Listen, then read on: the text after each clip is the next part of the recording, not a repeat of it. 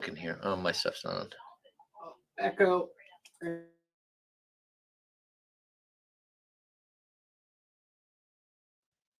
Good What's up, gang? morning, Jetty Host. Where are we? Ramsey gets the belt. Oh, there it is. Now I hear. Congratulations, Ramsey. He snapped a streak, right? Michigan Wolverine said, 2 in a row. yeah. I don't think we've had someone take the belt every single day. No, we've not had a perfect week. Mm. I think Ramsey did it 1 week. Oh, there it is. But it was only a 4-day week. Oh. Or no, he was in line to do it, but somebody got it on Friday. Let me tweet this out. Quote, join us. Oh, shoot. I didn't do a tweet today. Oh. Yo, did you see the picture of Steph doing the golf thing last night? Specifically, what was the background of the picture? I see the picture right now. Is it the one I tweeted? Steph. Or quote tweeted? Okay, maybe. Yeah, it's him, like. Okay, go to the replies and scroll down to the one that says this photo looks better.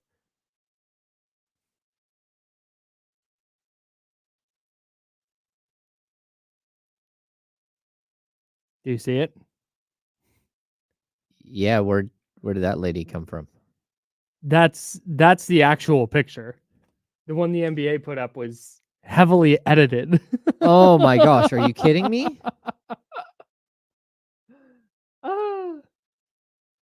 Oh, they moved him over. Yeah. Oh, look at that. They literally moved him over a couple of... That's so funny. What? Oh, that's wild. What up, David? What up, Warren? Steven? The Tequila Kang? I've never seen somebody, not to put Steven on blast, I've never seen somebody put down tequila like that. That was... That was my impressive. Undying respect, Steven. Well, I mean, it's free. That right? Like, they brought over tequila shots up, for Zabo? us. That place shall remain nameless for now. For now.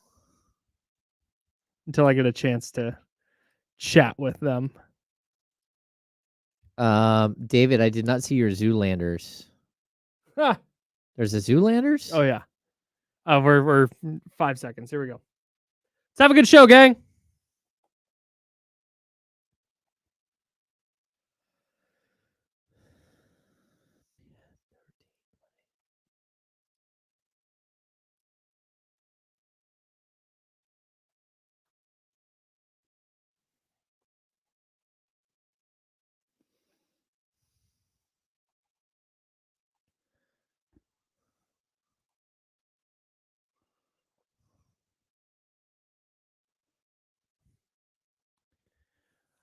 All right, man, let's go.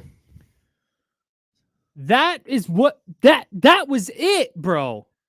That was it last night.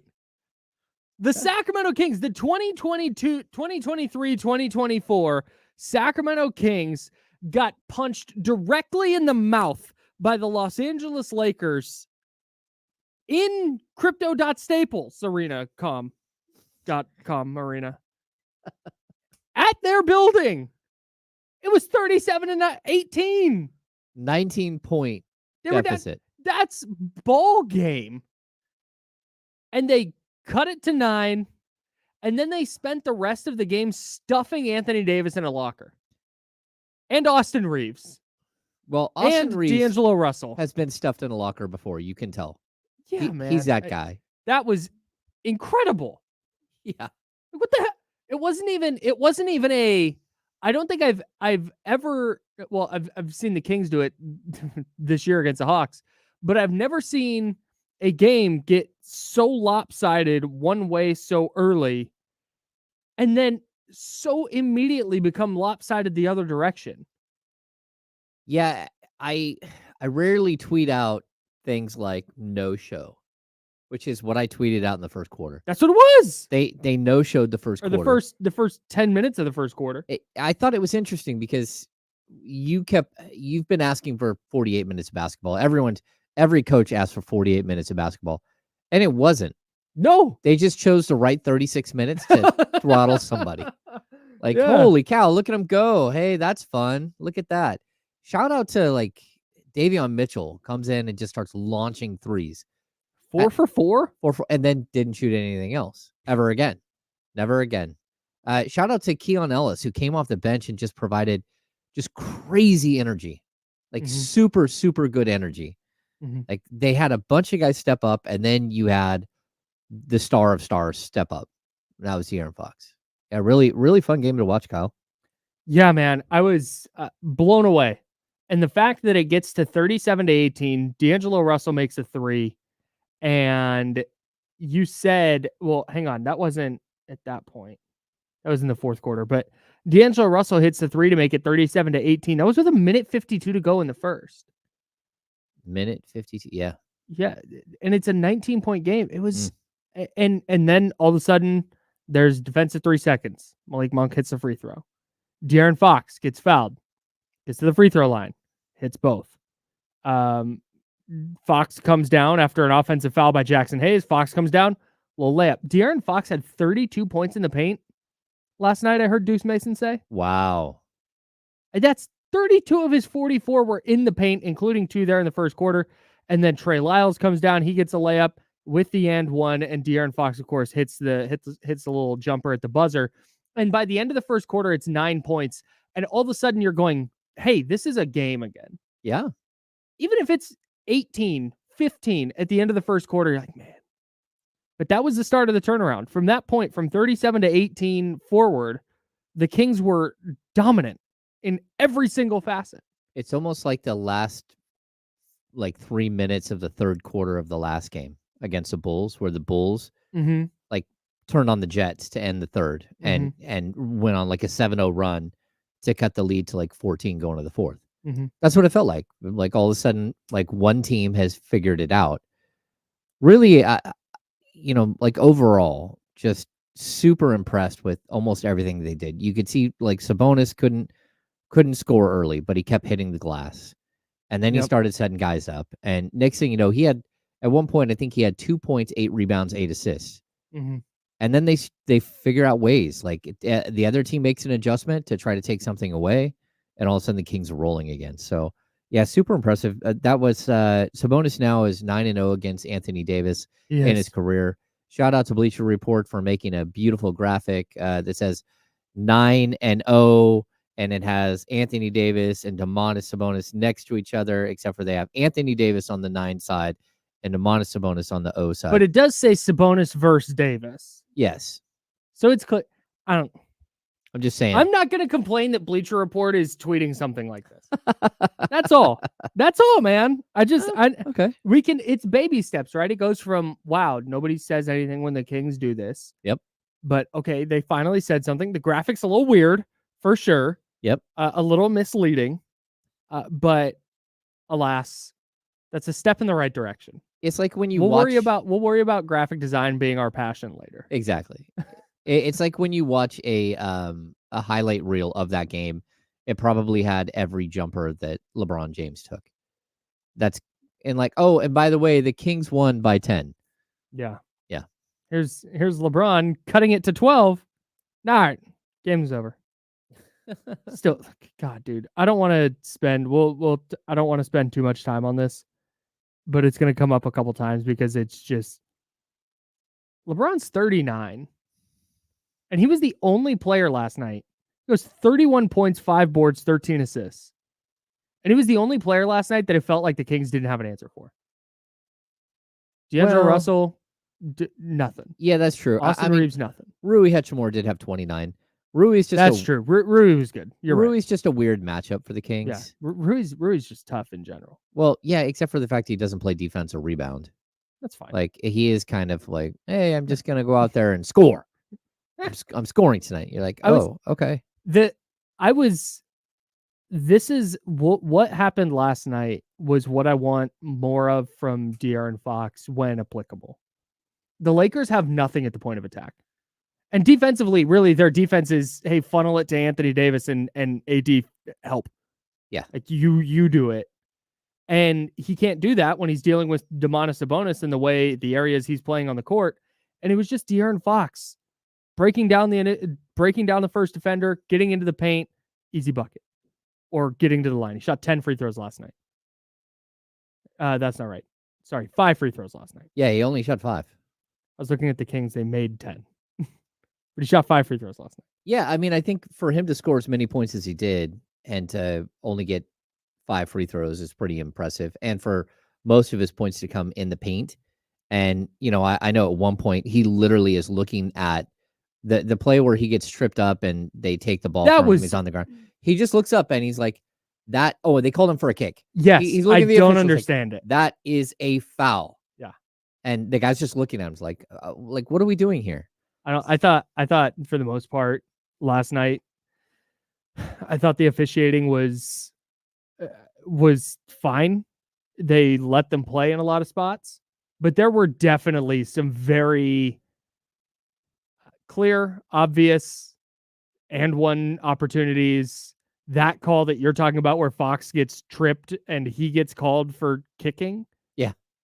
There's some strange officiating, but overall it wasn't as egregious as I've seen. Well, but I mean, the Kings had 12 free throw attempts. They had 25. Yeah. And the Kings were up for a good portion of the game.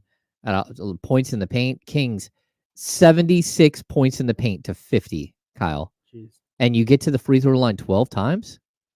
Yeah, it's tough. Yeah, I'd say it wasn't great. But I did think there was a portion of the game where the Lakers were really trying to grift fouls, and they were not getting them. And it's like, okay, that's fine. If you're gonna let them play on both ends. Yeah. No, it wasn't. It wound up not being a problem. I think, especially I love how you use the term the foul grifting. It's something. I mean, Austin Reeves just tried and tried and tried to get foul calls. It was like, hey, man, how about you just play the game? Just play it straight up. You end up with 18 points. 6 of those came when the game's over with 2 threes. Like, the game's over, and it looks like he has a much better game than he actually did. But for me, that's just not. It's a poorly constructed team, and sure, could they catch the Kings and beat the Kings in the by the end of the season? Maybe, but that game last night was so huge, dude. I don't. Well, that's huge, though. They now have a 4-game lead in the loss column, but it's really 5 because you own the season series 3-0. Yeah. It's huge. Yeah. I looked this up just now. Mm-hmm. De'Aaron Fox, 44 points on 5 or fewer free throw attempts. This is going to sound like a big number, but when you consider every NBA player who's ever played in any game ever, it's not that big of a number. It's only happened 97 times. Okay. In NBA history. That's crazy. Yeah. I mean, Dominique Wilkins 3 times, Klay Thompson 3 times, Michael Jordan 1, 2, 3, 4, 5, 6, 7 times, Steph 1, 2, 3, 4, 5, 6, 7, 8, 9 times, Kobe did it a few times, Vince Carter, Larry Bird. You have to be good to do this, is what I'm getting at. No, I think to score 44, you got to be good. Yeah. That's kind of like part of scoring 44 is you have to be good. I know Fox, he missed a shot late that would have put him at 47. Yeah. Would have been his career high. Yeah, his career high is he's stuck on 44, and Keegan Murray still has him by 1. That's tough. That's tough. That's really tough. Yeah. Speaking of Keegan Murray, we will get to that. I got a gripe. You got a gripe. Wally Szczerbiak is on this list? Oh, yeah. What? Wally Szczerbiak. Stone cold assassin, Wally Szczerbiak. What? Hang on. I need more info on this. The 119-195 win. He went 6 of 7 from 3. He didn't shoot a free throw. Scored 44 points without a free throw attempt. What? That doesn't happen that's 1, 2, 3, 4, 5. That's happened 6 times. Okay. Is one of them the Klay Thompson game? Yes. It's actually Klay Thompson against the Lakers. Oh, yeah. Is that the game where he scored 60, but he only dribbled the ball? No, that was against the Pacers. Oh, got it. Yeah, okay. 29 minutes. Wally Szczerbiak, well known for his dissing of Tyrese Halliburton. Yeah. And then getting called out for it. That was bizarre. It's kind of what he's known for now. Is not for being an NBA basketball player. Yeah. It's just straight up for not knowing about Tyrese Halliburton. That was a tough look for our guy. Yeah, not great. Congratulations to De'Aaron Fox for tying a record that Wally Szczerbiak also has. All right. He's done it. He's done it. You've done it. Congratulations. No, it was a great win last night, man. I don't even want to get into the big picture stuff. I'm still not bamboozled. I will still not be like, oh, they turned a corner.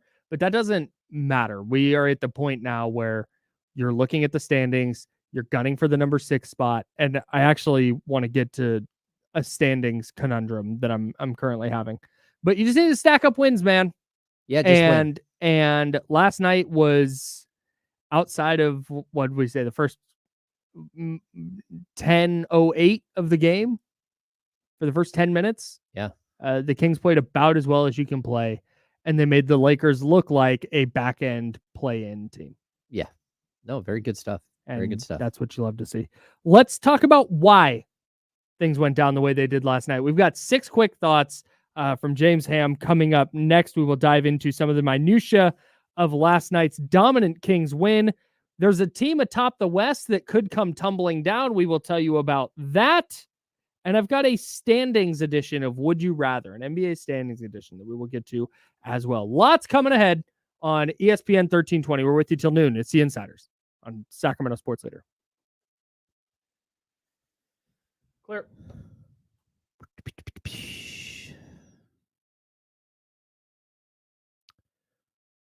What's going on, everybody?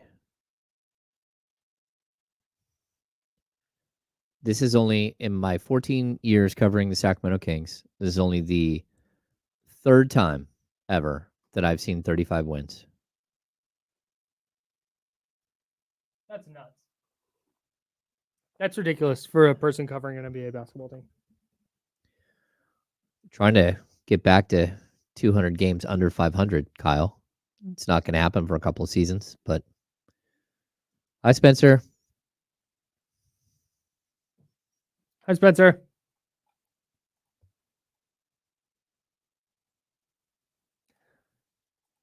Okay, this is a good one from Jason.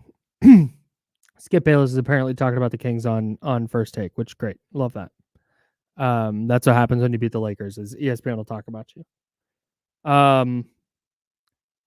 How many minutes of Sacramento Kings basketball has Skip Bayless watched this year? I'm putting the over-under at, let's see, how many national TV games have they had? What? Well, they have like 22 on the season. They lost one, they gained one.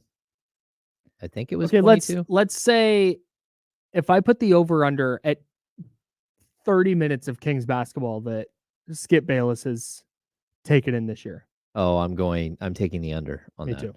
I'm taking the under. I don't think he's watched enough Kings basketball at all.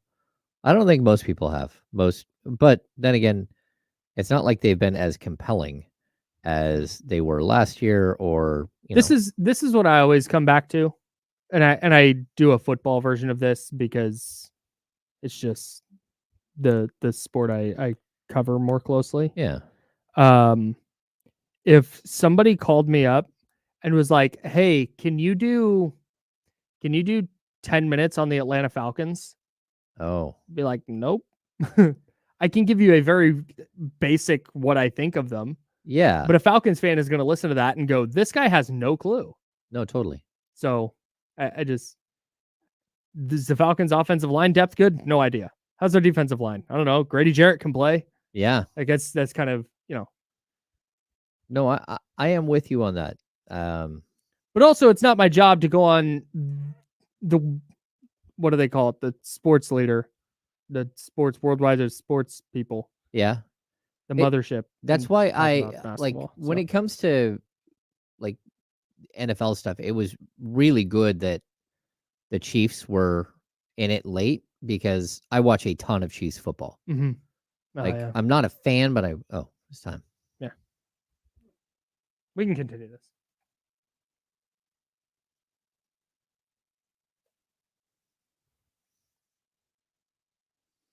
Now, back to the Insiders with James Ham and Kyle Madsen, brought to you by Jiffy Lube on ESPN 1320. Yeah, it is. Nice win for the Kings last night.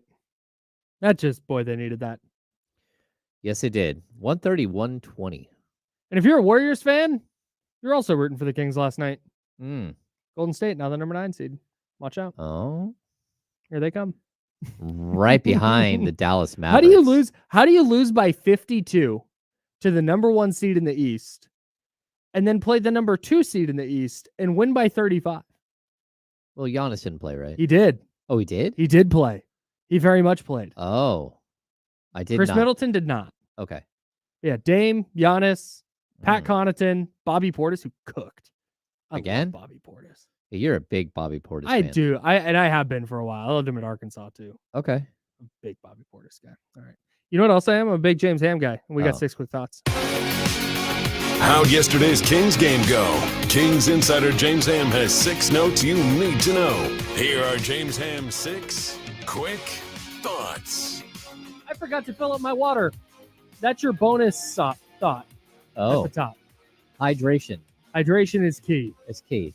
All right. You know what else is key? Whatever James got for us. Number 1. Superstar Fox. Fox showed up and tore the Lakers a new one. The Kings All-NBA guard kept the team afloat and then went to work. He finished the night with a tremendous career high tying 44 points, chipped in 4 assists. Kyle, that was a masterclass. It was awesome. Wow. Yeah. He was awesome. He was more. He was I need it. He was their best player by far. And we talked about common threads with the Kings yesterday, and it's like, man, they just kind of lack size and depth on the wings in an era where wing plays. The other common thread here is when De'Aaron Fox is the best player on the court, the Kings are really, really hard to beat. Yeah, and there's no question on the court with Anthony Davis, LeBron James, Domantas Sabonis, name that star. De'Aaron Fox outshined everybody by so much. It was crazy. Here's the most impressive part from De'Aaron Fox last night. 9 points in the first quarter, 11 in the second quarter, 12 in the third quarter, 12 in the fourth quarter. That's crazy. Just relentless. Yeah. It was all game. And then he was doing it on the defensive end too. There was one sequence where he's guarding Austin Reeves and Austin Reeves got nothing for him. And then Fox takes it down on the other end and drives by Reeves and gets the and one. It's just, man, it's the best player on the court. Yeah, if you had to guess, Kyle, which one of those guys represented Team USA, which one would you think it was? I would think it was Fox. Yeah, me too. All right, number 2. Playoff Malik. It wasn't, if you missed that. Go ahead. Number 2, sorry. Playoff Malik. Yeah. Malik is a special talent. He loves playing against his former team. He took off in the first half, dropping 19 of his 26 points before the break. He added 5 rebounds, 8 assists, once again making his case for 6th man of the year. Yeah, he was good. Yeah. He was. I mean, I don't know what else to say about Malik Monk. The Lakers miss him. Ideally, well, there's 2 things. One, do the second halves worry you? Like, I know he hit a huge 3 last night, but he was 3 for 9 from the field in the second half, just 7 points. Yeah, I mean, I think he's trying to fight through. You can tell, like, we saw the shooting slump, the 3-point shooting slump. He's trying to fight through the middle of the season, the dog days of the season, and just what that does to your body. Again, Malik is being asked to do more and more and more each year, and that usually takes a ramp up. And you would have hoped that he would have got that out of the way when he was young, but he just didn't with Charlotte, who to me is like one of the worst teams in the world in bringing along talent, and not being able to maximize. And so now we're getting to see sort of maximize Monk, but it's going to come in bursts because he's just not quite there yet. He's super close. There's a bigger picture conversation that we can have about Malik Monk in a bit. I want to move on with 6 quick thoughts here. Yeah. But I want to have a kind of zoomed out Malik Monk conversation later on in the show. Okay. Number 3. Ownership. Domantas Sabonis came in 8-0 against Anthony Davis all time. He made 9-0 with another huge game. 44th straight double-double. 22nd triple-double. Both of those lead the NBA. He finished with 16 points, 20 rebounds, 12 assists. He's getting super close to the Kings all-time record, which we thought was 29, but it was really, I think, 46. And now here he is at 44 consecutive double-doubles. Yeah, the double-double thing doesn't move me. The fact that he dominated against Anthony Davis in that way. Yeah. And rendered Anthony Davis, he was useless. That is a top 75 NBA player of all time. That is a player we talked about yesterday. Like, man, he's been to this many, he's all NBA this many times and all defense this many times. And he looked like a G leaguer last night. Yeah. On both ends of the floor. Like that was Domas has been great all year. He's had some really good performances. He's had some not so good performances. Last night, to me, was the best game he's played all season. Okay. That includes when he scored 30 plus. Yeah, it's up there. I mean, just the domination of AD is crazy. And it on the defensive end, watching him move his feet, watching him move in space, was like, hey, look at that. He won the defensive player of the game. Yes, he should have. Yeah. He was really good on that end. I thought it would go to Monk for taking that knee, which again, the refs tried to call that the wrong way, and then we're like, well, I guess it's not LeBron, so we don't have to call it. Like, okay, look, can I time out? They made a bad call and changed it when it got challenged. No, that's true. I don't think that was a super egregious thing where they were standing at the table like, I don't know, guys, like he committed an offensive foul, they missed it on the floor, and they changed it. Yeah, but was it the game before or 2 games before where they made a bad offensive foul call against Trey Lyles, who took a charge just like that, went back, reviewed it, and then made up something about his torso moving? His torso's moving because he took a knee to the ribs. I have no idea on that. Yeah. Couldn't tell you. Oh, yeah. I just know there's plenty to complain about with the Lakers and the officiating. I didn't think that was one of the more egregious ones. Yep. It was a bad call, but they changed it. Shout out to Mike Brown, by the way. 2 for 2 on challenges. 2, yes. Come on. Go, Mike Brown. Come on. Number 4. Thank you. Make it rain. Davion Mitchell came out firing from deep, knocked down all 4 of his 3-point shots first half. He finished with 12 points. He didn't have any others, but he's also pesky on defense. I thought, again, a really nice performance by him. When he doesn't hesitate and he just plays the game, he is a different player. Yep. That's it. That's what it comes down to, man. I don't know if he is better than Keon Ellis or not. I don't know if this is a stretch where, hey, he's just knocking down his threes, so he looks more viable offensively, or if that team meeting really spoke to him and he feels more confident and empowered to do what he needs to do. But it feels like the last 3 games he has been really, really effective. And if you've got Davion Mitchell being effective and you've got Keon Ellis being effective, and now you have you have like 4 guards that you're trying to fit into a rotation, that's a good problem to have. And it was not a problem 2 weeks ago. Yeah. So we were so worried about the scoring. Just think about that last week. The week before is like, hey, they're getting no scoring off the bench. Yeah. All of a sudden, that's not a problem anymore. The bench woke up. 62 against Minnesota, 50 against the Lakers. Yeah, that's nice. That's you love to see it. Number 5. Made an impression. Trey Lyles didn't have a huge night, but he still managed to post 7 points, 5 rebounds. The cool thing, 6 rebounds. They gave him another rebound later. He ran a plus 14.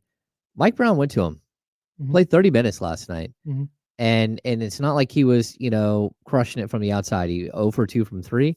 But I thought he defended AD well. He defended LeBron James well, like the best you can. Sure. And he just showed you that, like, look, if this is who he's going to be, the Kings are a better team. The Kings are a much better team when Trey Lyles has the Trey days.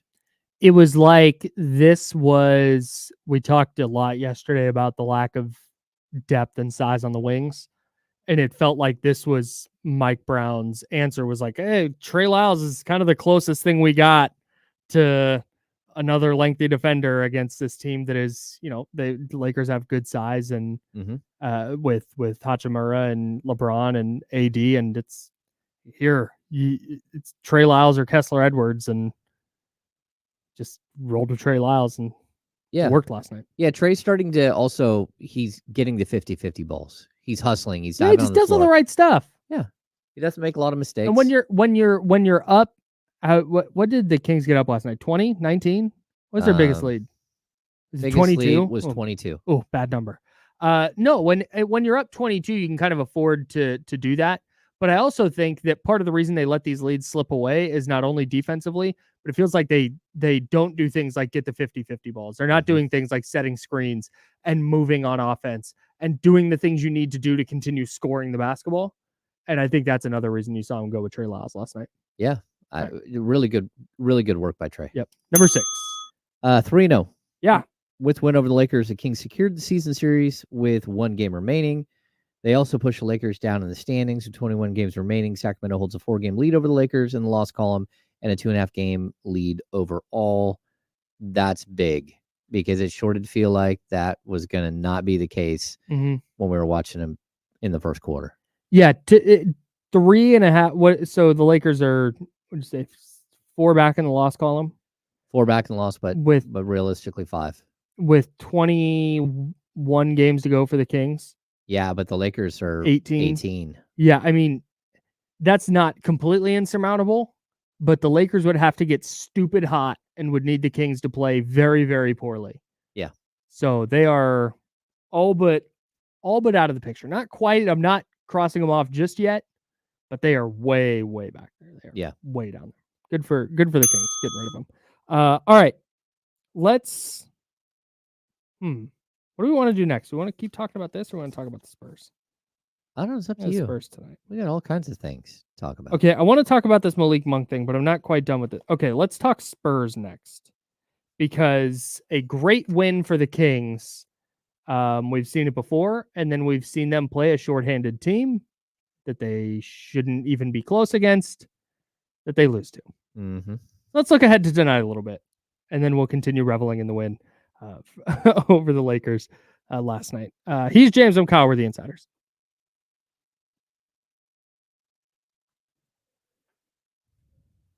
We're clear. Ryan AP, why do you keep saying Lindsey Harding for head coach? What? She is a head coach. She is a head coach of the Stockton Kings. Is she back? Yeah. Someone was also wondering about the Sasha thing. Who made a comment about Sasha? Somebody said Sasha is hurt. Well, yeah, but they need to start making plays for the Euro MVP Sasha. Oh, here we go. Oh, Nihai. Hey, man, he's out. He's going to be out. Like, I don't know if he'll play. He might play again this season, but I'm not sure. I mean, again, there's 21 games left in the season.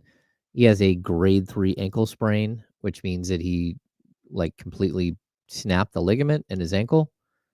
And he was out. Well, it was 4 to 6 weeks before they reevaluate him. And we're not even close to that. We're not even, I think the 19th is when was the last time he played. I can look at this up. Sasha Vezenkov.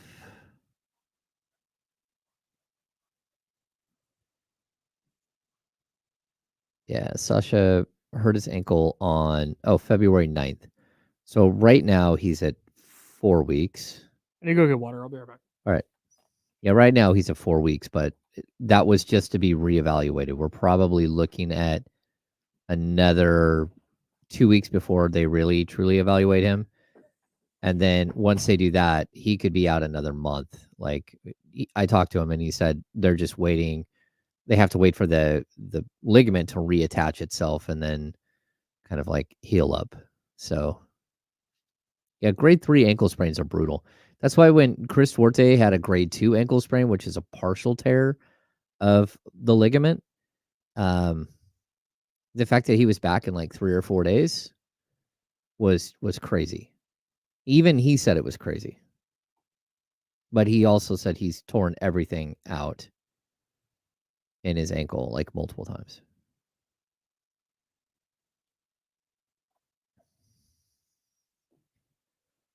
Ankle injuries are a bummer. What's going on? Anybody else have any questions?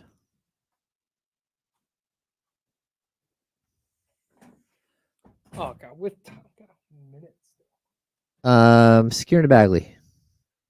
What's going on with Herter? His head seems like it's not in it. No, I just think he's struggling a little bit to find his way. And Mike Brown sees a path to forward, and that path is De'Aaron Fox and Malik Monk playing a lot of minutes. And we keep talking about this. The Kings need 3-and-D guys, and throwing Keon Ellis out there for 8 minutes or Davion Mitchell out there for a few minutes, as long as they're doing their thing, they complement what's happening better if you have Monk and Fox rolling.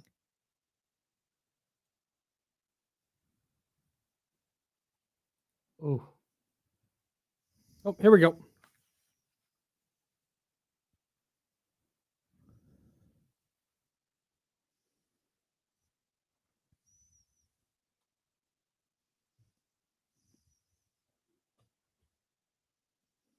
Now, back to the Insiders with James Ham and Kyle Madsen, brought to you by Jiffy Lube on ESPN 1320. The Sacramento Kings trying to avoid the pitfall of the season. You get a great win like they did last night against the Lakers, and then you come back and you lose to a team you have no business losing to, and that's where they're at tonight. Sacramento at home at Golden One Center taking on the San Antonio Spurs. No Victor Wembanyama. And that somehow, with the way this season has gone for Sacramento, makes the Spurs more scary. Yeah, I don't know what it is about this Kings team. They just have this knack for losing to teams when they aren't at full strength. Well, they beat the Spurs at Golden One to start the second half of the season. Mm-hmm. But it was one of those games where we went in going, hey, you got in the rest of the All-Star break. This is a Spurs team that's just playing out the string. The Kings are trying to turn on the Jets. And then they really struggled to beat San Antonio. And that's why going into tonight, you go, okay, they should win this game handily. But San Antonio shorthanded, been a problem for the Kings this year. They lost to the shorthanded Hornets. They lost to the shorthanded Pistons. Oh, yeah. The shorthanded Bulls. All these teams, they're on the back end of a back-to-back. Yeah. It's dicey for me, man. Yeah, I mean, at a certain point, though, you have to stop with the excuses and just go out and beat teams that you're supposed to beat. And San Antonio Spurs are the worst team in the Western Conference. They're 13-49 on the season. They're missing their superstar young player. And so all of these things add up to, like, this is a game you have to win. You got to find a way to get through, and you've got to gear up. And it doesn't matter who played what minutes last night. Other guys need to step up. You know, for all the minutes that De'Aaron Fox, Domantas Sabonis, Malik Monk, Keegan Murray played last night. Hey, Kevin Huerter and Harrison Barnes, they barely played. Should have fresh legs coming into this game. And that's what you need. You need everybody to step up and play their role and find a way to help you get over the hump against a team that you should not even, I mean, this team plays hard, but you shouldn't even really look at as like real competition. Can I just say what needs to be said here? Yeah. The Spurs without Victor Wembanyama are the worst team in the league. Oh, yeah. It's not even, my buddy Sean is a huge Spurs fan, has been his whole life. And all he does when he texts me about the Spurs is complain about the roster around Victor Wembanyama. There are, I'm not going to super insult anybody. I was going to say there are not that many NBA players. They're all NBA players. Yeah. But there are not many players on that team who are going to be contributors on a team that is contending. Okay. I think Jeremy Sohan can play. In fact, here, let's just go down the projected lineup. Yep. Who's starting at the point? Trey Jones. Sure. Yeah, I mean, Trey Jones plays the game a lot like his brother. They're guys who, you know, don't turn the ball over. He turns the ball over more than his brother does. But again, guys that you know, kind of game managers. 5.8 assists on the season to 1.4 turnovers. That's pretty strong. That's like close to a 3-to-1. 4-to-1. That might even be a 4-to-1. So, but he's not a danger from the outside. At the 2, we got Devin Vassell. Vassell is good player. He is quality. He tore up the Kings last time they played each other. Yep. Kings have got to figure that one out because that's the guy who's going to try to bust you up again. Yep. I would take him on the Kings. Keldon Johnson, I'd take Keldon Johnson on the Kings. He's averaging 15.8 points per game. I don't know. I guess. I mean, he's fine. I would. They're all role players at best to me. Yes. Thrust into these starting roles where they're playing 30 plus minutes a night instead of 12 to 18 minutes a night. Well, I'll say a couple of things. Like in the Spurs defense, it's really difficult to, on the fly, put a roster together around a kid that you have no idea what he's going to look like when you put him on the floor. Like the fact that Victor Wembanyama's averaging 20.7 points, 10.3 rebounds, 3.4 assists, 1.3 steals, 3.4 blocks. You had no idea that's you thought that might be who he was in year 2 or year 3, but year 1, he's a superstar. I don't know that anyone saw that coming. So, like, how do you put a team together to support him? And he's growing. There's a lot of things he does wrong. We watched him, forced a lot of shots against the Kings. Yeah, a bunch of weird mid-range shots and stuff.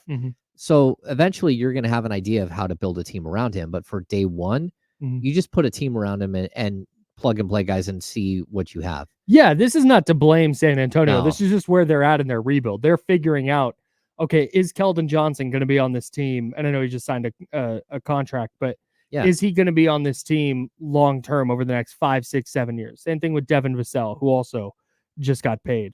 But is Jeremy Sohan playing a substantial role on the version of the Spurs where they are contending and Victor Wembanyama is an MVP candidate? Let's say in 2020, let's call it 2027. That's a good question. Like, I like Sohan. Like, he's fine. Yeah, I like him. I think if you put him on the Sacramento Kings, he's kind of like that defensive-minded, pesky guy who does all the dirty work. That would Aaron Gordon Light. Yeah, he would actually make sense for the Kings. The fact that he can't shoot the three really all that well is a bit of a concern. And I feel that way about quite a few of their players. Like, again, Keldon Johnson, I'm not saying, hey, go get Keldon Johnson to be your starting power forward. Right.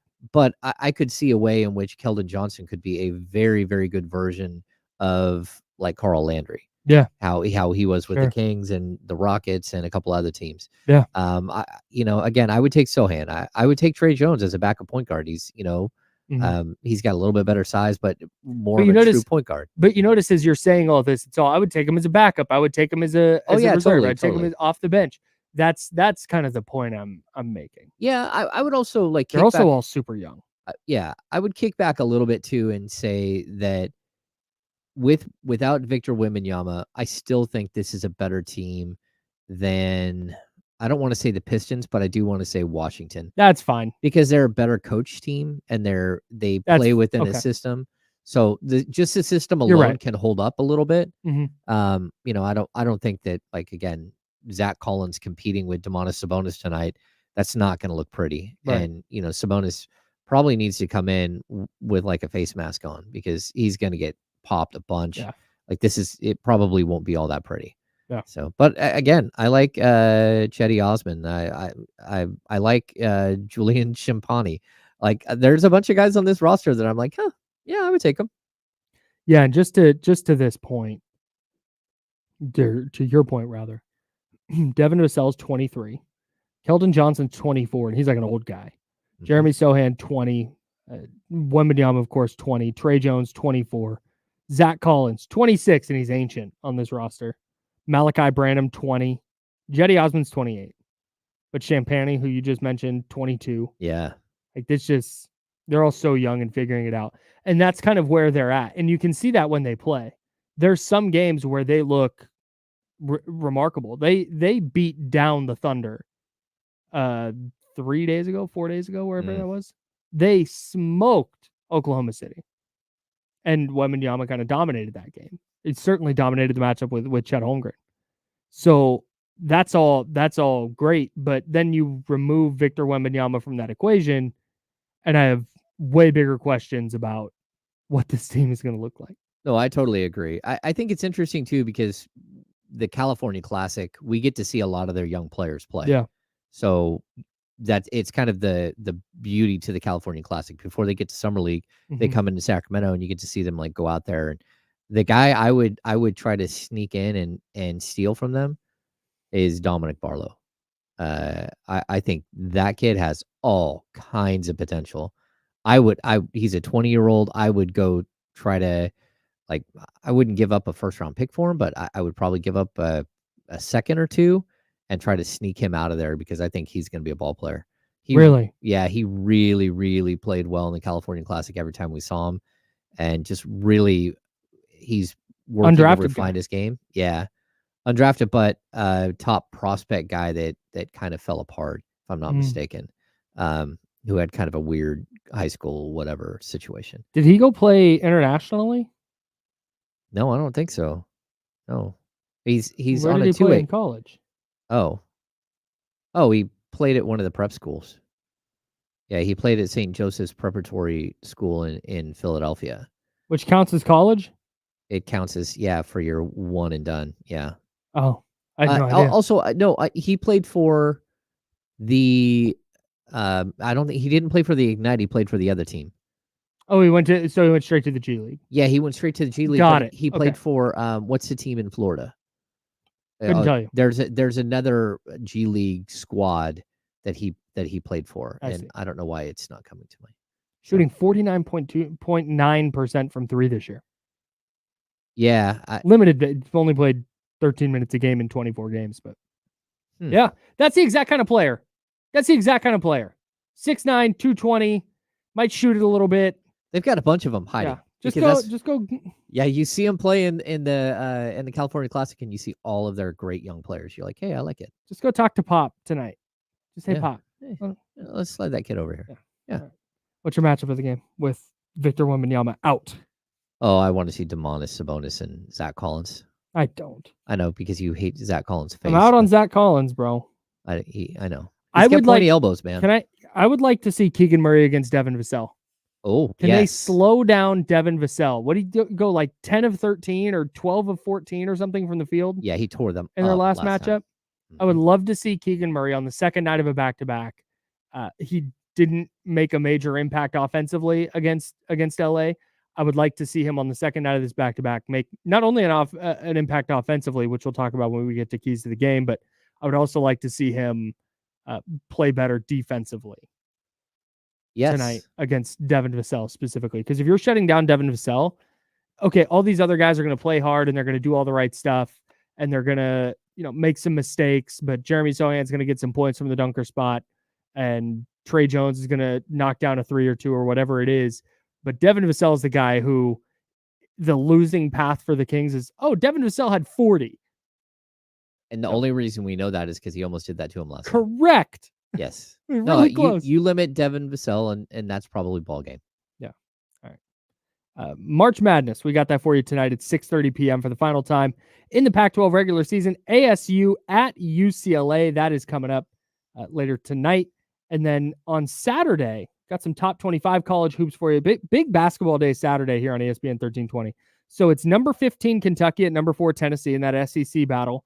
That's at 12:45. And then at 5 p.m., a big game for the Kings with the Suns visiting the Celtics. The Kings, of course, trying to chase down the Suns in the standings. So that'll be a huge game for Sacramento. That's all coming up on ESPN 1320, Sacramento's sports leader. All right, let's shift gears and get back to what happened last night. Yeah. That was way more fun than talking about how they might lose to the Spurs. I don't know. I was impressed. I was super impressed as well. I thought that the spirit, the way that they recovered was so encouraging. Mm-hmm. And then the way that they held on when things started to get a little dicey, a little weird late, just the way that they fought through. I thought it's great when you look at the box score and you see, players like De'Aaron Fox and Malik Monk have these huge games, right? So what do they combine for? Like 70? Yeah, 26, 44, 70. 70. Right? So that's great, but that's not all that I remember from that game. I remember Keon Ellis coming in and making a huge impact on the floor early in his stint. I remember Davion Mitchell coming in and launching away with confidence and hitting shots and saying, no, we're not going down tonight. This is not what's happening as secondary players. Not that, no, I'm going to play defense and De'Aaron Fox is going to save us. It was, no, I'm going to be a willing participant in what's happening tonight. And that's big to see a guy like Trey Lyles come in and play 30 minutes against two like first ballot Hall of Famers. Like one that should just get like in automatic entry into the Hall of Fame now. Like we should just consider LeBron James a Hall of Famer now. They should just like enshrine him now. It's fine. Like everyone would be okay with it. Every once in a while there's one of these guys, right? But to have everybody jump in and be part of the conversation and be part of what's happening, to see Sabonis still carrying the weight that he has all season, but doing it in a different way, playing defense in a different way. These are all things that I think were really, really encouraging about this win. Yeah, it felt sustainable. It wasn't, oh man, Kevin Huerter got super hot from 3 and he made 9 threes and that's what carried Sacramento, or Trey Lyles had a huge night, or whatever it was. It was De'Aaron Fox and Domas and Malik Monk. That's it. That's going to win you games when those 3 guys are playing really well offensively, and then you add in what De'Aaron did defensively. We've already talked about the defense Domas played last night, which I was super impressed with. When those 3 guys are cooking, the Kings and De'Aaron specifically, that's the MVP candidate on this team, or to me the 1A on this team. And he took over last night. Every big spot, every spot where it felt, oh, this is okay, the Lakers are getting back into it. You really need a bucket here. Say, there's De'Aaron getting into the paint and scoring. Not relying on the 3. They're not relying on Kevin Huerter or Harrison Barnes or somebody else to knock one down. It's, hey, they need a bucket right now, and De'Aaron Fox is going to go get it. And I loved to see that. Yeah, I totally agree. And the fact that it was him going to the basket again and again and again and again. Yes. The Kings scored 76 points in the paint. I mean, that's bananas. That's so many points. That it's absolutely and he had crazy. almost half of them. Yeah.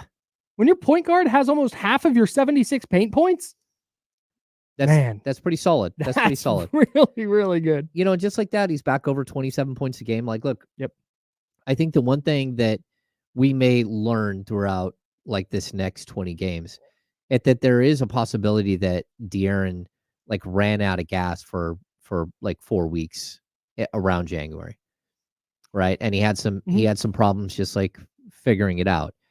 But now he's back, and if he stored up energy during that time, and he comes out of like and finishes this last grouping of games that I think everyone feels like he can, then you're looking at the potential to have a player who is a little well rested and like really, really ready to go. In his last 7 games, Fox is just tearing it up. He's averaging 31.7 again. He's averaging 7.1 assists. He's averaging 5.9 rebounds, 2.3 steals. He's shooting 53.3% from the field. His 3-point percentage is down to 29.8 over that stretch. But again, that shows you the potential for improvement. And that's what you're hoping for. That you're hoping that De'Aaron Fox is going to peak at the right time, and the right time is right now and heading into the playoffs. And if he can be great for a 40-game stretch here, not just the 20 games remaining, but the 7 or 8 games that he's already gone through, and then you hit the playoffs with him at full tilt, then the Kings have a shot like they have a puncher's chance in every series. Yeah. Because then we've talked about this a million times with De'Aaron.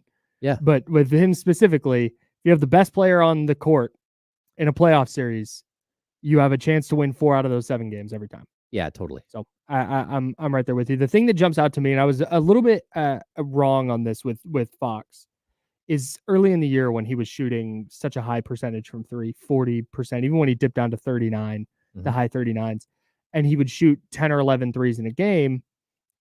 I would see people say that's too many threes. I need to see him drive more. I need to see him breaking down defenders and getting into the paint more. And my argument was always, well, no, you keep shooting them when you're shooting at that percentage. I will take whatever. If you're going to shoot 40% from 3, give me all the volume. That's a number that you will take.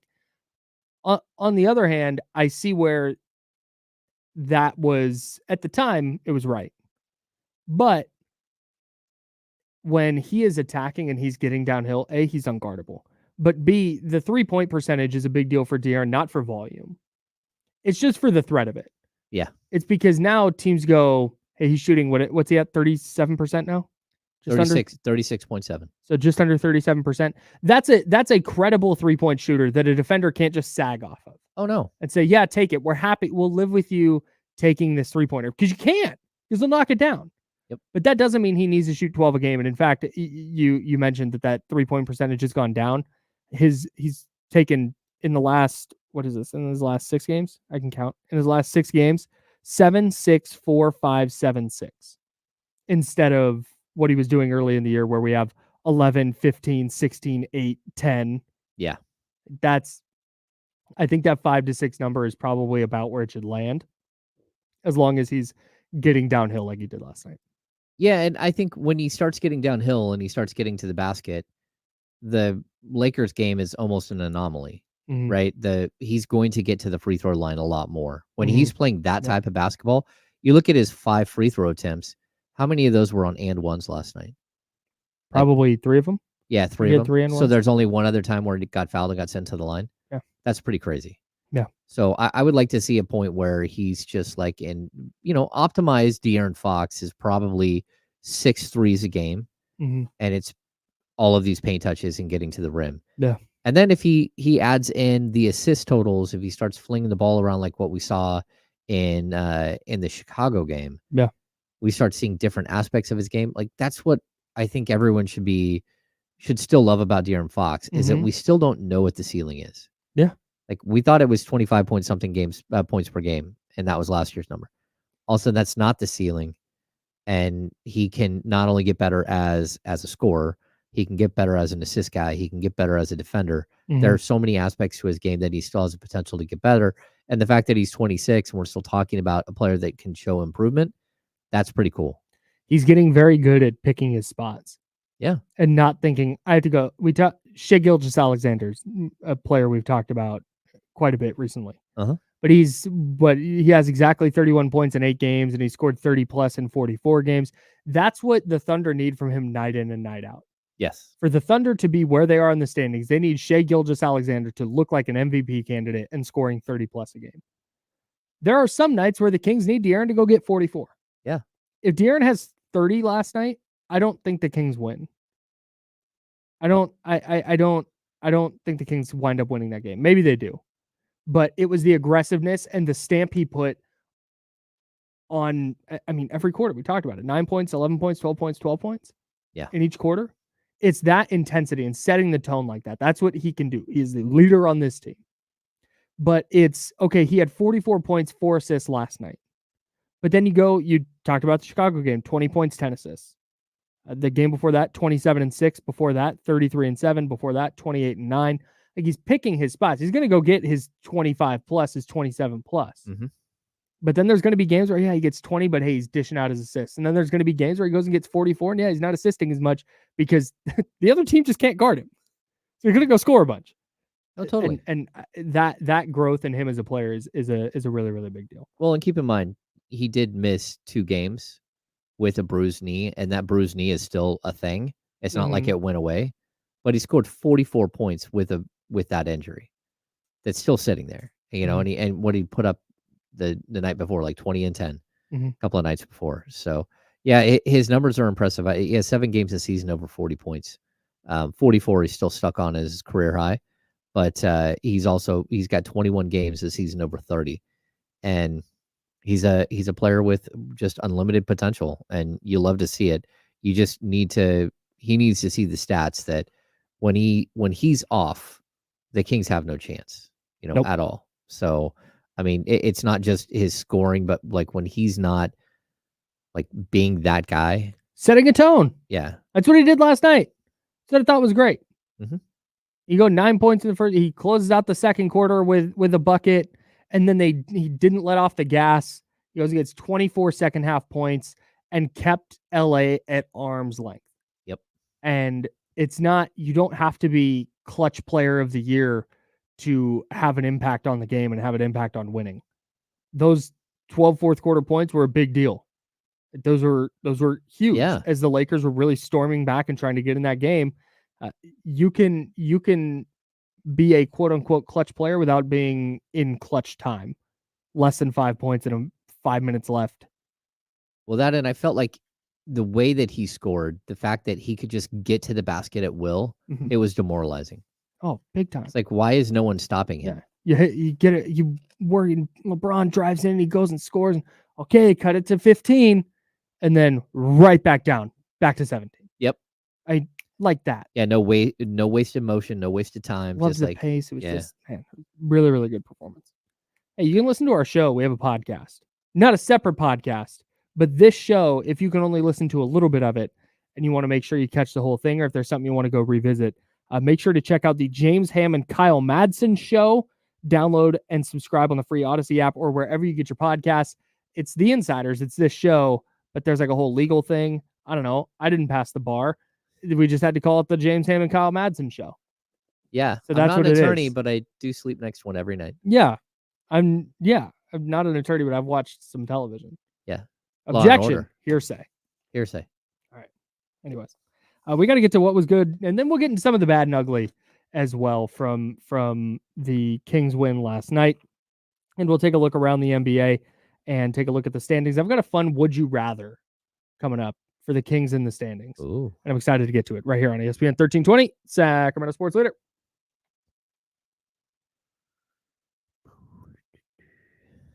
Clear.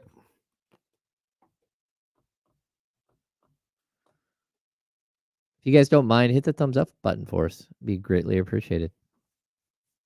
We have a lot, again, X, Twitter, whatever you want to call it. A little strange right now. Either that or they've decided to turn everything on and not just like totally disable you. So it's good. 656 people in the chat right now. Kyle, I wonder if it double dips. I wonder if there are people who are watching on YouTube who also have Twitter open and it's somehow pulling that. Or vice versa. No, it's not that. I don't know. Yeah, I don't know. It's pretty wild. I saw a person in the chat mad about my hat. This is to me an Oakland hat now. I wear it in support of the city of Oakland. Oh.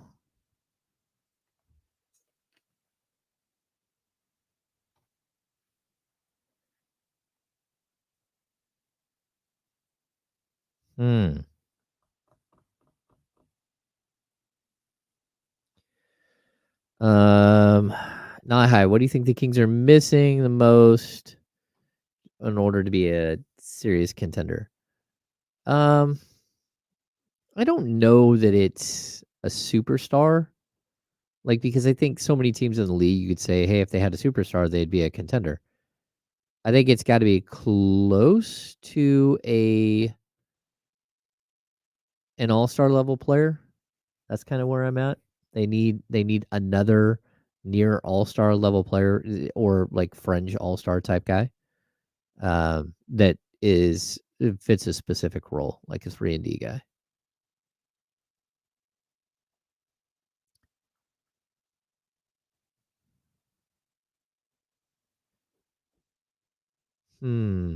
Is today National Cereal Day? Is that what we're having? Apparently. Wow. I think we missed National Snack Day the other day. That sucks. I like snacks, Kyle. We need healthy snacks, so Cereal Connection confirms. One time I got stuck overnight in the Charlotte airport and I had no snacks. It's brutal. Oh, no. It's a tough go for me.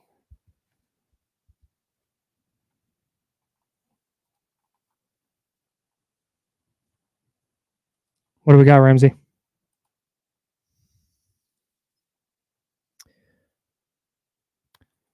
All right, here we go. I think so.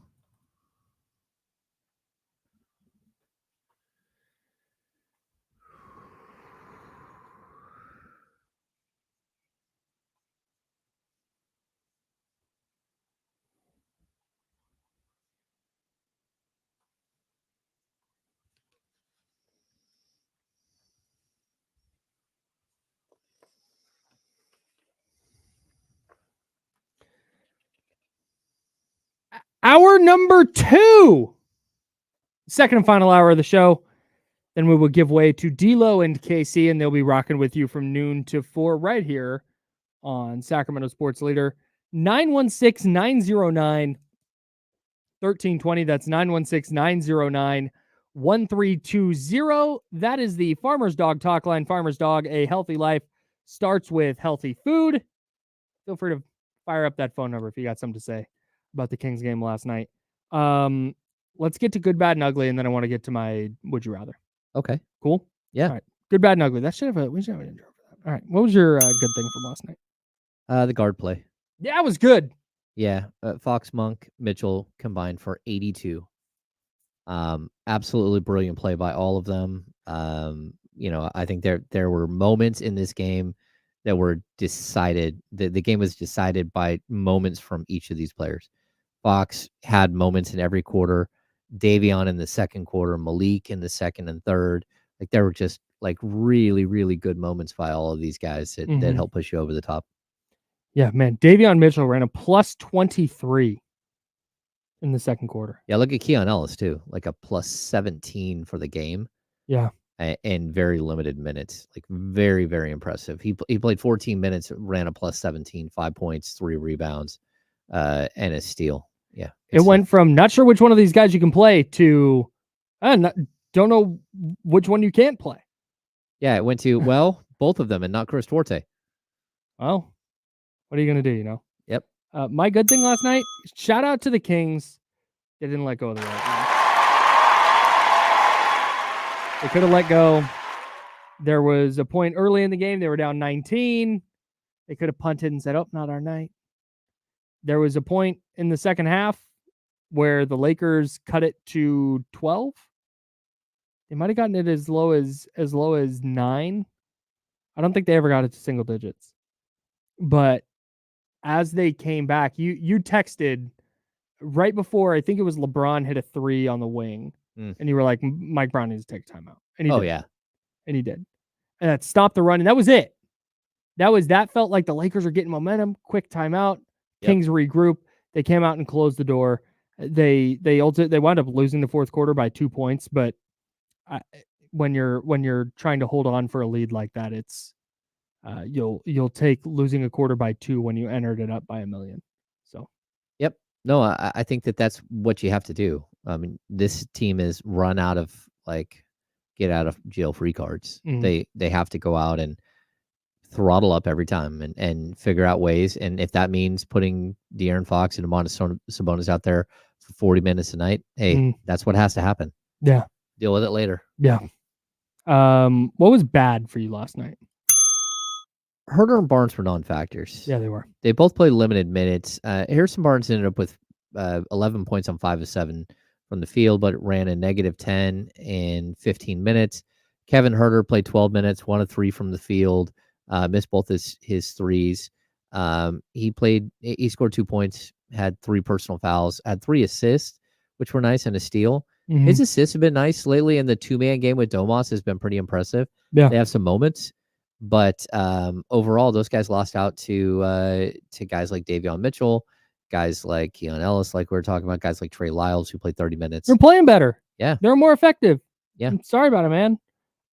If you're listening now, and if you can, reach back and pat yourself on the back, because you, dear listener of the Insiders, collected as many rebounds and dished out as many assists as Harrison Barnes did last night. Oh. Congratulations. You are a borderline NBA player. That's right. Listener is a borderline NBA player. Harrison Barnes, bona fide NBA player.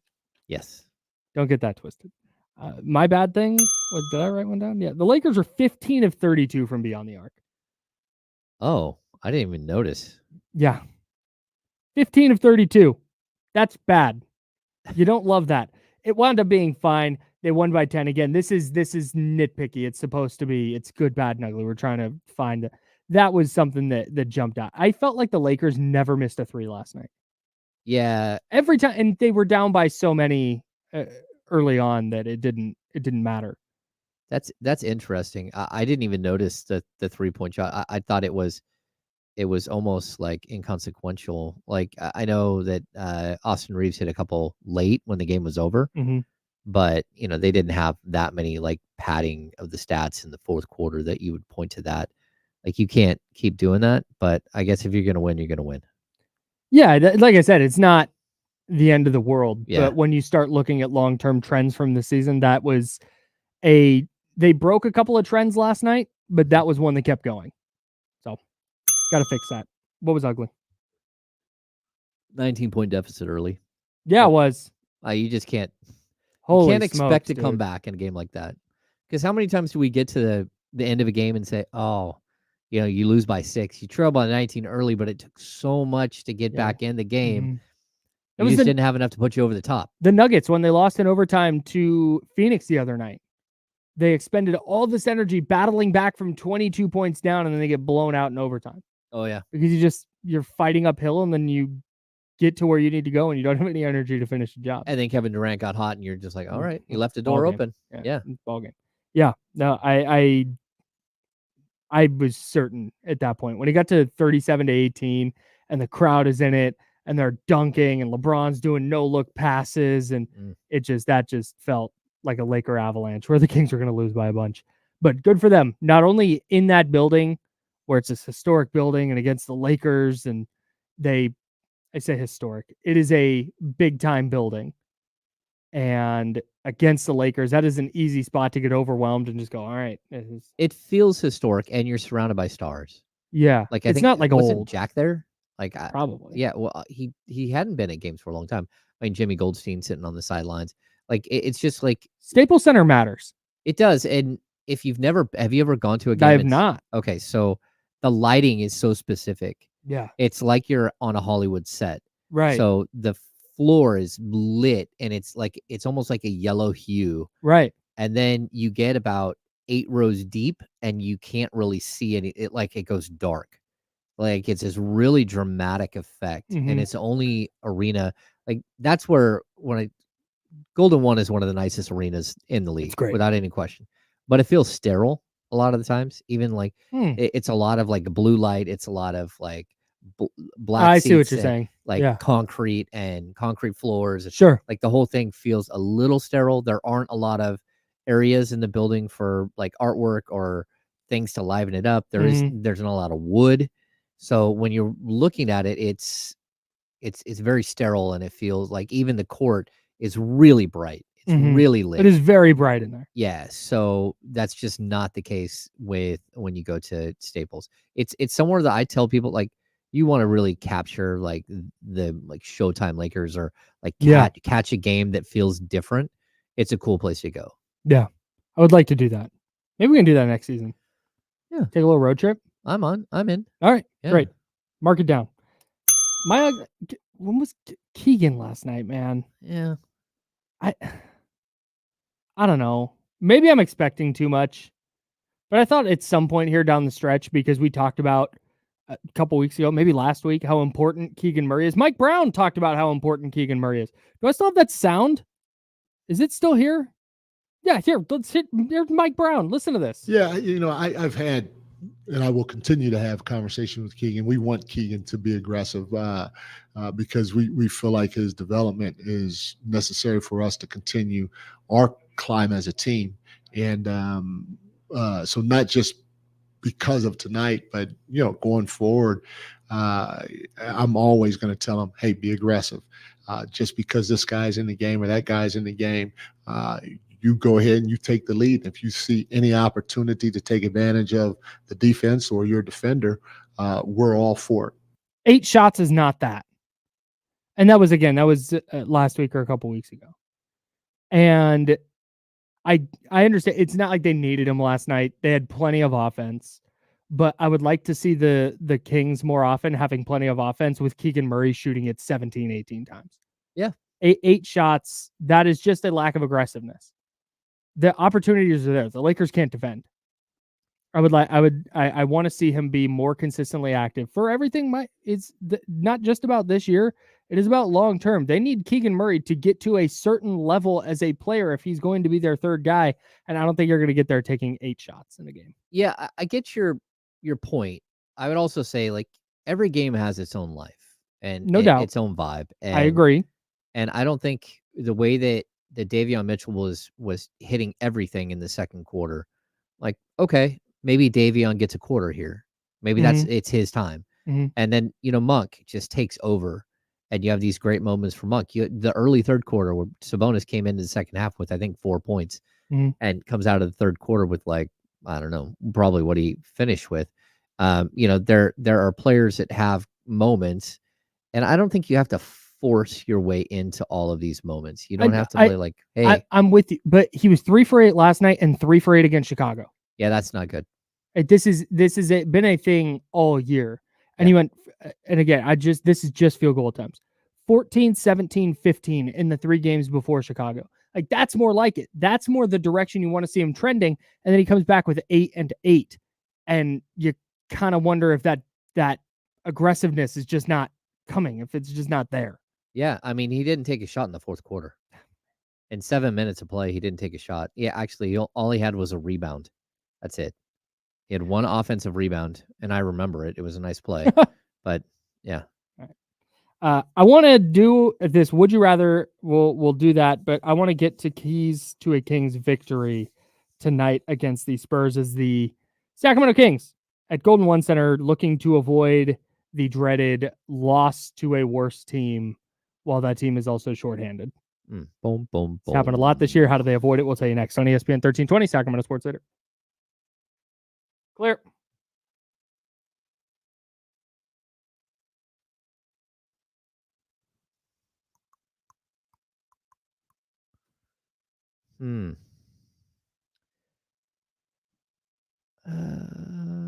Let's see. I don't know why I say clear into the microphone like the chatty house needs to know. Oh. Like, yeah, hey guys, we're clear. That's funny. Well, we used to be in separate rooms. Maybe that's why. Probably. I'm trying to. Overtime Elite. That's where Dominic Barlow came from. Overtime Elite.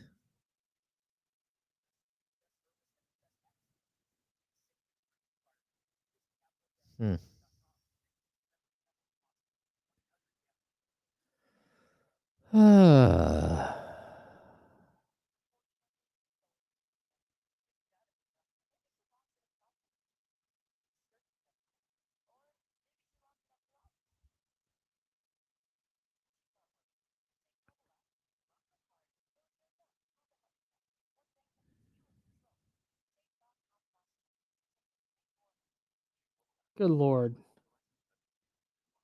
I'm on the Estoppels committee for my HOA, which means when a person sells their house, I go and check and make sure that it's up to whatever the HOA rules are. And just because as part of your selling your house, you got to put X amount into, if the driveway's cracked or Okay, got it. Your house need paint. So I do that mostly because they had an opening when I was trying to get my yard done, and the Estoppels person approves yard architecture. Yeah. So I was like, I can just approve my own yard. That'll be great. Because it originally got rejected, even though it was within all the rules. And I was basically told that the previous Estoppels person just kind of didn't like my idea. Oh, well, that's trash. Yeah. Which is why I feel totally justified in being like, okay, I'll take the job. Signed. So we're good now. But anyways, they just emailed me, and I take this very unseriously. Like, I'm a volunteer. And she just asked me if I have a inspection, something from an inspection from 2021. I'm like, you're asking me to hold on to a lot of stuff here. You've been doing it that long? Yeah. Oh, okay. Yeah, dog. It just like goes to you. It's super easy. They just email me and they go, hey, can you go check out this house? And I just drive by it. I stop real quick. I take 5 minutes to fill out the little form and good to go. All right. But it turns out I do have this. Amazing. 29 seconds. Look at me. I got emails from 2021. I need to see your backyard. I need to see photos.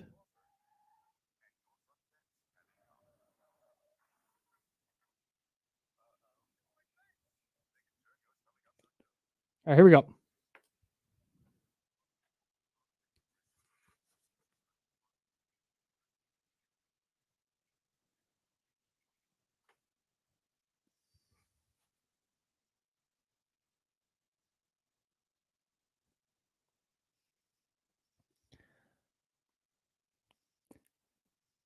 Sacramento Kings, San Antonio Spurs, Golden One Center tonight.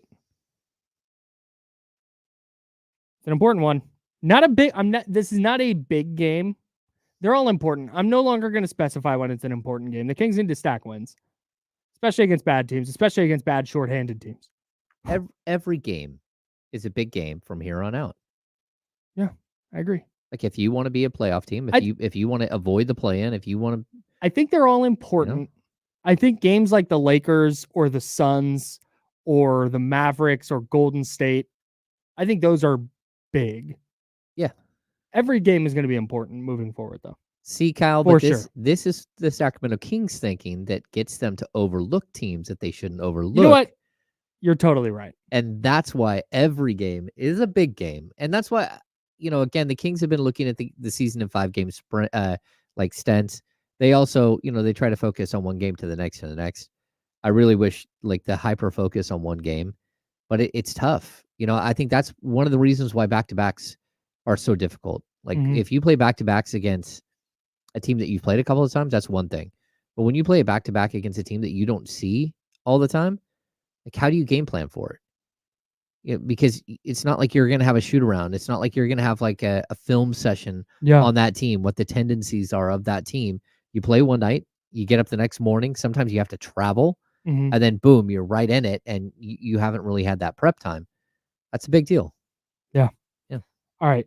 Let's hit the injury report for tonight's game. Sasha Vezenkov, of course, still dealing with an ankle injury. He is out.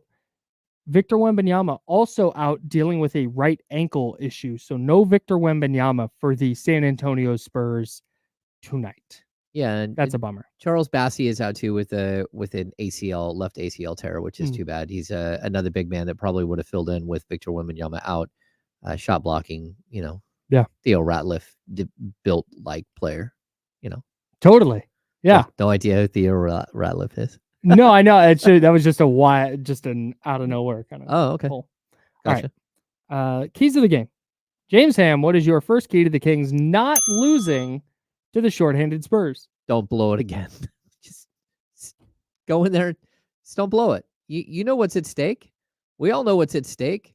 Let's not have a post game where everyone's looking at each other like, I can't believe that just happened. What is going on? We need another players only meeting. Like, just go out there, beat a team that's not as good as you, who is lacking their star. Take it serious.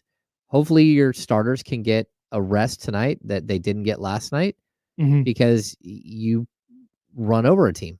That's what you should do. I agree. That's what they should do, but I'm done expecting that or asking for that. Yep. Just win. Yeah. Number one. Where are we at? Number one, right? Yeah, Kyle's key. Stop Devin Vassell. He's their dude. Just stop him. I know he's going to score and he's going to have 20 plus and he's going to take a ton of shots. I get that. You cannot let him get rolling the way he did in their first matchup at Golden One Center. He was cooking. That, and like, be realistic. He is not DeMar DeRozan. Go out there and stop him. Like, he's a good young player. He's not a great young player. Yeah, he's fine. Go out there and find a way to stop him. Do not let him come anywhere near what he did last time.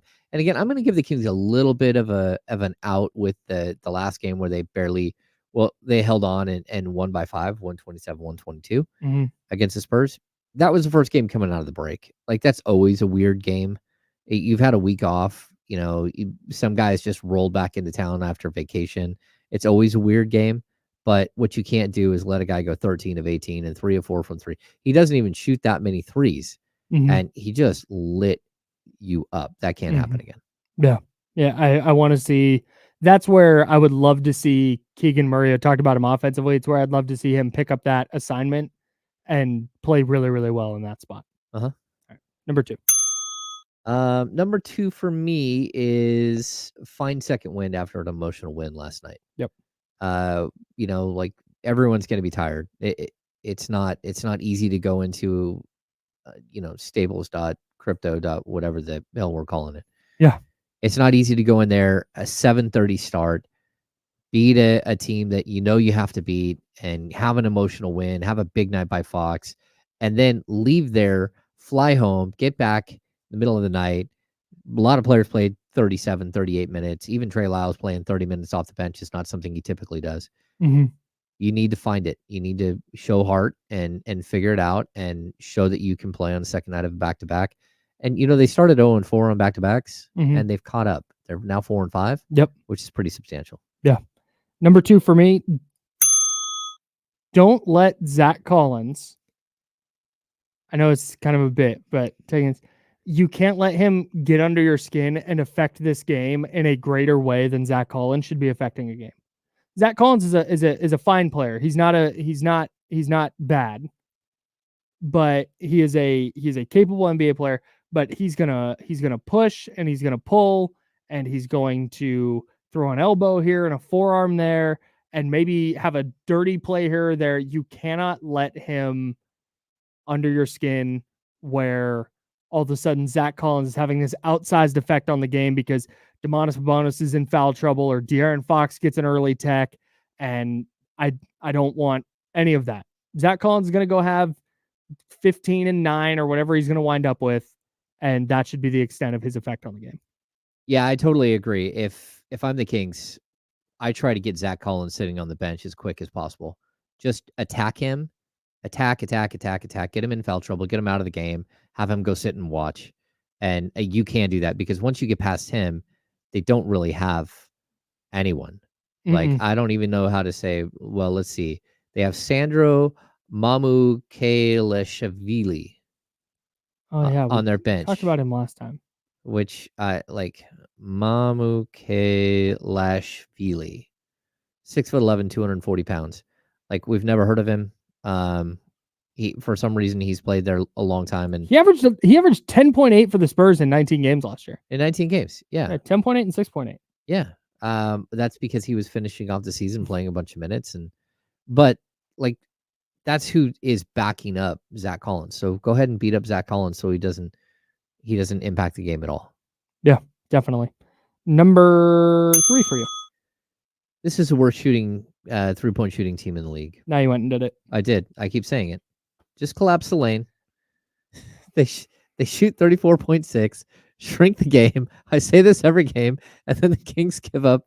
What did they give up last night? 15 of what last night? 15 to 32. 15 and 32. Don't give up 15 to 32. This but is not on me. Yeah, play his own. Play his own against this team. Again, you need to have all of these things in your bag when you get to the playoffs. Work on the zone. Work on some of these things. This is not it's a young, inexperienced, not great team. They're well coached, but outside of that, they're not a winning. They have 13 wins. Go out there and mix it up. When the Spurs go 14 of 31 tonight, I want everyone to remember this. You're gonna blame me. 100%. 100%. I am running them off the line all night. I am doing whatever I can to make sure the Spurs are not hoisting threes because they're going to go in. All right. Number 3 for me. I need the bench to keep flexing. 50 points last night, 62 in the win against Minnesota. That's largely because Malik Monk has been on a scoring binge, but I want to see that keep up. He's, to me, their most important player. De'Aaron Fox is their best player. He's going to set a tone, all this and that. When Malik Monk comes off the bench and is scoring and is playing well, there's a different vibe and a different feel to this team. And you see it by way of that bench scoring, that second unit scoring. The second unit was what got him back in the game last night. I need to see him continue having big games, even against a team that is not as good. Yeah, I completely agree. And I think that what we're going to see here off the bench is probably something similar to what we saw last night. You're going to see Keon Ellis. You're going to see Davion Mitchell. You're going to see a lot of Trey Lyles. Again, I think that they'll go small ball tonight because there's no reason not to, like off the bench. So if you need to figure out a way to get some of these guys minutes, this could be one of those games where you put Trey Lyles you can go Trey Lyles at the 5. You can go Chris Duarte at the 4 for some, and Kevin Huerter, front line with Kevin Huerter and Trey Lyles, and because that's the size of this team without Victor Wembanyama. And so I would say really try to push the tempo, really try to like rely on that second unit to go get you something. And they need to bring it. They need to bring something. Yeah. Kevin Huerter specifically. Yeah, he needs a game. He needs to have a game where he just, A, he's productive, but B, he plays like 30 plus minutes and give me good minutes. Yeah, I mean, it was like 3 games ago he played 39 minutes. It's not Yeah, like, right. It's not like he's not playing. Yeah, but he played 18 and he was mad about it. Last night he got 12 minutes. Yeah. It's more just a function of how he's playing. Mike Brown isn't sitting Kevin Huerter because he thinks Kevin Huerter is a bad overall player. He's sitting Kevin Huerter because he's not effective in that game. Well, that So and go be effective. and I also think it's something about, like, on occasion there's a player who just matches up better Mhm. and that you need to go to. And the last time they played the Spurs, Kevin Huerter had 21 points. Yeah. And he was really good. He had 21 points, 5 assists, 4 rebounds. He hit 5 of 8 from 3. Mhm. Like, if Kevin Huerter is that player, it takes care of everything else. Yeah. Like, we don't worry about how many minutes he's playing because he doesn't come off the court. That's just, it is what it is. We will revisit all this tomorrow, 10 to noon, right here on ESPN 1320, and see if the Kings can pull off the victory. They're minus 10.5 tonight. I think I like the Kings. I think this is going to be I'm 2-0. I'm 2-0 in my last two. I gave you Bulls plus 7.5 the other night. I gave you Kings plus 2.5 last night. I'm going Kings minus 10.5. I'm putting a little bit of faith in them. I was very encouraged by what I saw from them, specifically mentally last night. Okay. All right. Coming up, 6:30 p.m. right here for the final time in the Pac-12 regular season. We've got Arizona State at UCLA. Got a big game coming up for you on ESPN 1320, Sacramento sports leader.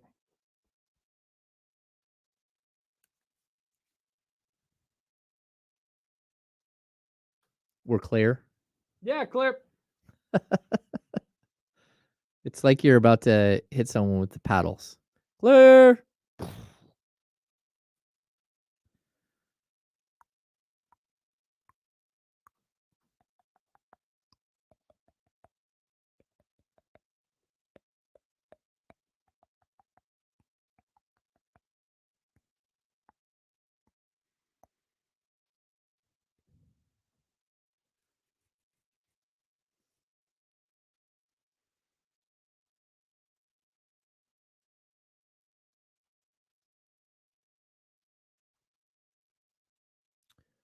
How much time do we have? 3.5 minutes. Okay. We're right back. Okay. Sorry, Chatty House. I'm doing stuff. Sorry, guys. Oh.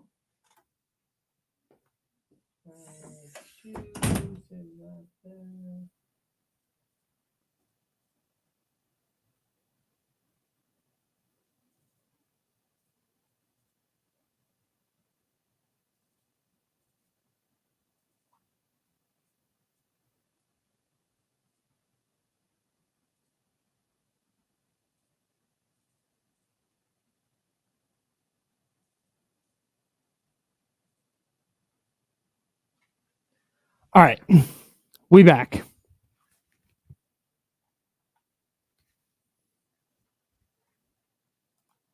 Ugh.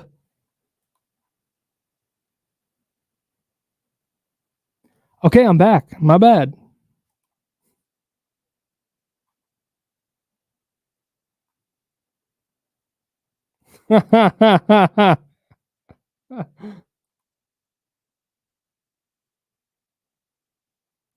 Excuse me.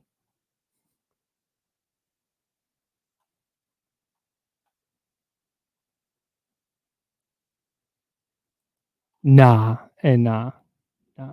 If this happens, I'm calling in sick. If Zach Collins goes for his career high, I'm looking up what his career high is right now. If Zach Collins goes for his career high against the Kings tonight, you won't find me tomorrow. That just sounds off. That sounds like an awful, awful thing to have happen. 29 points. If Zach Collins goes for 30 tonight, although, oh my God. Here's something funny. Somebody, Steven in the chat said that if Zach Collins goes for his career high tonight, or it's confirmed that Zach Collins is going for a career high, because I said he's going to go for 15 and 9, and that's how he should affect the game. His career high is 29, which he got against the Pistons in double overtime last year. His career high in regulation, 28 against the Sacramento Kings this season. This season. Oh boy. Oh boy. Oy vey, everybody. Oh no. Oh, Ah, Kyle, you done. I've jinxed done us. it. You jinxed us, Kyle. Mea culpa. Hang on. It's a good question, David. Oh.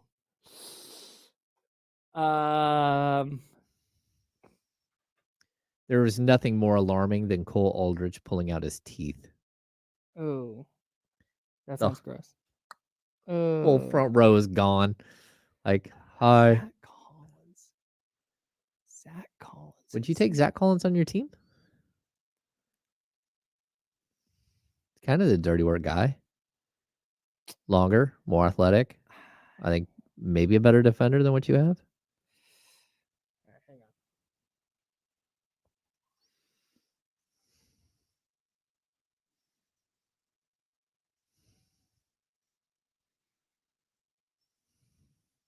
It's a complete crap. Now, back to the Insiders with James Ham and Kyle Madsen, brought to you by Jiffy Lube on ESPN 1320. I have a fun hypothetical for you. Uh-oh. And I think it might be obvious, but I just want to kind of play it's a little thought experiment. That's all. I want to yeah, it's a thought experiment, not a hypothetical, because I think the answer is obvious. But we've been talking about stacking up wins and needing to get to the number 6 seed, so you're in the playoffs, trying to get to at least the number 6. Would you rather finish number 6 and face Denver in the first round? Or would you rather finish number 7 with the chance to play either Oklahoma City or Minnesota in the first round? If I can guarantee 7, and I know You can't guarantee anything. that I'm going to make it through the play-in. So you'll either play the Mavs, Golden State, or LA in that 7-8 game. No, I'm not. You'll take the 6? I'll take the 6. Just because for that whole making the playoff playoffs is making the playoffs, making sure that you don't have your first round pick. It's a big deal. All of it's a big deal. That's where I would be. Yeah. I think that's where I am too, but also yeah, I can't. I was going to try and come at this from the angle, because when I was thinking about this morning, like, man, you would feel good. They've owned the Lakers the last 2 years. You'd feel fine if you're playing the Lakers in the play-in. You'd also not, though. Really? I'm not, because I get why you wouldn't. You have the world against you in that game, and you have to do what you did last night. You have to go out and flat out beat them, which I think they can do. Well, yeah, but a regular season game, LeBron decides to put on the gas last night for like 3 minutes, and is like, okay, well, we're not going to win because they keep answering. If he decides to do that for 15 minutes straight, he's either going to make every shot or he's going to get to the free throw line. That's the way that the NBA is. And so I don't like playing him or Steph Curry in that game. And I don't care. Well, and I get the Warriors have been just a tougher matchup in general. Yeah, but the Kings are 2-2 against them this season. No, in one of them they came back from 24 down to win by 1, and the other one was a 1-point win, right? Now look, if somehow there's a 7-8 with 7-8 with you in Dallas, okay, I think you can beat Dallas. I do too. Yeah, I mean they're 2-0 against Dallas right now, bro. Yeah, Dallas is so they're so one-dimensional. It doesn't track in my head, because Luka is amazing, a really good player, just an abomination to watch. I can't stand watching. An abomination. But yes. Complete crap. He's good. He's good as hell at basketball. And then Kyrie, same thing. Forget the off-court stuff for just pure nameless, faceless basketball player. Yes. He is one of the most aesthetically pleasing players to watch in the sport, and one of the toughest shot makers in the sport. But when was the last time a team won a title, or a team made a serious run, and where a team was dangerous in the playoffs, where it's my turn, your turn offense? It doesn't happen. No. And I get Luka dishes out a bunch of assists and all that. Sure, but it's not within the flow of an offense. I'd even say that that's part of the reason why the Celtics haven't won a championship with their group. That is one of the craziest my turn, your turn teams I've ever seen. Mm. Like they literally take Jason Tatum off the court and allow Jaylen Brown to go score. Mm-hmm. And then they put him back on the court and they play together some, but it's so my turn, your turn. Yeah. And I don't know how you win that way. I think that's why Drew Holiday makes them dangerous. Yeah. Although I thought the same thing about Malcolm Brogdon, but. Well, but it's also like, I think Porzingis makes him dangerous too, because, you have to defend Porzingis everywhere on the court. And I'm not a Porzingis fan at all. And I would never have traded for him for like the Sacramento Kings, but I get why they did it. And I think that there is value in what he brings, but just like I wouldn't want him as a centerpiece player, and he's not a centerpiece piece player. He's the fourth best player on that Boston Celtics team. So if I told you the Mavs were guaranteed to be the 8 seed, you would take the 7 instead of the 6? Probably. And risk it? Yes. The 7, if I knew I was getting either OKC or Minnesota, yeah.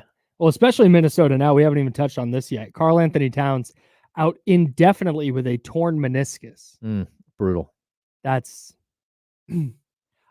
I was already not super terrified that the Timberwolves were going to go on a run.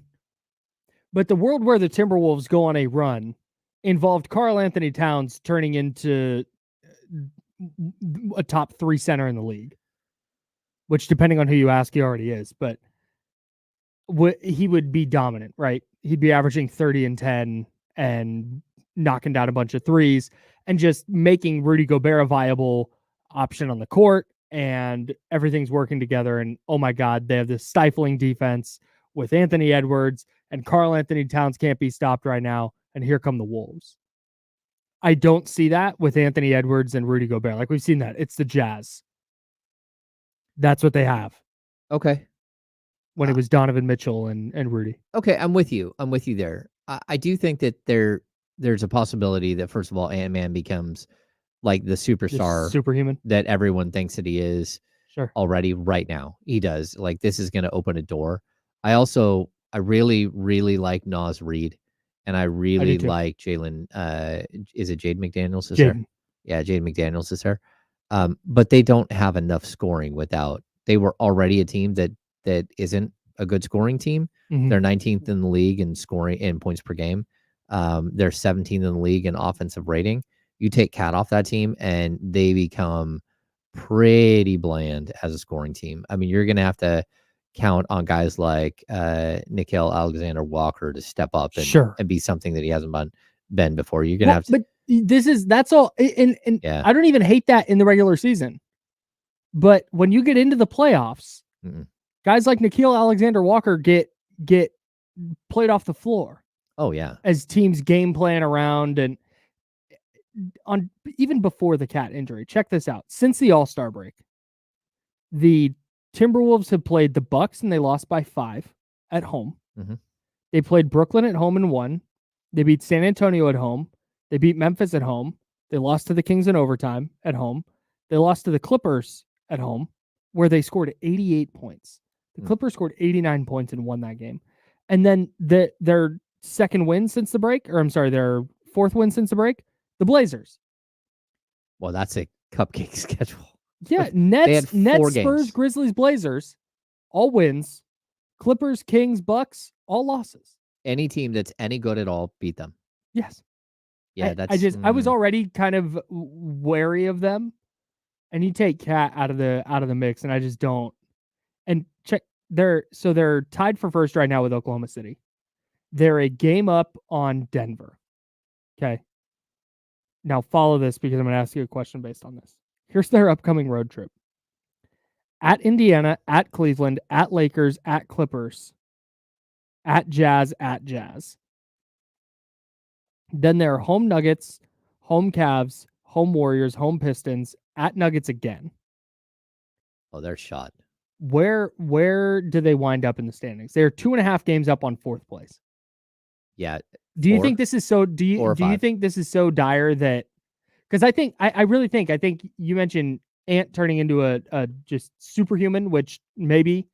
I I don't know if they'll fall that far, but when it comes playoff time, man, because I think Chris Finch can put it together in the regular season, and you can rally your guys and you can go, yeah, hey, let's go win this one. Okay, Indiana, you can score on them easily, and Cleveland, okay, that's a tough matchup. But then the Lakers, not that good. The Clippers, you just held them to 89 points. Go score some more, play some good defense. You can see yourself talking to yourself, but when you go play Sacramento or New Orleans or Phoenix 7 times in a row, I don't love that. Well, they're now the team that you target, that everyone's going to target. It's for sure. Hey, if they drop to 3, everyone wants 6. Yeah. They drop to 4, everyone wants 5. How do we get to 5? Yeah. No, it's a good question, man. I don't know. It's a tremendous injury. I feel for them because they're having a phenomenal season. You hate to see something like this happen to a team that really is building something and trying to get back on track for the first time in a while, and to see them get all the way up to the top and then have an injury.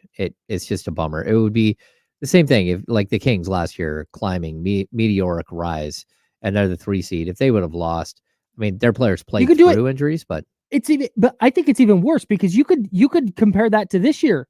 Yeah. Minnesota had their playoff run last year. Mm-hmm. They went to the playoffs. They lose in the first round. This was supposed to be the next step. Yeah. This was supposed to be, they figured it out with Rudy Gobert and Karl Anthony Towns, and they can coexist.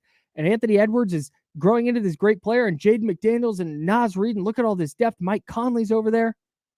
And now it's that second year jump that could potentially happen is just not there. I wasn't out on the Timberwolves entirely as a threat in the playoffs, but now I got nothing for them. I'll still be excited and hope that Anthony Edwards goes in and puts together some great games here and a great series, but I don't buy them against anybody in the West. I just looking at their schedule. They got 20 games left. I would be surprised if they were better than 6-14 or 7-13. Really? Just looking at the schedule left. Really, man. I mean, if you can beat Indiana, that's a big game. Thursday tonight they play Indiana. Mm-hmm. But then it's Cavs, Lakers, Clippers. You beat the Jazz twice, even though it's in Utah. But then Nuggets, Cavs, Warriors are going to beat you. You're going to beat the Pistons. You're going to play the Nuggets again and lose. It's a toss-up with the Bulls, but I'm going to say Bulls. I think you can beat the Rockets. You can beat the Raptors. You're going to lose to the Suns. You're going to lose to the Lakers. You're going to beat Washington.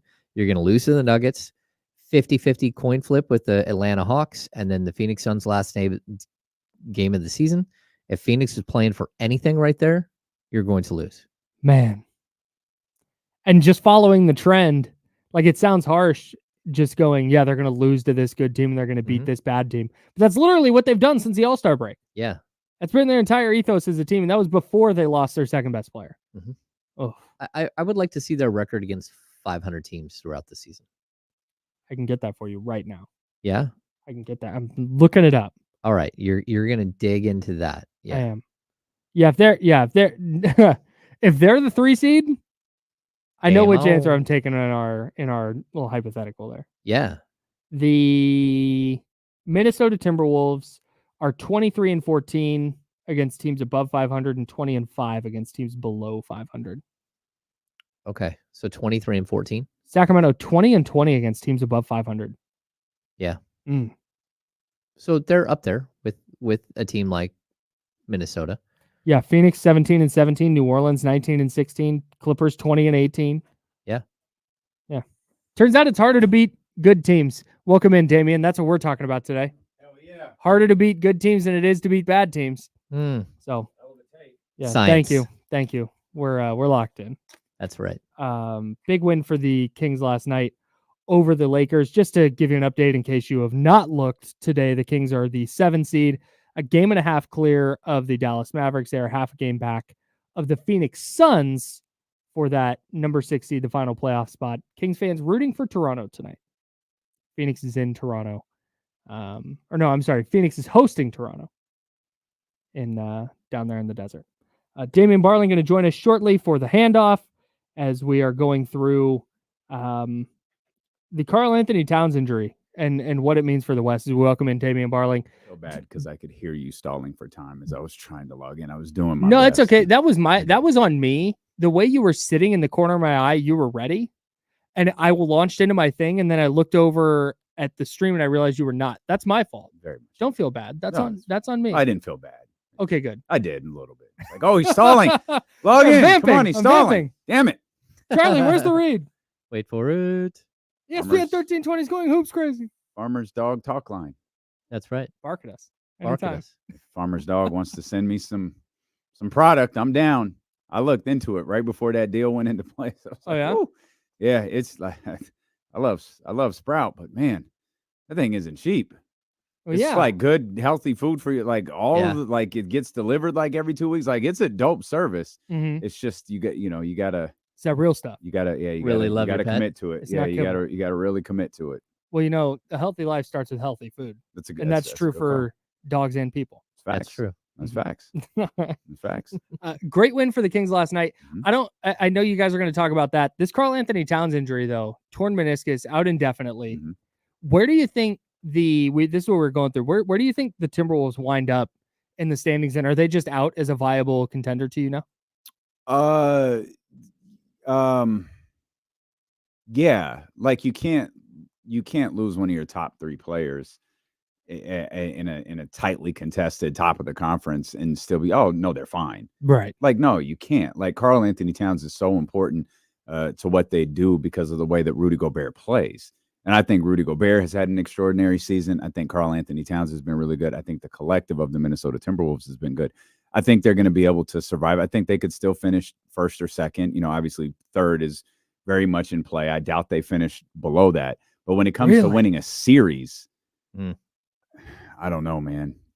That's a whole different animal to me. We were talking about whether they drop to like 4th or 5th. I don't think so. Their schedule's tough. Yeah, the one thing that always bothers me with stuff like this is if they said so Karl Anthony Towns is out indefinitely. If they said Karl Anthony Towns is out, like he's not coming back. Done for the year. Yeah, I think they'd be better off because I think you get into a certain mindset of he's not coming back. We have to figure out a way to live without him. Sure. Versus surviving game to game or surviving week to week or, hey guys, let's just get through the regular season. Like you're at a mental deficit, in my opinion, when that type of stuff happens. Mhm. Obviously, you hope Karl Anthony Towns could come back. A torn meniscus, it's insane. Oh, they're going to give you a timetable. They're going to say, 6 to 8 weeks, hypothetically, making up a time. Oh, it's 6 to 8 weeks. Okay. You think he's going to be ready to play playoff basketball in 8 weeks? No, he might be willing. He might be able to function like, practice. D'Lo, Kyle, and James function in 8 weeks. Mhm. But NBA playoff basketball, like, no, that's not realistic. At least not at that level. No. That's terribly unrealistic. And I hate when they put these timetables on these guys who are clearly trying to rush back from injuries and they come back and you go, man, goddamn, he just doesn't look good. He doesn't look right. Yeah. Like, duh! He just tore his meniscus. Of course he doesn't look right. Yeah. Like I've had people who've had scopes and they tell you it's 6 to 8 weeks in the scope and they'll be like, yeah, it's 6 to 8 weeks. You're not going to feel normal for 6 to 8 months. Oh, yeah. Like on a basketball floor, Right, you're right. not going to feel normal for 6 to 8 months. Yeah. But they want you back out there because, okay, it's healed. You can go. It's not realistic. So I think sometimes when you have moments where it's like the Deshaun Watson thing, going back to football, Deshaun Watson was gone. Mhm. He is out. We have to survive without Deshaun Watson. Yep. And they were. And I think there's a strong mental component to that where you're not waiting for someone to return. Mm. Yeah, I'm looking too, and I think the problem that if you're a team that's going to try to climb up, right, and get past them, I don't know how many teams can win 50 that are because Minnesota. Let's say they finish the season like 7-13. Okay, that's 50 wins. Yeah. Okay, I don't think the Kings can go 15-6 and get to 50. I don't know that Phoenix can go 14-6 and get to 50. The Pelicans might be able to go, 13-7 and get to 50 wins, but that's kind of like the cutoff. After that, I think the Clippers can easily in 21 games. They can go 11-10 and get to 50 wins. No problem. How clear is Minnesota from LA? The Clippers, Yeah, sorry. 4.5 games. No, 3. That's a game and a half. 2.5 games. 2.5. 2.5. Oh, Yeah, no. okay. I might have 2 games on the loss. I might need to. 2 games on the loss I column. might need to amend what I first. I thought it was closer to 4. I didn't realize it was 2. That's Mm-hmm. yeah. That's close. That's tough. But then there's that That's gap tough. with Right, between the 4 and Clippers, 5. between the Yeah. Clippers and the Pelicans. Yeah. Yeah, that was Yeah. that's the 3.5 game Yeah. gap Yeah. there. You said when you first sat down, you were like, yeah, Minnesota could still be like the 1 or 2 seed. And then you asked how far back LA was. Mhm. And I had you specify. The Lakers are 10 games back, dude. I mean, you weren't talking about the Lakers. They're not going to be in the mix. Well, this isn't Kenny. No, that's not. Okay, Talking about the Lake Show. Yeah. Oh, I actually, you know what? I've got the. You know how to fire that? Yeah, I sure do. That's good. Where is it? No, if it takes Okay, you this long, Lake you can just Show. let it go. There it was. There it is. I can't hear it because this headphone jack is so. Oh, bad. I yeah, don't that's plug right. My headphones in. They're apparently going to switch those out. That's great. That I've heard. All Very right. good. Good win for the Kings last night. Very good. Did you think they did? I thought it was over at 37-18. So I had the app open and I'm just like, don't. Everyone else was. You were going to tweet? Just don't. Never tweet. Put the phone down. Give them an opportunity to kick out of this. Yep.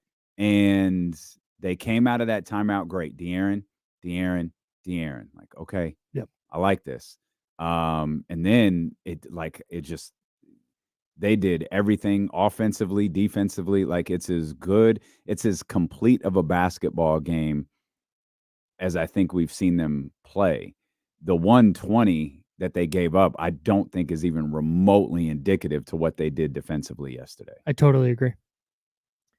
Yeah, I thought that they were really good all around. Yeah. I mean, I thought, again, we talked about it earlier. I thought Davion was tremendous in the second quarter. Mhm. I thought Yeah. Keon Ellis, his energy was tremendous. And I love and I think De'Aaron pointed to Keon and Davion in the post game. Yeah. Not at the table, but on the headset.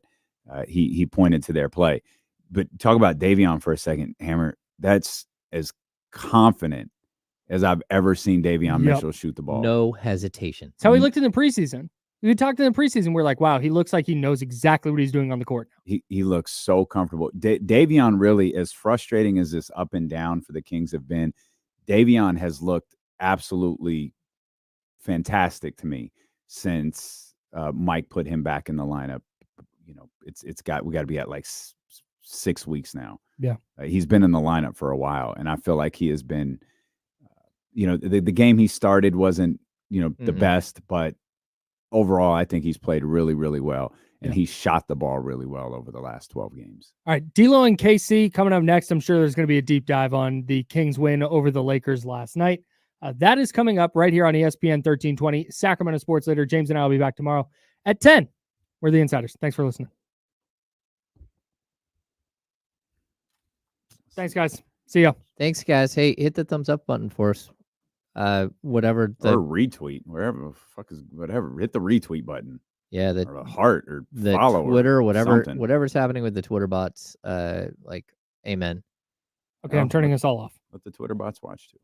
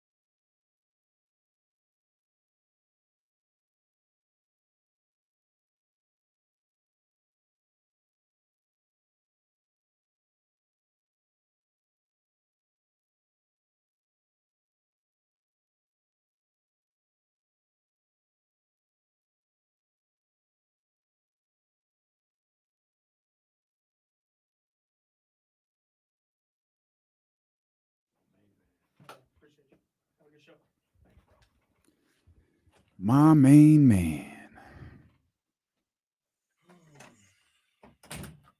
Dr. David, what's up, man? Drew Down, what's up, man? Drew Down. Mac of the year. You got all the ladies. Listen. Jesse, what up, dog? Has Jess come over yet? Jess, happy birthday. Jess, what up, though? You know, we got another birthday tomorrow. Uh-oh.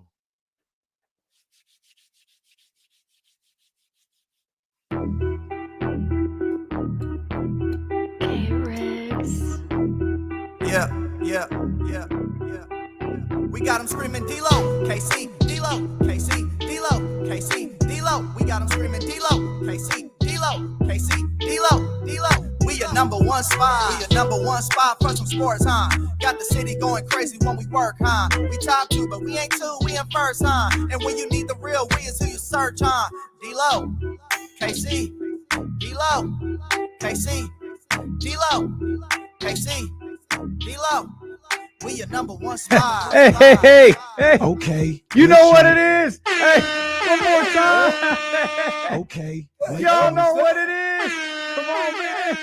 Hey, hit him with the remix, Zell. Okay. Lake Show. Y'all know what it is. Come on, tell them. Wait a minute. They do not know what's the hell was that? When on the low, that's a sack town thing. Talking about us, it's a bounce out thing. Plus they forgot we some Sacramento Kings. Whole squad going crazy, yeah, we back with it. Northern Cali going crazy, one sack winning. If you doubted us then, ain't no back spinning. This is real right here, ain't no catfishing. So tell me what you see now. See now. Lane off the Rebound. It's 9-16 now. Look toward the sky like the beam now. Tell them like the beam, like the beam, like the beam now. Hey, Tell them like the beam now. You can tell them like you the beat the beam now. Lakers Tell 'em 3 like the straight beam, times. like the beam now. Come on, man. We love beating LA. Young We Zell. love beating LA. We going verse 2, baby. Let's go. Make sure everyone knows. Let me tell you how this thing really goes. Yeah, we travel deep. Whether we home or on the road, we lit. You don't want that smoke with a team of the year. We shaking things over here, don't doubt. We believe over here. We don't bleed over here. And let me just speak real clear. I only deal with real kings over here. So tell me what you see now. That's right. Coming down the lane off the rebound. Rebound. It's 9-16 now. Look toward the sky like the beam now. Hey. Like the beam. Hey, one more time. Shout out to the homie Young Zell. Yeah, Shout out to man. Jess. Shout out to Bryce. Shout out to everybody celebrating a birthday today. Shout out to everybody with us. Yeah, man. Vibes a little bit different today. Feeling We good. welcome you in here to Feeling the good. Thursday. Sun is shining. It is. Birds are singing. Ish. It's all good, man. We welcome you in here to the Thursday, March 7th edition of D-Lo and KC. I'm Damian Barley. The ultimate needle mover in God mode himself. He's the Kenny Caraway. Yes, sir. Acknowledge me. Man, oh man, we're happy that you're here with us, whether you're listening on 1320 AM, 98.5 FM, HD2, if you're listening on the Odyssey app, the TuneIn app, if you're watching on YouTube, Twitter, or Twitch. Welcome to the show. Thanks for being with us. Kings beat that ass. Hell yeah. Man, what a win that was. The Sacramento Kings take the season series and win a crucial game versus the Los Angeles Lakers, 130-120, after a 19-point first quarter deficit. Yo, that was crazy. That was crazy. Them that happened tweets that was way. getting fired off at a rapid Who was pace. tweeting? Everybody. We'll see. Kings Okay. Universe was tweeting. We'll see. Okay. I thought somebody was like trying to talk crazy, trying to say something. No, Kings fans were talking crazy. Yeah, see, Kings fans were upset, and rightfully so. Upset. And I'm looking like, okay, give him a chance. It's the old 1, 2. Oh, he kicked out. Like, just give him a chance to kick out. What do we gotta do, Jimmy? Now, hey, kick out. Whose voice is that? What, Redacted. the blurred face character from the WWE video That's game. who that is. Yeah, I was that was a tough look. I didn't know. I mean, I could imagine. I'm not surprised. I was Tough about look. 30 minutes late. Once again, stayed away and wanted to watch the game in its entirety. So I had to catch up. I was probably about a half behind or something like that. And, caught up eventually through fast forward and all this other stuff. But yeah, I didn't feel good when they went down. When Rui Hachimura got the breakaway steal, put him up 17, I think it was. Man, I said, this dude's about to lose, bro. Are you for real? these dudes about to get their ass kicked. Damn. So we've been critical, and we'll talk a lot about this, as the day progresses. There's so many different angles to talk about regarding last night's game, but we're always big in keeping that same energy. Was really critical of Mike Brown following the Chicago game. Thought Mike Brown was masterful last night in terms of keeping the team together. He even talked about it in the postgame. We knew when we were down 19, it was still really early. Like, we knew that. And I thought the way he managed that moment to the way he managed the moment in the third or fourth quarter, I think it was the fourth quarter, where the lead gets cut to, I think, 12, and he calls timeout. I'm sorry, I can't remember what quarter it is, but he calls timeout, and he comes out of the timeout, and it's De'Aaron, and De'Aaron, just straight to the basket, over and over and over and over again. It's like, okay, all right, they're kind of locked into what they're locked into what they're doing, and from what they did on the offensive end to what they did on the defensive end.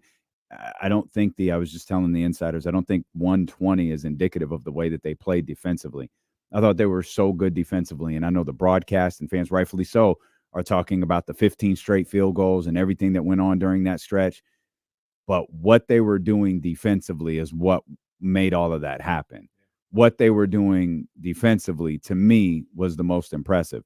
And the fact that, as critical as we are of Mike and his handling of different players, Davion Mitchell is playing with a different level of confidence right now than maybe we've seen him play with in 2 years. Maybe this is the most confidence we've seen him play with under Mike Brown. And Keon is perfectly comfortable in any role he's put in. And those two were massive to the Sacramento Kings' success last night. Absolutely. They played with an intensity and a physicality that we saw in the playoffs. You know what I mean? Like, we talk about teams turning up, ramping up, all this other stuff.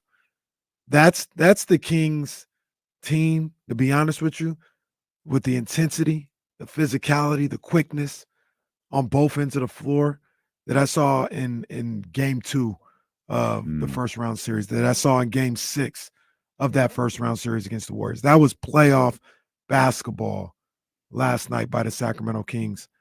Mike Brown, he coached his butt off. I remember there was a time, I think they got it to 5. Whenever Keon hit his 3, they've been making a run. They hit a 3. Keon hits the 3. It leads to a Lakers timeout, and Mike is coming off the sidelines, just like, yeah, let's go. And I'm like, oh, okay. They hear, they know it, they want it. This team hasn't wavered from the way this game started. And they continue to just take off after that. And I loved seeing Mike with that type of intensity in that moment. And this is what I feel about this team right now. We'll talk about today. We already know everything that comes with the Kings. We know. We're going to talk about it. Spurs are 0-6 without Victor Wembanyama. we already know. But here's the thing about this Kings team and right now. Everything that has happened before don't matter, man. It don't matter. It matters. I take that back to a certain degree, because that's the position that you're in because of losing to Charlotte and Chicago and Miami, all that stuff. You're in that position because of those games. So I get that. But as far as who you can be moving forward and who you can be from last night moving forward, none of it matter. It doesn't matter. All that matter. And that's why I tell these guys, that's what I feel with these guys. Look forward. It doesn't matter that you just lost the game to a team that you should have beat. You got San Antonio tonight. You've got an opportunity tonight. Mm-hmm. None of that is indicative about who you can be. Mm-hmm. I know we talk about it every day. That's our jobs, and we can pontificate and we can predict and all this other stuff. That's what we're supposed to do. But at the end of the day, it doesn't matter. You've got everything that you set out for at the beginning of the season still right there in front of you. Everything's right there in front of you. And that's what I would tell these guys. Don't worry about all that other stuff. Worry about what's ahead of you. Worry about the Spurs. Every goal that they have at the beginning of the season is still right here. Yeah, I couldn't possibly agree more, but I'd also say they have to start changing. You're talking about like what has happened to this point doesn't matter, meaning it doesn't matter. Like moving forward, you're in firm control over your destiny, so to speak, to use the NFL term, right? You're in firm control of at some point, though, you have to shake the habits that you created. Mm-hmm. And a big win against Minnesota, followed up by a letdown versus Chicago. A big win versus the Los Angeles Lakers cannot be followed with a letdown against San Antonio. Mm-hmm. And that's like you can move forward, you can do all of this while also acknowledging, guys, we have to break habits that we've established. And really, the true first step to breaking that habit wasn't last night.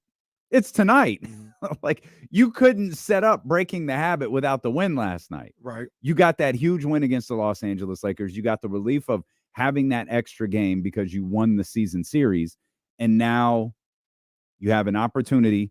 It's, with all due respect to these teams, the Suns got Toronto. And Golden State, second night of a back-to-back for them, big win against Giannis and the Bucks last night. They got Chicago. Anything can happen, but those are two relatively, pedestrian. They're not good teams, right? You've got San Antonio. That's the worst of the three. The way the night should end is all three of those teams win. I would prefer the other two lose, but in reality, you've got to operate like all three of those teams won. You got to break habits. You got to move forward. You got to remain in control of what you're doing and get a victory tonight. The last no night, quicker way to throw away what happened at crypto.com than to lose tonight. For sure. But you got to keep your eyes on the prize, because if you were to win tonight, everything's not fixed. Nope. Job's not done. Mm-mm. You know what I mean? You've got not at all. You've got to just bottle up what you were able to do last night and just expand on that. But they haven't been able to do it all year. That's like where I'm kind of like what is going on? Mm-hmm. Because they haven't been able to bottle it up. They haven't even been able to carry it from game to game at this point, or at least not for 48, because they looked phenomenal against Chicago. Well, yeah, they looked incredible until they didn't. The ironic thing about it is it's the same game, just a different quarter. They looked awful in the first quarter last night and cooked for the final three. Mm-hmm. They looked really good in the first three against Chicago, awful in the final quarter. Mm-hmm. What they've got to figure out is putting together a whole game. And this is what I talk about yesterday, when I was talking about yesterday with James and with you and everybody else like that, is they have the ability to do it. That should give them confidence. That should give them energy. It's not that you don't have the roster or don't have the talent or aren't capable of it. You've shown in a number of different ways you're capable of it. Now it's time to put it all together. We're just getting started. There is a lot to talk about as it pertains to the Sacramento Kings last night. We'll talk about De'Aaron Fox. We'll talk about Malik Monk and Davion Mitchell. We'll talk about that bench. We'll talk about Domantas Sabonis, Mike Brown. Connor Sutton's going to join us. We'll talk Sac Republic with him in the second part of the show. Will Z is with us. Matt George is with us. And we're so happy that you're with us. It's Dealing with KC, brought to you by Sky River Casino on Sacramento Sports Leader, ESPN 1320.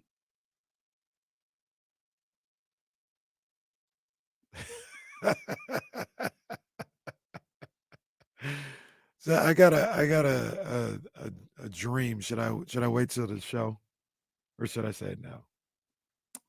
I had a dream last night. Now. I'll say I'll say it for the show. It may come later because we're still talking Kings and stuff like that. But it was just funny. It was pretty going through all that in my head and everything was pretty damn funny. Real quick. Tune into the other channel to see if anyone had a dream over there. Hey, you guys see the hoodie? You know, one of two, Beam Believer Sanctuary. You see the back, you know what it is, man. Shout out to my man Alex Figs.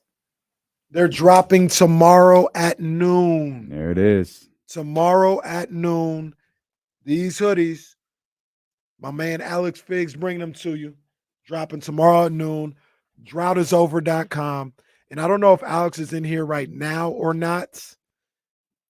If he is, he'll let you know. When he gets in here, he'll let you know. He told me there's a special deal for the Chatty House that you probably can only see what it is by being in the Chatty House. So I'll let him handle that if he's in here now or when he gets in here. But dropping tomorrow at noon.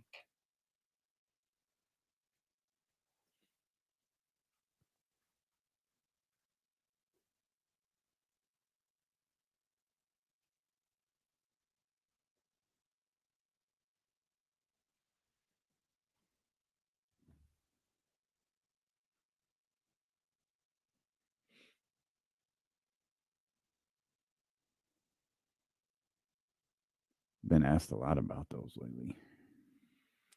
Yeah, man. Droughtisover.com. Droughtisover.com. Dropping tomorrow.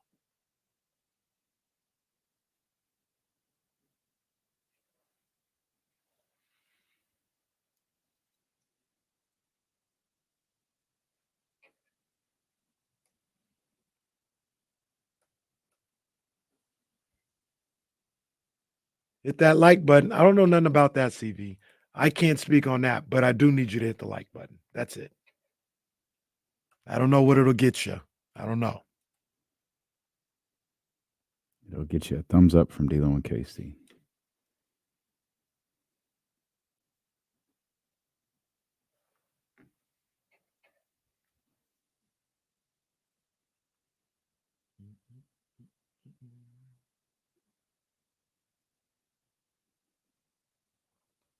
Hey, let's move, Kobe Jones. Kings are in action as we speak. The Stockton Kings at the Golden One Center. It's a good night, a good day of basketball. Is that Mason Jones? That is Mason Jones. I see you, boy. I see you, Mason. That's my boy, Mason Jones. Last night, the wife was like, "Who is that guy?" So that's Mason Jones. I don't know if he's good or not at basketball, but I love him. Mm-hmm.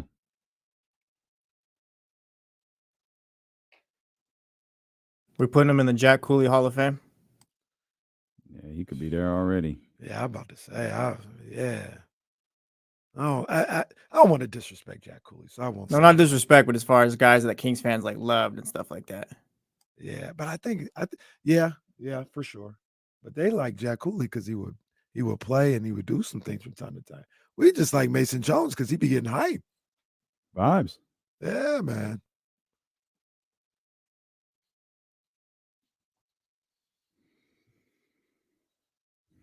Farmer's Dog Talk line is open for you, 916-909-1320. Farmer's Dog, a healthy life starts with healthy food, 916-909-1320. Let's start with the two guys that we kind of mentioned in our very broad open right there. Obviously, De'Aaron Fox, Domantas Sabonis, Mike Brown, those guys deserve a ton of credit. De'Aaron said almost immediately when he put on the headphones to talk to Drapes and Katie, the game changed when Davion and Keon came in. And he talked about what those two were able to do on the offensive end and the the confidence in which Davion is playing with on the offensive end. And those two, in addition, of course, to Malik Monk, were the catalyst behind a massive performance from the bench last night. 50-18. The Kings bench outscored the Lakers bench 50-18 last night. And you had Davion, Keon, Malik, Trey, all playing a huge role in the way that second unit played last night. They played great last night. Davion Mitchell, with his 4 for 4 from beyond the arc, when he's able to hit the jump shot, it changes everything. And then Keon Ellis, just the activity and the effort from Keon Ellis last night. I thought Deuce did a great job in the post game, breaking down some of the Keon's plays. I mean, just the effort, like that. There's so much more you could talk about, but just the effort to stay involved, to play, to continue to defend. I mean, it reverberated throughout the entire roster. It felt like he was sensational last night. I loved his energy. I loved what he brought to that team when he was out there on the floor. Those two, and you mentioned Trey Lyles and Alex Lynn doing some things as well. The bench, and obviously Malik Monk is coming off the bench. You forget that he's a bench guy sometimes. Right. But the bench, that was a win where everybody had their hands on it. Everybody played a role. Everybody was a contributor in one way or another to that win last night. Yeah, absolutely. You talk Malik, 31 minutes, just shy of 32 minutes for Malik Monk. Trey Lyles, 30 minutes. Davion Mitchell, 18 minutes. Alex Lynn played 9 minutes. Shout out Alex Lynn, too. Alex Lynn stepped up to defend, to contest a dunk from the King. First quarter, plastered all over the internet. LBJ, LeBron, MF, and James, the King. My God, the man is 39 years old. Hey, guess how many tweets went out after that? Boy, them aggregated basketball accounts fell quiet quick. Yeah, they should have tweeted him walking off the court. I'm shocked. I bet if you look hard enough, you can find a LeBron James hits a 3. Look at him flexing. Cuts the lead to 14. I love LeBron, but the snare and the flex after hitting the 3 was wild. Sir, you are more self-aware than that. He must have felt like, he was probably feeling good, feeling like, we about to start this comeback right now. I'm here. He probably felt that way. He was wrong, but he probably felt that way. Hey, salute to him. Yeah. He had confidence in either himself or his team. But yeah, spoiler alert, it didn't happen. But Alex Lynn took that poster, took all of the social media stupidity that comes with a player defending a dunk, all of the LeBron James highlights that went out, and kept playing. That's what you do. And all them aggregating Twitter accounts didn't have nothing else to say regarding LeBron James and the Los Angeles Lakers after that dunk. Absolutely not. Didn't even tweet out they got their ass busted. Just acted like the game didn't exist. That's what you do if you're Alex Lynn. That's what you do. And to be honest with you, I mean, people tweeting it out, and that's the game, man. It's fine. If Anthony Edwards dunks on somebody tonight, I'm gonna say, oh my gosh, and I'm gonna want to see it. That's part of the game. The game is the game. It's whatever. But Alex Lynn and anybody else continuing to play, that's what you're supposed to do. You don't get dunked on.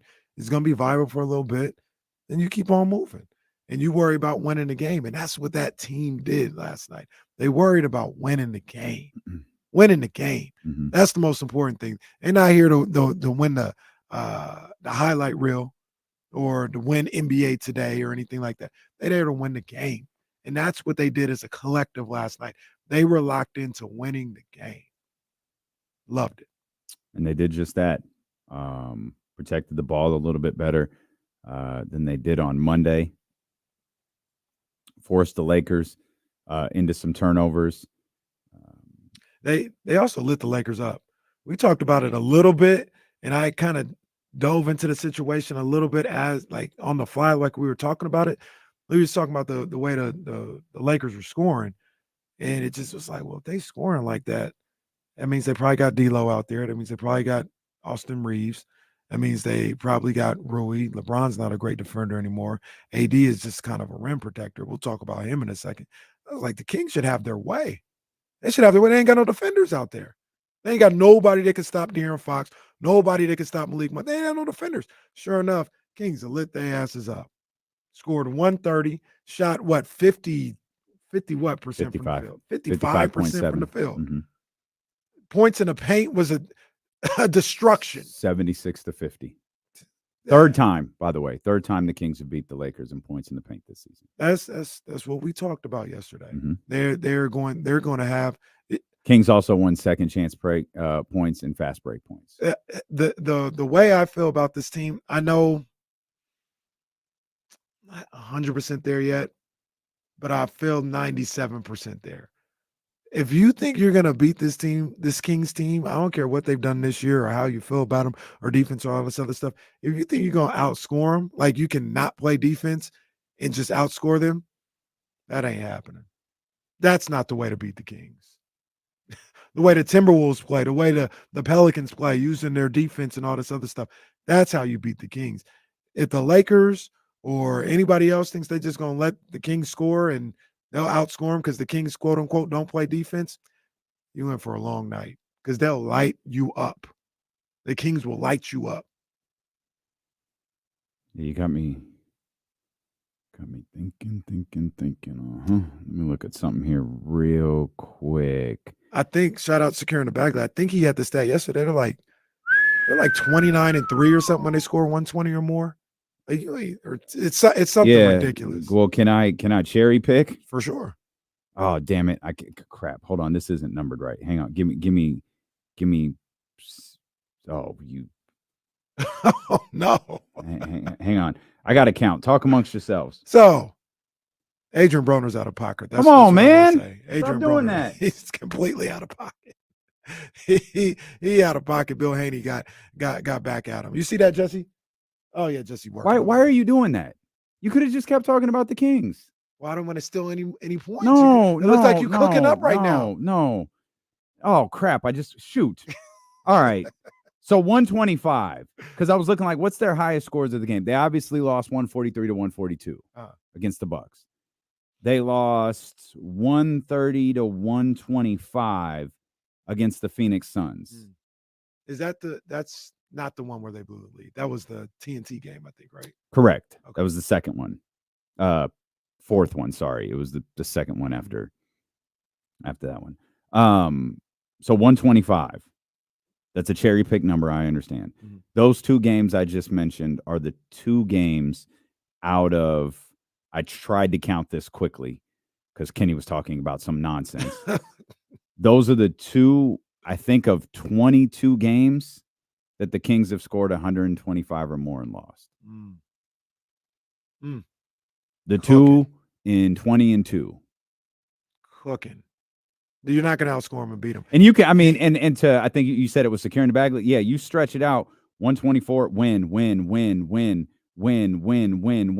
You get down here to, there's another win.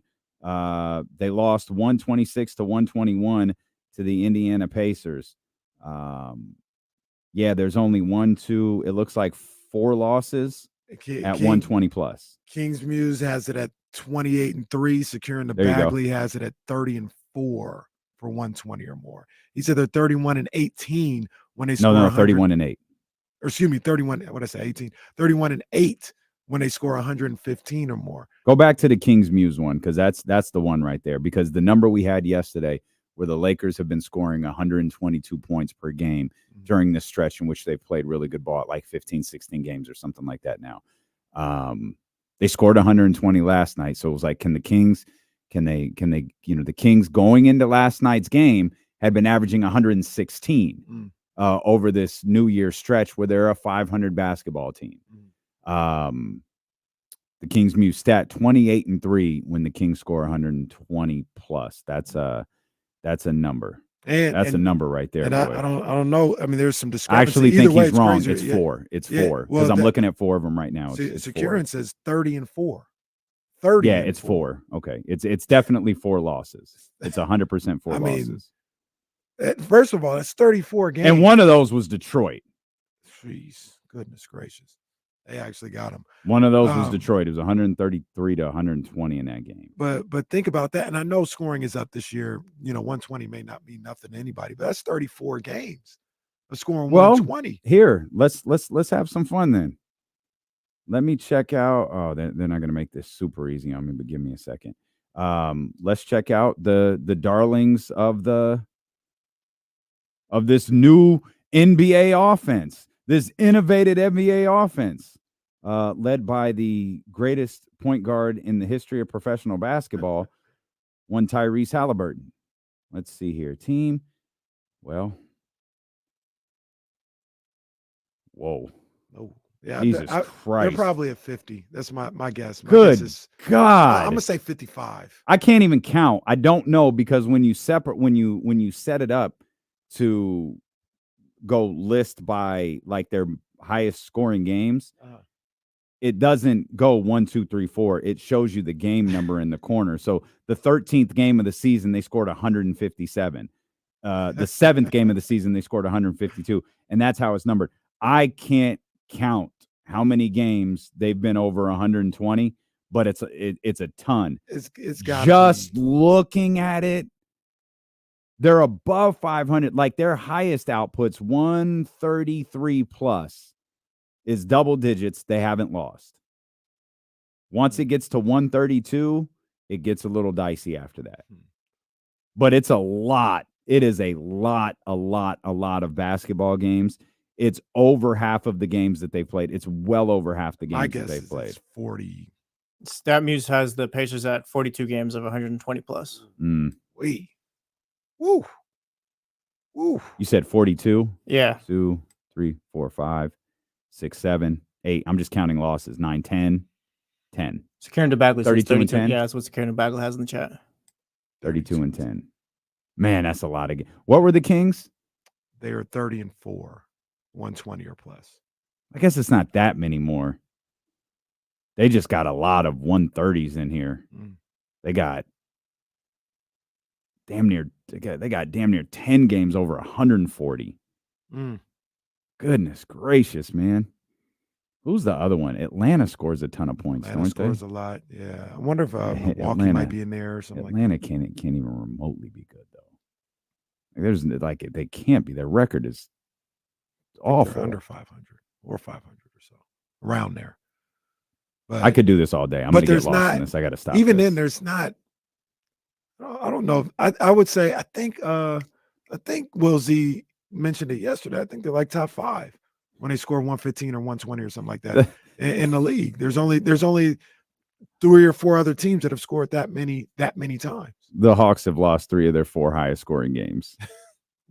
Well, I think 2 of them were to the Pacers. Pacers 157, 152. They lost. No, the next one's Brooklyn, Clippers, Dallas. I don't know where the next Pacers game is. It's a ways down. It's a ways down. But yeah, the highest one was the 157, 152 game against the Pacers. But the original point is score with all the stuff that goes on with this team this year, and all the up and downs and the doubts and all this other stuff. The formula hasn't changed. If they score, they're going to win. They didn't even get their 15 threes last night. They only had 12. Yeah. But that's because they were dominating. They didn't have to. They were just going to the bucket at will. They and he were dominating in the point. And I'm not referring to Domas. No. Number 5, 44 points on the night. A dominant performance by De'Aaron Fox. I believe the number was 32 in the paint. Yeah, I think I heard that from Deuce. 32 in the paint. I was sitting there and I was saying it for De'Aaron. He can't guard him. No, really can't. He can't guard him. Really cannot. And it didn't matter who he was. Sometimes it was Austin Rivers. Sometimes it was Dinwiddie. Sometimes it was D'Lo, not our D'Lo. Sometimes it was news for you, Prince. pal. I can't guard him either. I said, he can't guard him. Dominant. It almost looked childish at certain points. There was a point. So that moment we were talking about earlier, out of De'Aaron to the basket and one. De'Aaron to the basket and one. De'Aaron to the basket, no foul call, gets a bucket. 3 straight. 4th one. De'Aaron to the basket, gets upset, doesn't get the foul call. I'm convinced in that moment the official said, I can't call another foul. We're going to be here all night. I would say he got fouled on that play too. He got hit on De'Aaron normally doesn't react like that during live play. The fact that he reacted the way that he did was like, he must have been fouled there. They show the replay. He obviously gets fouled. I'm convinced the officials were like, we can't keep calling this. We're never going to get out of here if De'Aaron keeps driving to the basket and we keep calling a foul. Facts. De'Aaron. Go ahead. I was going to get to the phones, but let me set it up. De'Aaron Fox, since February 13th, when I said it got real, things are getting real. It's 2 games before the All-Star break. When I said it's time for him to wake up, he had some subpar games up until that point. I said it's time for him to wake up. They played Phoenix on TNT, lost the nail biter. He had 40-something in that game. I think he had 40 exactly. Then they go and they beat Denver, where he scores the final 10 points of the game for the Kings.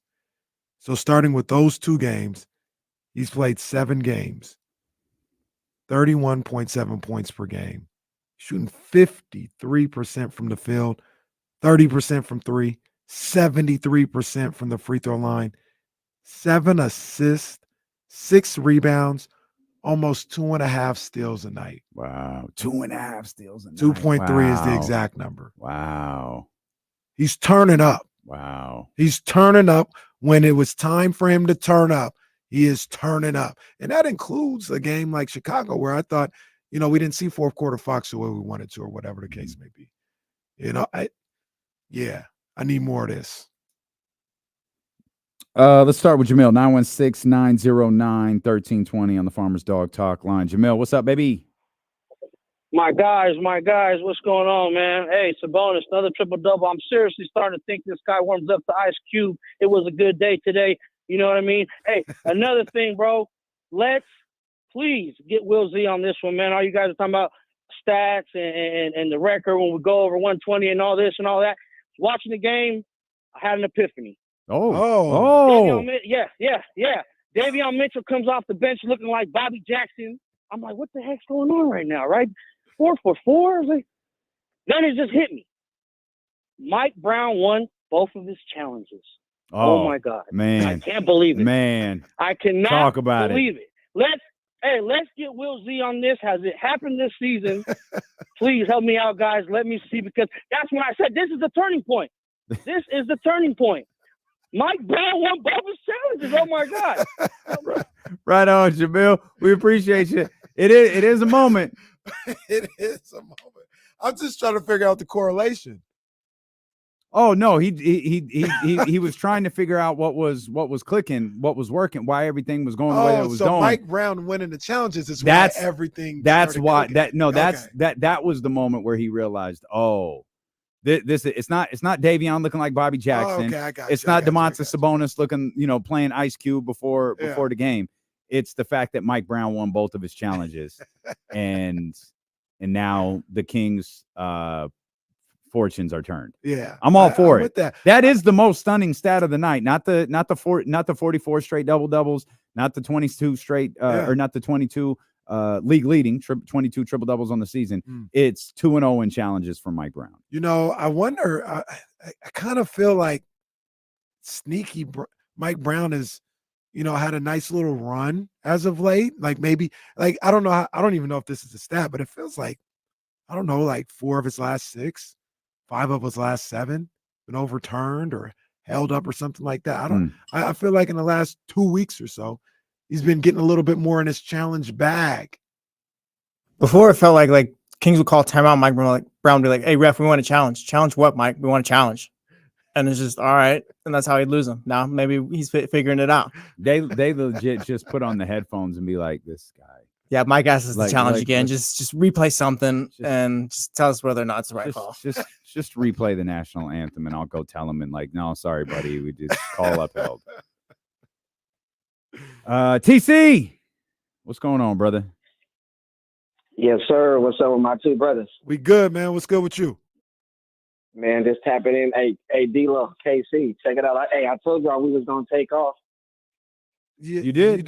You did. You know what I'm saying? So, but like, go ahead. I'm sorry. No, they got to win more than one to take off, though. Eddie said that. I know. No, it's fine. No, we're off to a good start. It's fine. It's fine. It's good. It's all right. good. It's all right. Good. We're riding high Look, tonight. It's okay.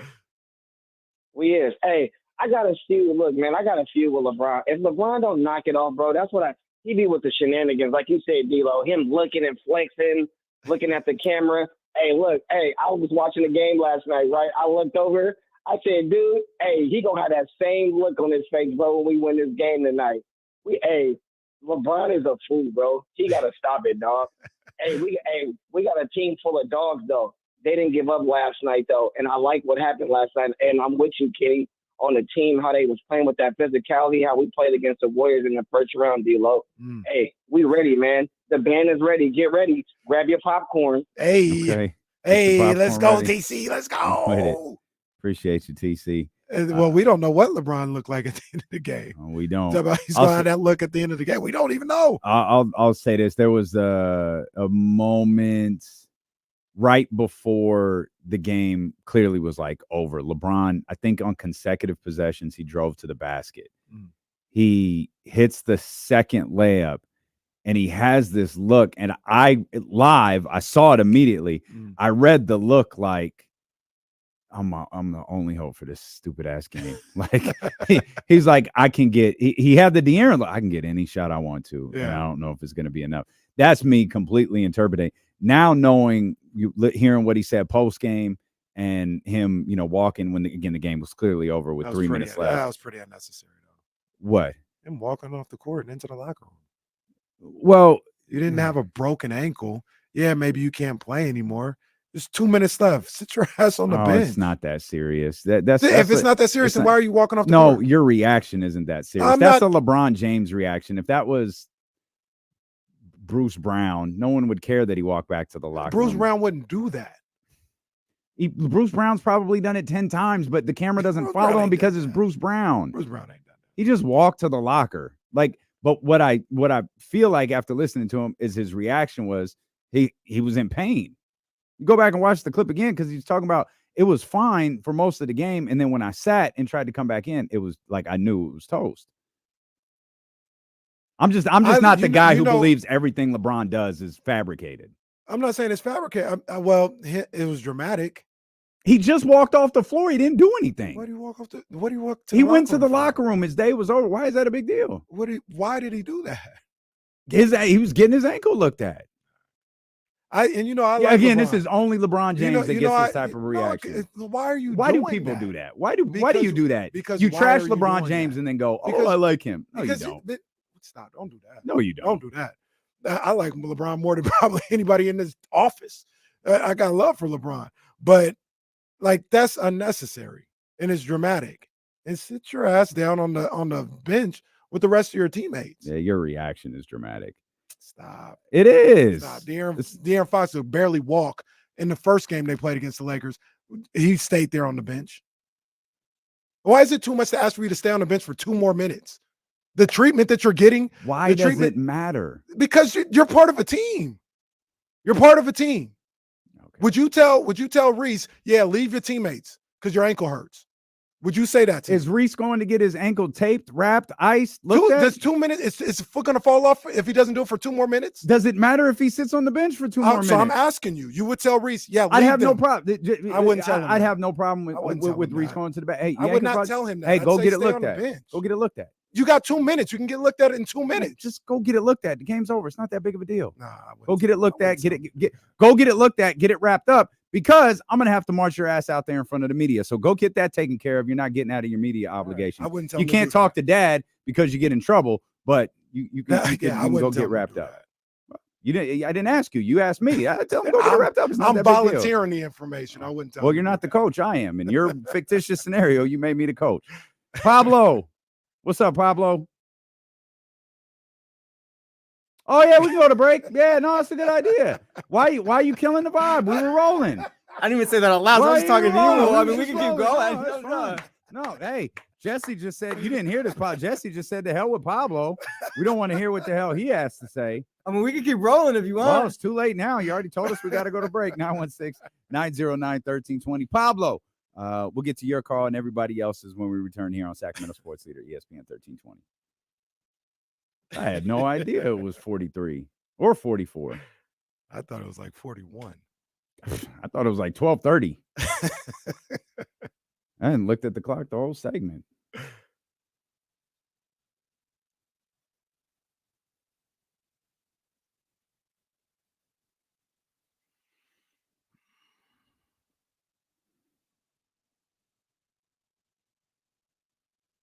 Oh, Alex, don't do that. He's not a clown.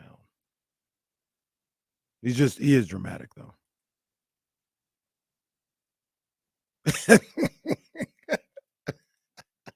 Let beat traffic. That cracks me up every time they put the lead in front of something.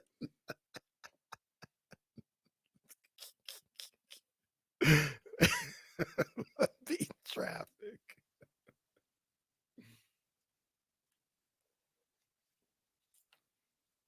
I didn't see this till like they just talked about on Inside or NBA Today. The little ruckus with the Jazz and the Bulls. Did you see that? Oh, yeah. You ain't see that? I didn't see that. Andre Drummond was about to beat John Collins' ass. John Collins was a little out of pocket. Don't be touching the coach. Oh, look at we got Windhurst in the court again. I got to know the significance behind that background. What's the point?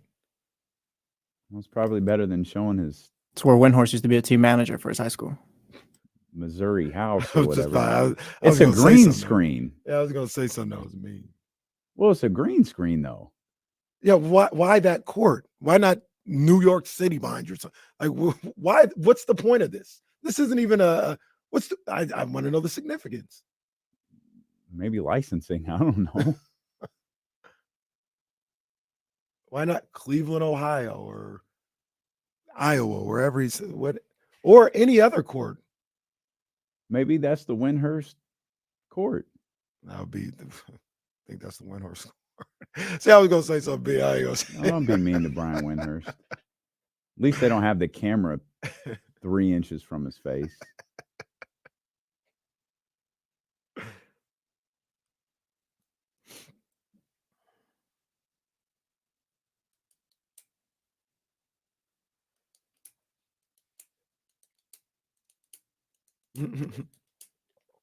Wasn't LeBron eating like Chipotle with a fork and a bowl on the bench? Yeah. LeBron just be doing anything. And who got mad at him for that? Someone got hella mad at him for that. I don't know. I felt like I wanted to say Pat Riley, like from afar. Oh, like I thought it was someone on TV. Maybe so. Probably so. So disrespectful to the game. That was ridiculous. Him and then he didn't he have wine or something on the bench once? No, he didn't. Drunk on the bench, ridiculous. He did have wine. He had tequila at a game, not a Laker game. I think he brought it to the bench. No, there's no way LeBron James had wine on a bench. I think I remember him doing that. He brought his tequila to a game that must have been at the arena and had the bottle sitting underneath him. He was drinking it, but it wasn't a game he was playing in. No, okay, so he wasn't on the bench. He was walking. He was doing the tunnel walk and I don't think he was playing that game. And he had a glass of wine. There is a Jalen and Jacoby tweet asking if LeBron was drinking wine on the bench too.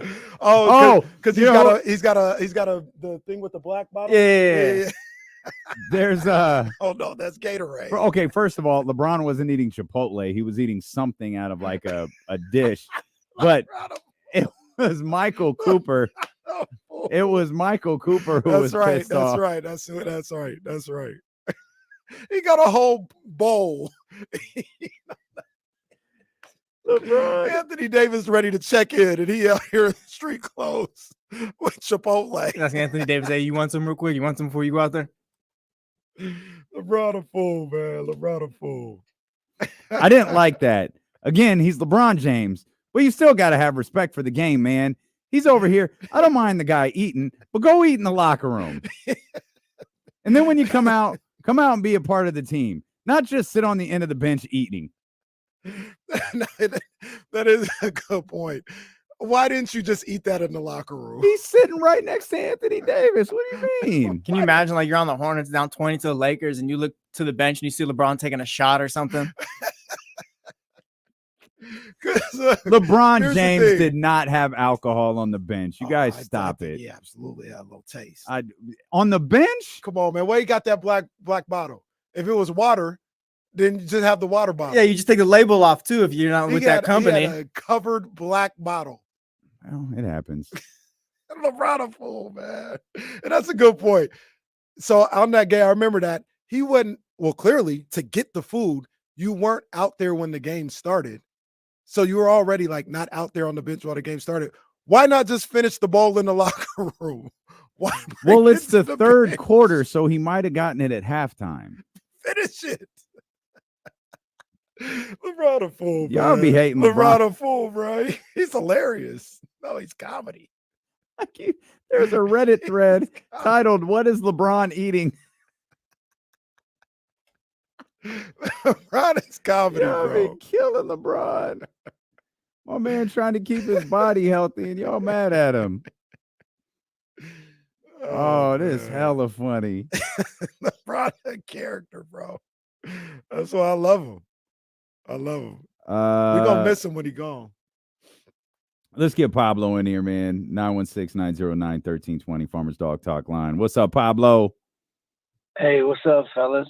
How you doing, brother? I kept the engine running because I kind of deserve that. I haven't called in for a minute. But, hey, I just want to do a few quick shout-outs, if that's okay. Go for it, my man. Absolutely. Shout out to Ohio players for their song "Love Roller Coaster," and to Matt George because he was talking about this. That's the theme of the game and of the season. And I tend to agree with that. Matt George said Ohio. Yeah, he said "Love Roller Coaster" like he was speaking to Ohio. He didn't mention that. He just said, I was about to say. Apologies to Matt George. I was not familiar with your game. I didn't know. I know. No, that's the jam. It is. But also, shout out to Darren Fox for raising the roof. Yeah. I would have preferred if he did the invisible crown, that LeBron does. But true, raising the roof was a good thing. Mason Jones would have had to put the crown on Darren. Yeah. That's how it goes. Somebody got to put it on you, boss. I'm with that. Well, okay. I'm really walking a thin line right there, pal. I'm just dying at the idea of Matt George starting Locked On Kings talking about, woo, it's the Ohio players out here. Love roller coaster. Is that Coach JT on hold? Who's that? Oh, maybe no one's on hold. I don't know. That's what I get for trying to look at the screen. This is the second time I've gotten cute with the call screen in the last two games. Jesse's the other day you just tried to answer the phone. It didn't work. I did that. It was a terrible idea. Coach JT, what's happening, baby? Yo, what's up, man? How y'all doing, man? What up, man? Chalk Talk with Coach JT. What up, big dog?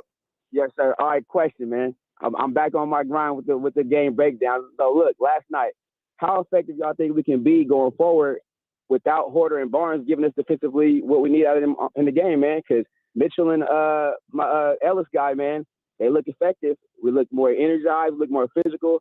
To make a run, though, we need efficiency out of Barnes and Horter on the defensive end. What's it going to look like going forward? But do we? Because this was the question we asked.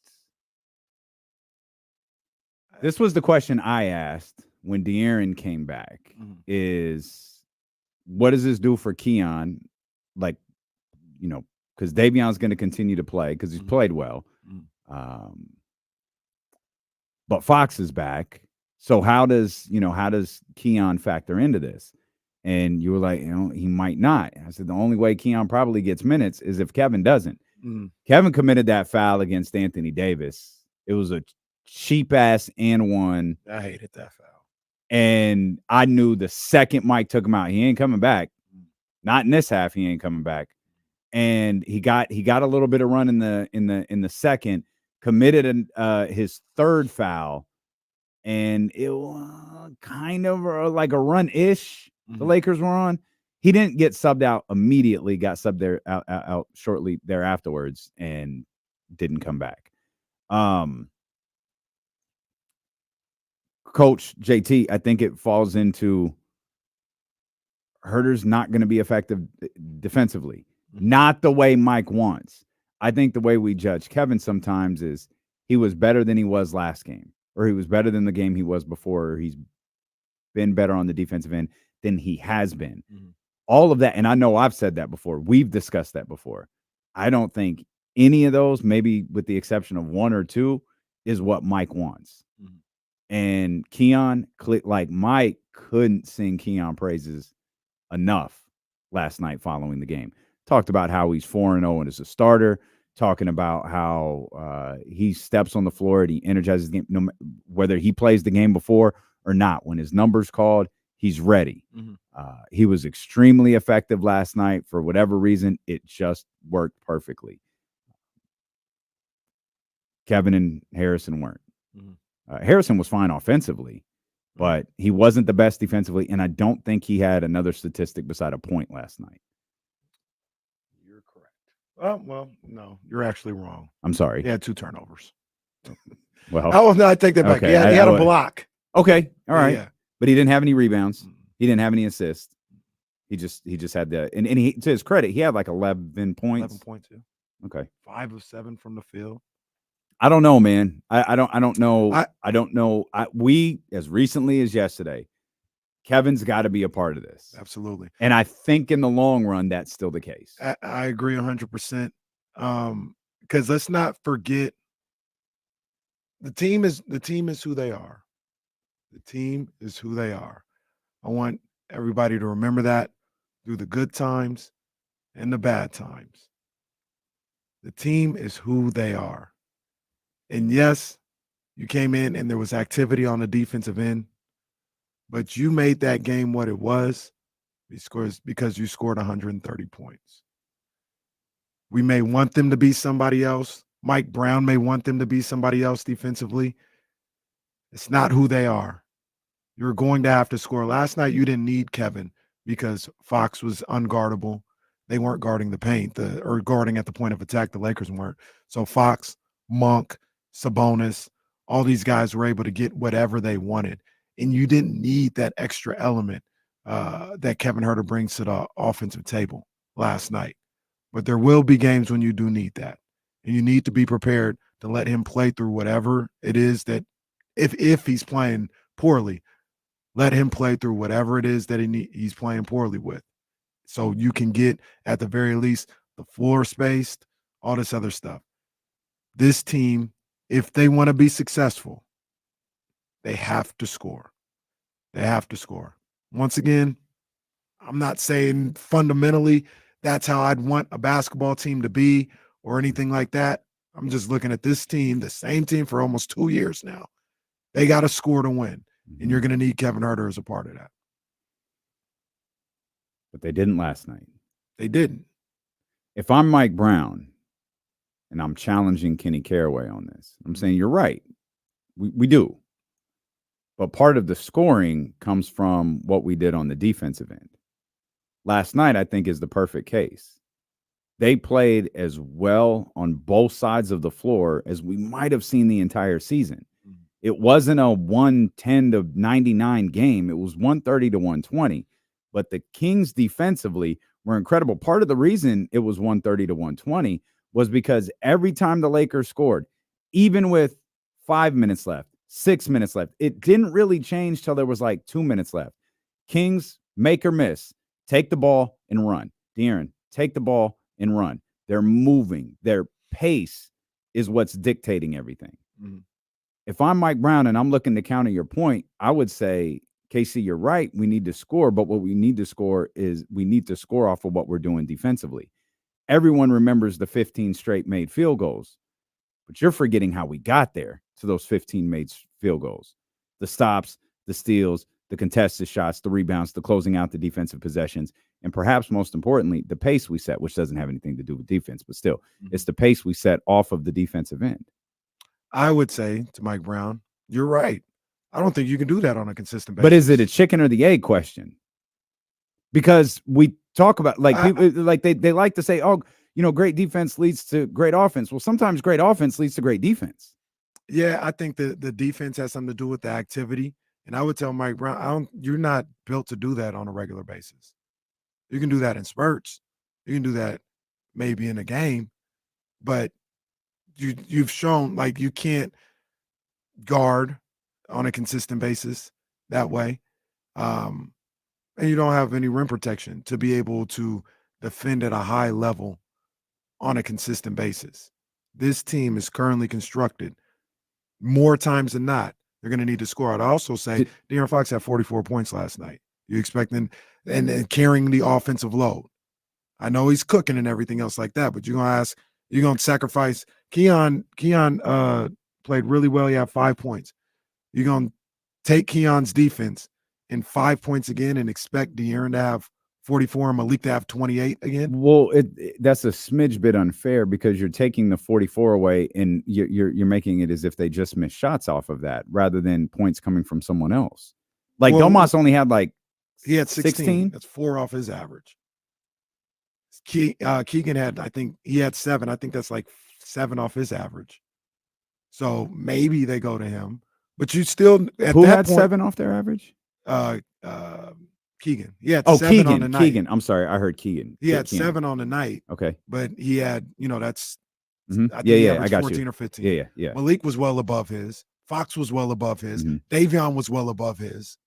So you're gonna expect that to happen on a consistent basis. I just don't think so. I think and you play it by ear, not this is the golden rule. Right. You play it by ear. That's the and thing. You say, hey, we got other guys cooking or we can score in other places right now. I can play Keon a little bit more and keep Kevin on the bench. But if you're struggling to get defense, or struggling to get points, you're gonna have to say, I gotta stick with Kevin a little bit longer right now because we need him to get his 12 points or something like that. But he's so inconsistent in doing that this season. And we have faulted a variety of different people outside of Kevin Huerter for why that might be the case.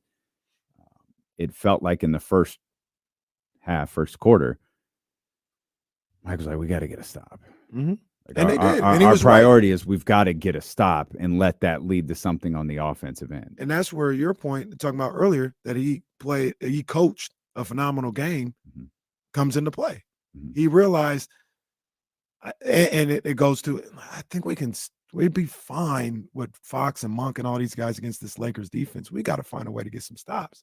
And he goes to Keon a little earlier. He goes to Davion, and it's a great call by him. That's understanding the situation, the opponent, and what you need at that particular time. I'm just saying, I think you're saying the same thing. You got to be prepared to do it the other way too. Understand what you need. You may need Kevin in another tonight. More than you needed him in this game against the Lakers. The thing with Kevin is he probably has to be good out of the gate. And his mistakes have to be minimal. Now we can argue whether that's fair or not, because that's not the case with De'Aaron, but he's earned that. Yeah, it's not the case for Domas. Yeah. He's earned that. It's probably not the case for Keegan either. He's earned that. But Kevin, you can't commit bad fouls. You can't commit bad turnovers. Yep. You can't, and probably more to Mike's frustration than anything else, you can't pass up good shots. Like he has to be locked in at the start of the game, every game, and that could dictate what happens the rest of the way. That's right. If he's off and the team's off, then Mike's going to look elsewhere. And as was the case last night, particularly in the first half, you might not get another shot. It's facts. That's what it is. And, Kevin can either be frustrated by that and I'm not saying he is, but I'm just saying he can be frustrated or complain about that, or you can know what it is and be prepared for it. Mm-hmm. Like, to a certain degree, I'd rather know, hey, my leash is short. I got to be on point. And if not, I know I'm coming out. Yeah, that's frustrating. I don't dispute that, but at least you know what it is. Mm-hmm. Anthony Davis scored 30 points the first time these two teams played at the Golden One Center, October 29th. He's scored a combined 23 in the last two games. He got played off the court last night. That was 14 points yesterday, 9 the game before. and to be honest with you, he scrambled to get 14 last night. He scrambled. He was awful. Frustrated. For what people try to say about Sabonis, that whole soft thing or whatever, like, not even trying to diss Anthony Davis, but I feel like he's one who struggles with, like, guys who just are physical down low and stuff like that. Like, he's the one guy, if you're going to call anyone soft, it's probably him. Yeah, you're always too busy flopping.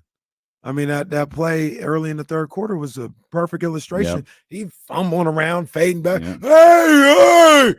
How'd that go again? Hey! Good. And then you see the replay and nothing even happened to him. That was KC's Andre the Giant impression right there. You look at the replay and nothing even happened to him. It was just Domas meeting him at the point of attack and playing solid, legal, physical basketball. And he flailing and flopping all over the place. AD, my cousin, he was talking about AD on Saturday when he went up against Jokic. And I was like, man, why you always on AD, man? Because he always just like be on his head when AD do something crazy. He's like, cuz, man, he a fake superstar. I was like, that's a little harsh. He's not a fake superstar. But it's for a guy that has as many games like last night as he has, it's interesting that we call him a superstar. We feel like Uncle Phil. We do. Or maybe you don't think he's a superstar? I don't think he plays like a superstar. I don't know that he ever has. He's top 75, though. Like, college. that's superstar status, no? It is. No, so that's the thing. We're having two different conversations. They believe he's a superstar. Why is Anthony Davis different than De'Aaron Fox? Because they don't say De'Aaron Fox is a superstar. Again, not we, they. What's the difference? The difference is the Lakers. That's the difference. But they even tried to sell us on AD when he was in because he was ordained. Coming out of Kentucky, first pick.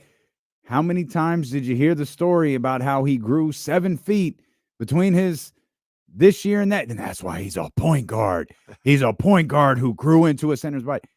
You heard the story over and over and over again. Anthony Davis was phenomenal, but you measure hype versus production, and they don't add up. Very, very good. Very good. Doesn't match the hype. Today, he's very good. He doesn't match up to the way they talk about him. Anthony Davis is having a good season. He's having a really good season. Anthony Davis is having an all-star, potentially, perhaps likely, an all-NBA season because it's Anthony Davis of the Los Angeles Lakers. That's why. I mean, and his numbers are really good. It's just if you he's good. I'm not questioning whether he's good or not. No, his numbers are all NBA caliber. His numbers are that, which is bizarre because I don't know how you get to those numbers with games like he had. It feels like he routinely has those type of games. The only answer is he has like these massive games to balance everything out. But 24-8 or 24.8, 12.3 rebounds. I don't have it in front of me. Probably a couple blocks a game or a block and a half. I mean, that's all NBA numbers. But if you watch him on a consistent basis, he's not that. Like, the numbers do not equate to what he actually brings to the table. Unequivocally, Anthony Davis is one of the 15 best players in the league. Okay. All right. I'm not. Okay. I don't know. His numbers say they are. How many people do you I think? watch him play. I don't think he's better than Sabonis. How many people do you think? Or he's more skilled. I don't think he impacts winning more than Domantas Sabonis. How many people do you think would answer in the affirmative if I asked the same question about Domantas Sabonis? Top 15 player in the league. Not as many as AD. So that's what I mean. Like, if Anthony Davis is having all NBA numbers, what the hell is Domantas Sabonis doing? He's having all NBA numbers. Exactly. I mean, they both having all NBA numbers. I think But Domas. we know they both ain't gonna make it. No, and I think Domas is more. He's more consistent, first of all, than Anthony Davis. And AD just has too many moments like he has last night, where he got played off the floor. They can talk about his foul trouble and all this other stuff. He couldn't play last night.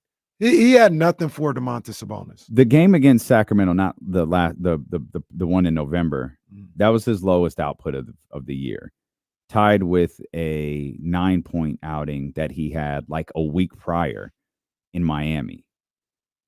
9 points, bro. You're supposed to be Anthony Davis. What you doing? 9. And like I said, he had 14 last night. He had to hustle to get to 14. I don't know if I'm stalling him out. I don't even know if I'm making a point with this statement. He has 16 games with 19 points or less. What's his average? 24.8. Yeah, 16 games with 19 points or less. That's a lot of games. Is and it it? feels like, for him, in my opinion, for his talent level. And it just feels like, I know the math is mathing, but it's not math. It don't feel like it's mathing. How do I see so many games with him playing like that, and he averages 24.8 points per game? What number did I say? 16? What number did 19 points. And I said it was 16? Yeah. Is it just maybe that we're just so tuned in, like when he faces like the Jokic's and throwing the Sabonis, like the top centers, and you see those matchups, like we're all tapped in. It's just like against the top centers, he does struggle, but it's just it's only like 3 guys right there. Yeah, Everyone that else, he might does be it. dominate. When he goes against the Pistons, maybe he's unguardable. The top guys, Joel, all these guys, like he's dogged out. So I think that's maybe why it looks like that, why it doesn't match up. It's a good point. It's a good point. All right, this is a rabbit hole we don't need to go down because that's not like true. What? His worst outings were against Sacramento, Miami, Dallas, New York, Phoenix, Sacramento again last night, Portland in a game they won by 24, Utah, New Orleans, which that might be a little bit different because New Orleans, that's a big He was physical, awful the nasty other night team. against Denver. What do you have? 14 against them too? We talking about 14 points. Davion Mitchell had 12. I don't think he had 14 against Denver. Oh, there he is, March 2nd. He had 17. Okay. I don't know. My bad, Anthony Davis. Will you take that sign out of the screen? But this one? Actually, raise it for the class. They can all see it a little bit more. Yeah. That's funny. I didn't even know that was just said here. Yeah. Will you stop? They can barely see that it says KC hates HB. I don't hate HB. Shout out HB. Tell him to get a rebound once in a while. It'll be interesting to watch the rotations tonight. That's for sure. We'll come back. We'll talk more about Mike Brown. Again, I thought he was masterful. Got to talk about De'Aaron Fox. And probably we were talking about Domantas Sabonis. I'm sorry, that's 9-0 Domantas Sabonis versus Anthony Davis. We'll give the superstar the accolades that he deserves when D'Lo and Casey return here on Sacramento Sports Leader ESPN 1320. Alex, what up, man? I already gave him a little bit of the rundown. I told him, the release, where to get it, all that other stuff. But yeah, you tell him whatever else you need to tell him in the chat. I told him there was a little something special for the chatty house, but I will leave that to you.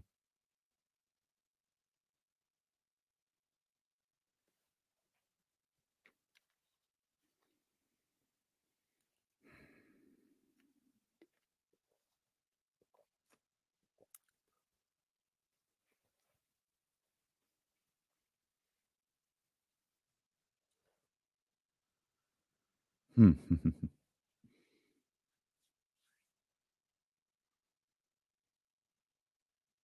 this guy? I've never seen him before. I didn't know Mina Kimes had her own show. I just thought she was a part of the NFL stuff. I didn't know that either. I think it's like one the Hoop Collective. They'll play that on there sometimes if they need filler.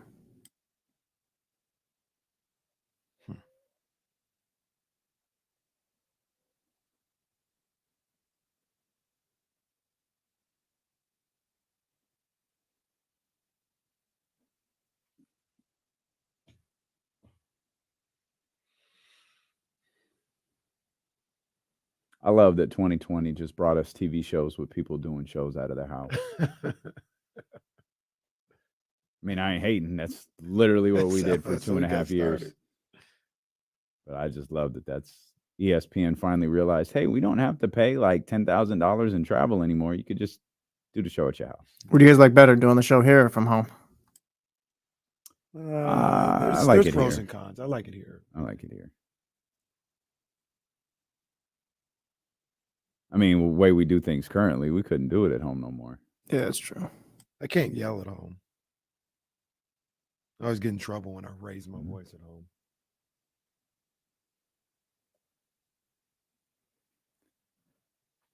We wouldn't have our collection of office characters if we were at home. Just be me, Sprout, and an occasional appearance from Reese.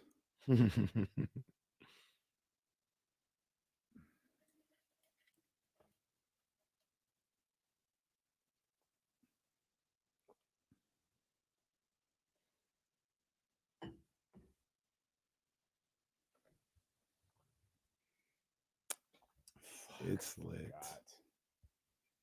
I forgot. What time is that thing again? 11.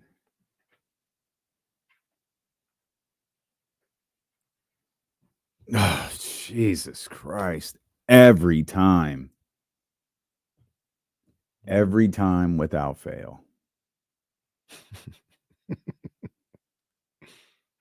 Russell fight's a damn shame, but I'll watch.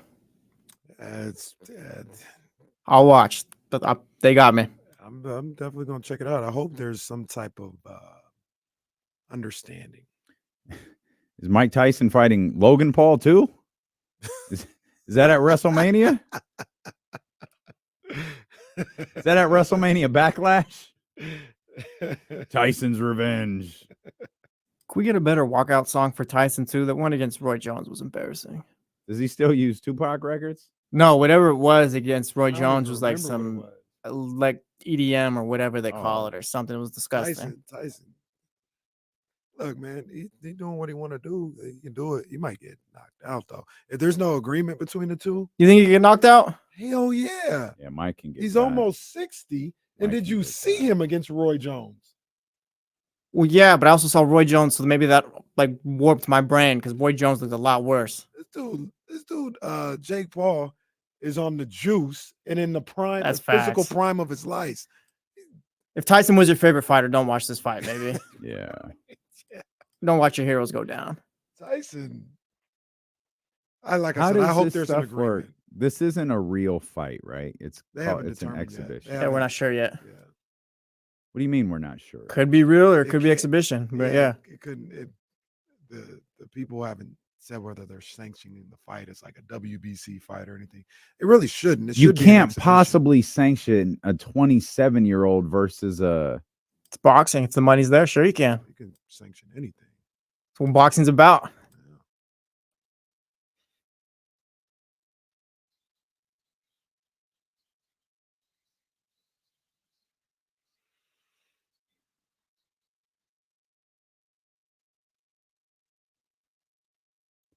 Mike Tyson is 57 years old. Come on, man. If an athletic commission sanctions a 57-year-old versus a 27-year-old, more people need to start acknowledging these athletic commissions aren't real. Well, Bernard Hopkins They're was, money hoes. Bernard Hopkins was what, 50 years old, fighting people younger and stuff like that? Yeah, 57 almost versus 50, yeah. 27. It's not right. This but is bordering on a crime. The way I look at this stuff now is, If it's an exhibition, then whatever. Mhm. It's whatever, because you don't need athletic commissions in an exhibition. Mhm. If this is a real fight, because Floyd and Conor was a real fight, right? Yeah, because they Yeah. moved him to 15-0. This is, see, I know it's not the same. I know it's not. This is where the whole sport loses me, is stuff like this. I understand it's not the same, Mhm. but athletic commissions oversee all of this.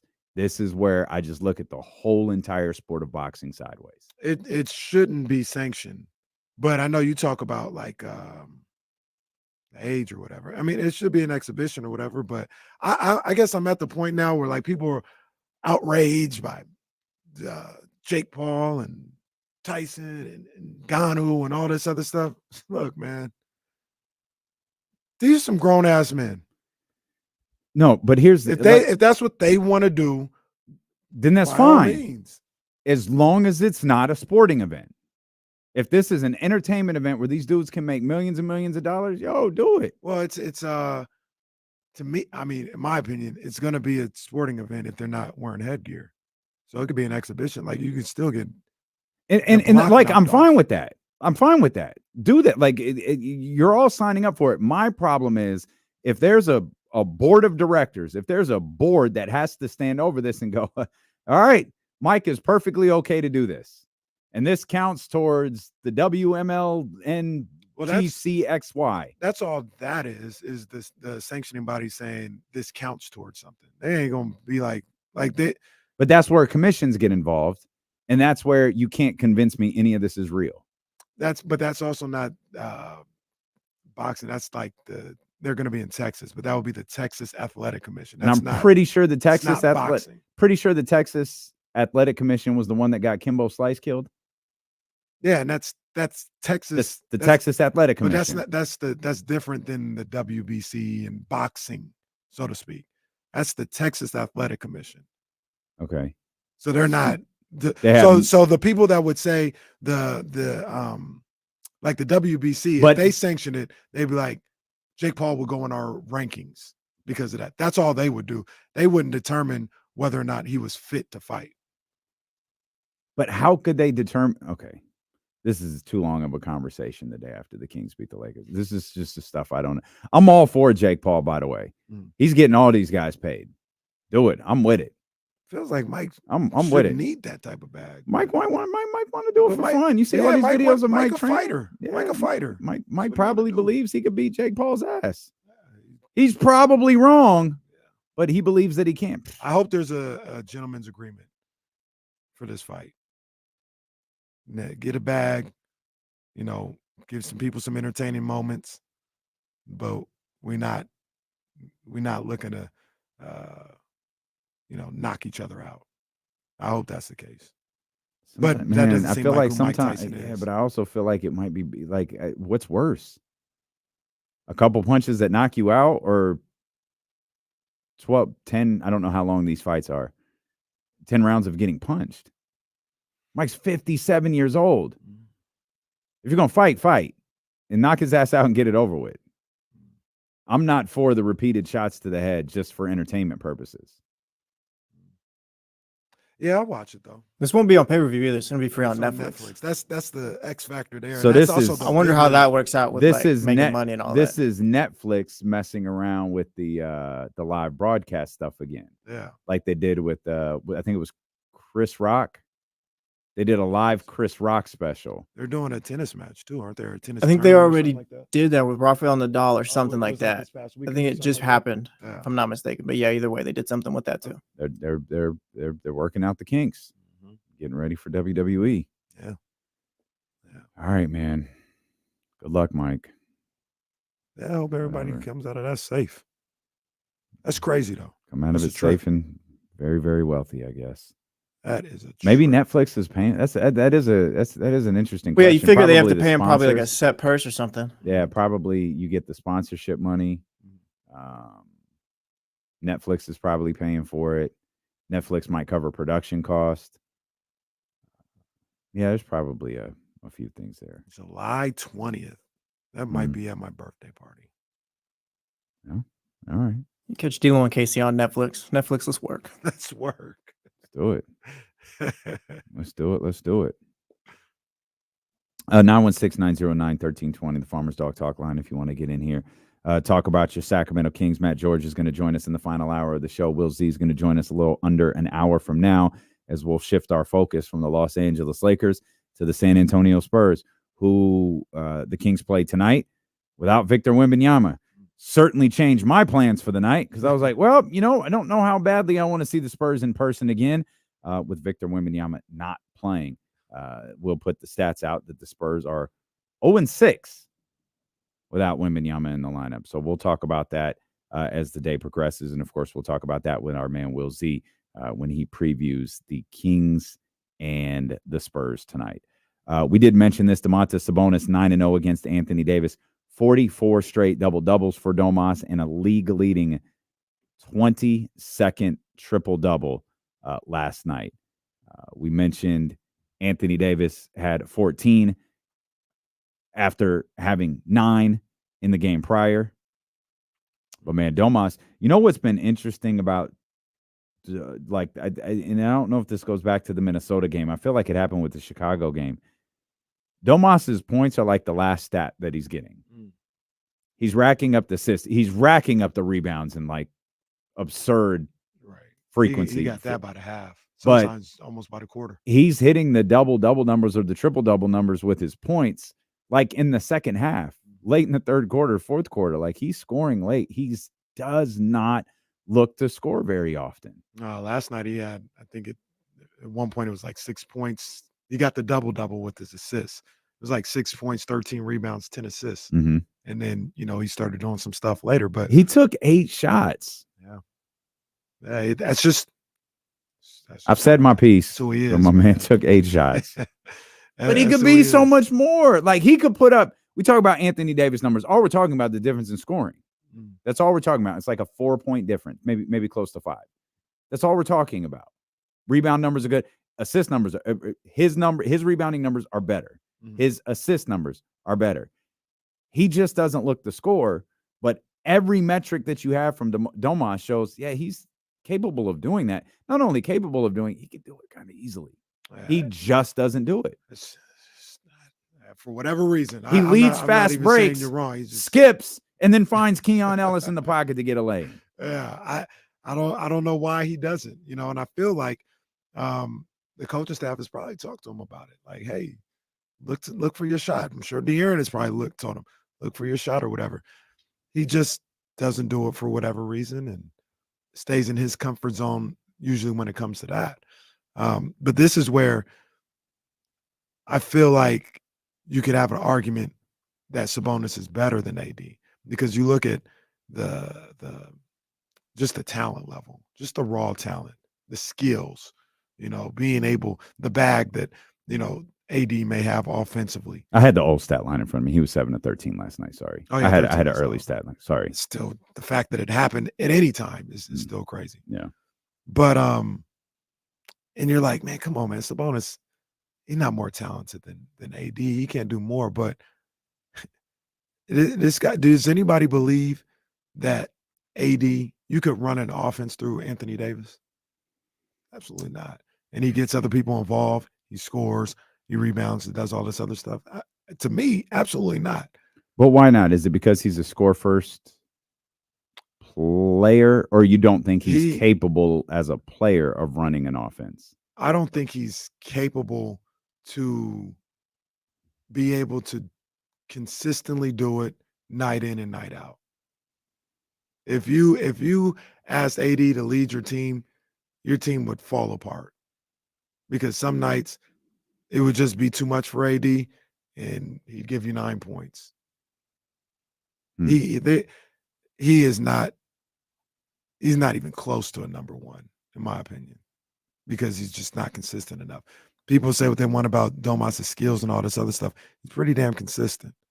He gives you, like, I know his numbers might be number one. Is Domas number one? I mean, he could. I don't feel like it's just because he doesn't shoot enough. Mm-hmm. But his consistency is there. Maybe that changes if he had to get around 22 shots a night. his percentage could look like everything could look a lot different when teams know, hey, he's going 22 to 24 times tonight. Exactly. I mean, hell, you can make the argument, and this may sound like disrespect. I'm not trying to. AD might not even be a number 2. Oh, that feels like a little. When he's not a number 2, look what happens. They don't win. They don't make the playoffs. They don't make first round. They're not successful. They're not success. The Lakers are not a team that's a championship contender. They got LeBron James, who's averaging 28, 8, and 8 again, and your number 2 is only good enough to get you to 9 seed. They did get to the conference finals last year. I mean, they were swept, so you're only there for a second. But you just made the argument that he was an all-pro player, an all-NBA player. His numbers say that. So is he or isn't he? If it came down, because it started with me saying I don't think that he is, and then you said, "Well, his numbers say he is." So is he or his numbers say so is he or isn't he an all-NBA player? I just said that first of all. Just before I answer it, I just said that to say his numbers dictate that he should be on the All-NBA. I've watched the whole season. I've watched everything that goes on. Really, it might come down to him or Sabonis. I would pick Sabonis over him for All-NBA. I think Sabonis should be on. Put it to you like this: AD should not be All-NBA, and Sabonis isn't. And I could probably make the argument Fox should be ahead of him too. Okay. And I'm not, I don't have a problem with any of that. I guess what I'm just confused by, and maybe it's not even that important. You don't think AD is a number 2? On a championship team? I don't know. He's won a championship. He had one moment. Yeah, one moment in the bubble, whereas a number 2, he was phenomenal. He had another moment where as a number 1. I also want to be clear when we acknowledge that, like that was the Lakers were favored to win the championship that year. Played like a championship team all year and then won the championship. There was nothing stunning about that. No. There was not like people can try to diminish the title, all of that they want to. The Lakers were the favorite. They played like a championship team and they wound up winning the championship. It only started getting diminished when we didn't even try in the bubble, or this happened in the bubble, or this guy was depressed, or this happened. It's like, okay, dude, you could diminish this all you want to. The Lakers were favored to win the championship and they won the championship. We talked about it in the moment though. Before all that stuff. It's just different.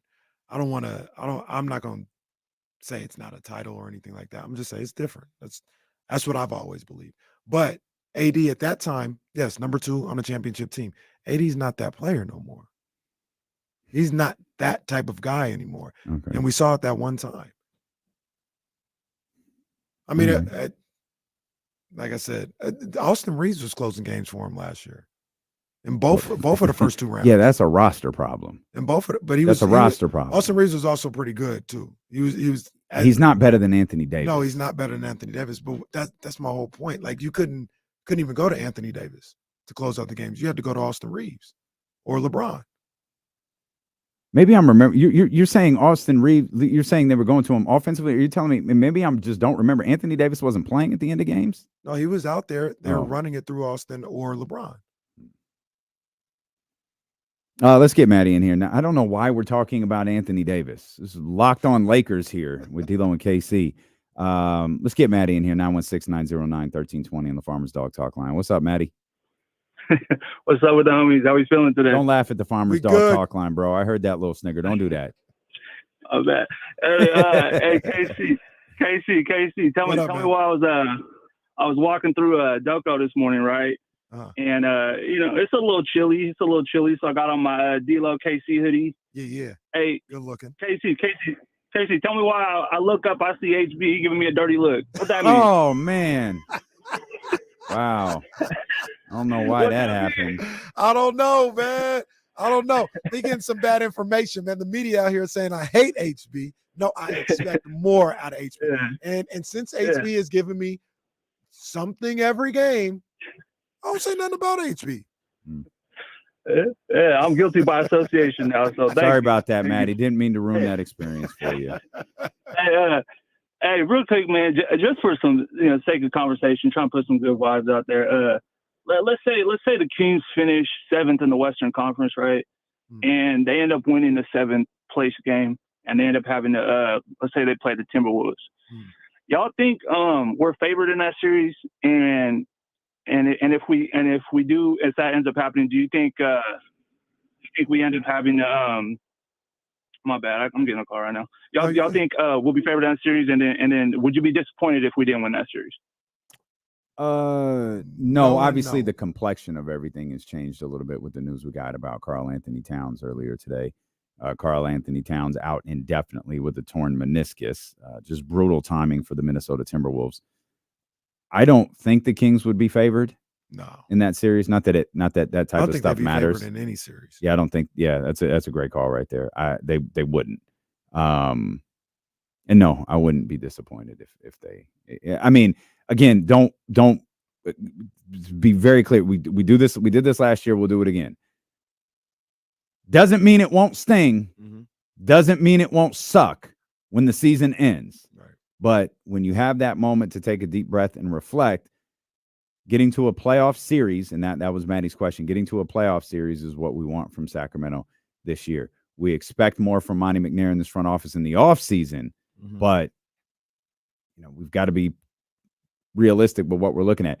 We can make the argument this team can beat anyone 4 times in a 7-game series when they hit on all cylinders 4 times in a 7-game series. There's 20 other teams in the league that can make that claim. Right? There's a handful there's far more teams in the league that can make that claim than can't make that claim. That's just not how sports work. Yeah. Very rarely does a team play perfectly. I agree with you. I don't think they'd be favored. I wouldn't be disappointed if they lost in the first round. But I also look at this thing, and I was thinking about this last night. The Kings, there isn't a team outside of New Orleans. Actually, the only teams that I don't feel confident them playing against is the Clippers and the Pelicans. Seems like a bad matchup.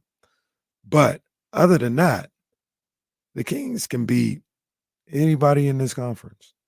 They need them to beat Houston on Sunday. I need them to beat San Antonio. Well, there's that too. Yeah. Well, they've beat San Antonio. They haven't beat Houston. That's yet. true. Good point. But the trio of Fox, Domas, and I put Monk in there. That's as good as any trio in the NBA. I think you might be hard pressed to find 5 better trios in the league than those 3. They can go off. They can get you 30, 60. They can get you 85 points in a night. Those 3. There's not a lot of trios. I mean, you can talk about Phoenix can do that. Maybe OKC. Maybe Minnesota. The Clippers can. Minnesota. Yeah, I'm thinking like if Gobert's really cooking. Oh, okay. If Gobert got 20. I was trying to figure out. Okay, I got you. You know I got what I'm saying? you. Sure. And that's a stretch. Yeah, I think so. I think so too, but I got you. Yeah. I mean, I don't think there's 5 teams with a trio like that in the league. Or if there is 5 teams, there's 5. What's Al Horford good for these days? Al Horford's like the 7th best guy on that. Yeah, that trio is Brown, Tatum, and Porzingis now. What could you give from Derek White out there? Oh, yeah, we ain't even mentioned Derek White or Holiday. Yeah, you could. There's a revolving door for those 3, I guess. Well, there's 3 trios right there. Who's your third guy? Who is Porzingis. the third man? It's Porzingis for sure. Porzingis, yeah. Okay. The Derek White for the All-Stars campaign was pretty tough, though. Hey, you know what? Pat on my back. We worked hard for that, and I feel did. like we raised a lot of awareness for that. You So, did. like, that's there for next year at least, maybe. At least people now respect Derek White. February is now Derek White Awareness Month. Yeah. I was just trying to bring respect to Derek White. I think I did that. Gonna wear little white ribbons Job well done. every We February. worked hard. No, it was good. It's good. Okay. You know what would make the Kings trio like unstoppable, better than any trio you name, is if You had Michael Bridges. Wow, we're doing this again. Well, go ahead. I mean, you're probably right, but I was thinking angry De'Aaron Fox. Give me angry De'Aaron Fox. Pissed to off start. De'Aaron is a Yeah. problem. Yeah. De'Aaron Fox, I feel like, is at a point, just talking about his mid-range too. Like, you know how KD, DeMar DeRozan, those guys, you take any mid-range shots, like, you're not stopping this, don't matter. I feel like De'Aaron Fox is kind of like, that's his shot. Anything he takes, like from the mid-range or whatever, like, you're not stopping it at all. I had a scary realization last night that, like, because LeBron can't do it as regularly. He did it a lot last night, and it, wound up with him limping off the court, not flexing anymore. But he can get to the basket at will. He's still at 38, 39 years old, whatever it is, can get to the basket whenever he wants to. And you can't do anything about it. Yeah. That's very literally the case with De'Aaron Fox. You can't stop him. All you can do is foul him and hope the refs are tired of calling it. Right. Which is what happened last night. The one layup that he missed after 3 straight, they just got tired of calling the foul and let it go. It feels like you can't even, typically with a guy like that, like as fast as he is, you my bad, I clicked to a different tab and up were the images of LeBron drinking wine and the black bottle and all this. He's funny, man. LeBron funny. But usually with a guy that fast, sometimes you guess which way he's going. It feels like you can't even guess which way he's going.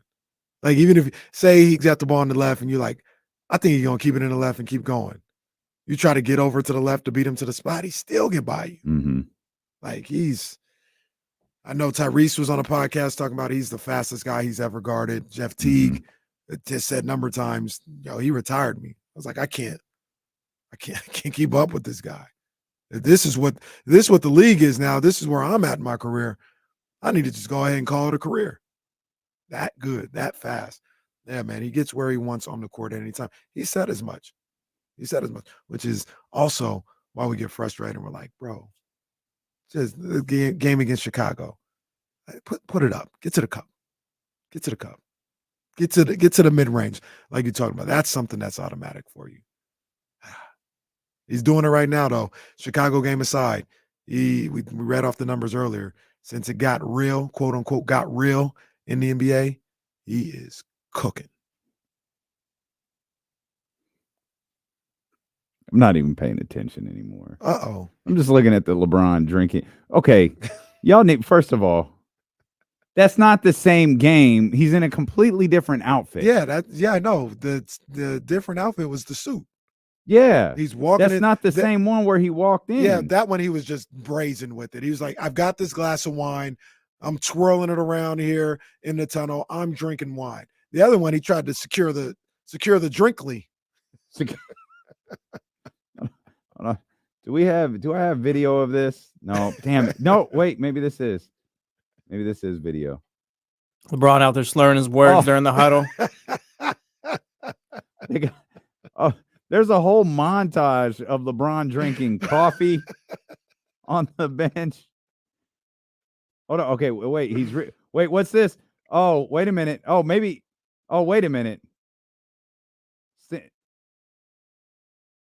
Oh, yeah, that's not water.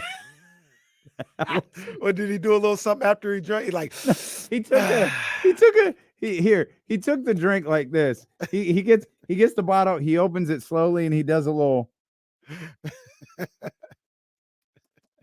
You don't drink water like that. That wasn't water. Hey, my bad. Okay, my bad. You see? Hey, no, yeah, okay.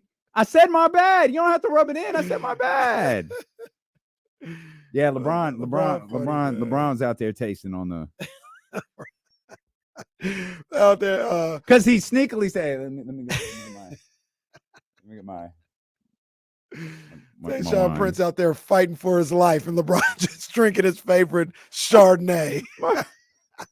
My favorite one is when he's in warm-ups. He's next to Kyrie. This is in Cleveland, and he's got a cup of coffee with him. We'll come back. Our man Connor Sutton's going to join us. We'll talk Kings. We'll talk Republic. We'll talk much more as D'Lo and KC continue here on Sacramento Sports Leader ESPN 1320. There's two games with the little black bottle. Oh, I only saw one. No, there's two. Do your thing, bro. There's two. Life gets hard. Connor, What up? what's happening, baby? How are you? Man, I'm good, brother. How are you? I'm great, man. I'm great. Yeah, excited for a new season here. Yeah, man. Yeah, I'm not as excited as Kenny, who just left because I'm about to join the chat. I don't know what's up with that. He said I'm done with this. I'm out of here. I'm out of here. Oh, this is fun, man. This is fun. Hey, the Farmer's Dog text chat line. I'm a big fan. Big Farmer's Dog fan here. So Are you? Yeah. Yes. Do you use it? I do use it. Do you? No, I looked into it about a month ago and just didn't do it. Like I switched foods. I switched to a food my vet was like, make sure it has grain in it. Like some of these foods that remove grain are pretty bad. So I looked up Farmer's Dog and it was like, man, this is some good stuff. It's just really expensive, as you know. Yeah. Yeah, I know. It I know people who like have older dogs and they've like changed to it, and then it's been game changing. So oh man, you all right. You might make me do it then. Just letting you know. Because my baby turns 10 tomorrow, Monday. No, 10? Yeah, she turns 10, yeah. Wow. Yeah, so if I can, whatever I can, man, to keep her around as long as possible. For sure. I'm going to do it. That's good stuff, though. It's good to know that you use that. Yeah, I saw someone laugh at it earlier. I was like, man, don't laugh until you try it. That's basically people food. You can try it, but well, it's good for you, man. That's what it looked like. Yeah, man. Yeah, I got the website pulled up right now. It is really food. It's real food. Yeah, right.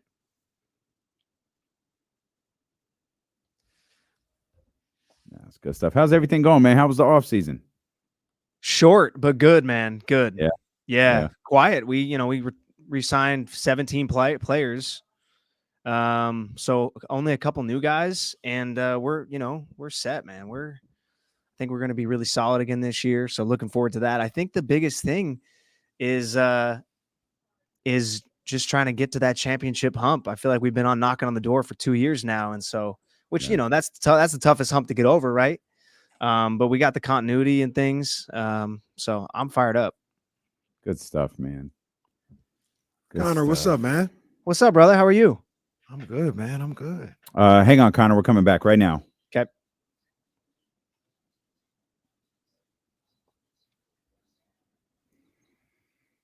All right, we're back here. We'll get back to Kings basketball. Will Z's going to join us in 30 minutes. Matt George in the final hour of the show. Happy to be joined by our man, Connor Sutton. Connor and I just talking Farmer's Dog there during the commercial break. He's a user of the product. There we go. Good stuff right there, Connor. Talk a little Republic as well as you guys are gearing up for another season. And we'll just bring people into the conversation we were having. We'll bring the radio audience into the conversation we were just having here on the stream. Obviously, the Republic, Connor, over the last couple of years have been extraordinary, just absolutely incredible. The entire city has been behind them. But that championship hump, that's tough to get over. Yeah. No, it's a big thing. And listen, I've talked to a lot of the players, talked to our head coach about this. And, the way we got knocked out of the playoffs was tough last year. We're up 1-0 in the 60th minute and let up a couple goals. And it's only a couple minutes where we didn't play that well. And we basically got knocked out for it. So, but that's on their minds. That is the driving factor, especially for these returning players, is they know what it takes to get to that point. And now they realize, like, if you blink, man, you can be knocked out, especially in the playoffs. So being top team in the Western Conference is great. But you get to the playoffs, it's a whole other animal. And obviously this team knows that. A lot of these guys were on that Open Cup team 2 years ago that went to the Open Cup final. So they know that knockout style, which is so fun to watch. But, listen, I think they're going to be confident. We know that this team is good. They know this team is good. It's just now they know that the job was not done last year, and they know that. And so heading into 2024, that's the goal again, is to win a title. Do you think these guys may suffer a little bit from a little bit of a hangover? I think about this as a 49ers fan, right? You get all the way there, and obviously they didn't get to the finals, but it was close enough. But you get all the way there, and you have a tough loss, and it's like, man, we got to go back up the hill again. And it may take, a month or two to kind of get the gears going again. Have you seen that earlier? Or are they just kind of energized maybe by the loss and the heartbreak last year and using that to prepare them to be ready for the start of the season? Yeah, look, that's a great question, Kenny, because I do feel like we have seen that happen just in sports in general. It just doesn't matter what sport. You're right. With the Niners, that is a concern, right? But I think for the Republic, the thing that is so important is that for 2 years, really, the defense has been so good. The back line has been so solid. And the fact that all those guys are coming back, they've added a couple pieces to just kind of chime in back there as well. That makes me feel good that they're going to be so good defensively again, which then leaves the chance for error so much smaller than what it would be if you didn't have a good back line, good defense. So I feel good about that aspect. I think that this team, there's no hangover. I think they're fired up. I think based on what I've seen in training camp, they know that they want to win a title, and they know that. They talk about it. They know the way they got knocked out. It's a bad taste in their mouth. They feel the pain that a lot of fans did last year, and they want to come back. Listen, it was a great year, but they also know, like, that's how the sports is, man. If you don't win a title, it's kind of a disappointment, at least for most teams who are wanting to win a title. What do you add when you have a defense like they had last year, when you had a record like they had last year? Like, how do you evaluate and go, okay, here's what we're missing. Here's how we get over that hump. I mean, that's what our general manager and president Todd Donovan has been working on the offseason with our head coach Mark Briggs. Like, it's a good problem to have, right? You got to figure out. So it's not a lot. It's bringing guys back who are really great last year. Russell Cicerone is returning, who was our top goal scorer last year. We brought in a goal scorer from League One who had over 20 goals last year.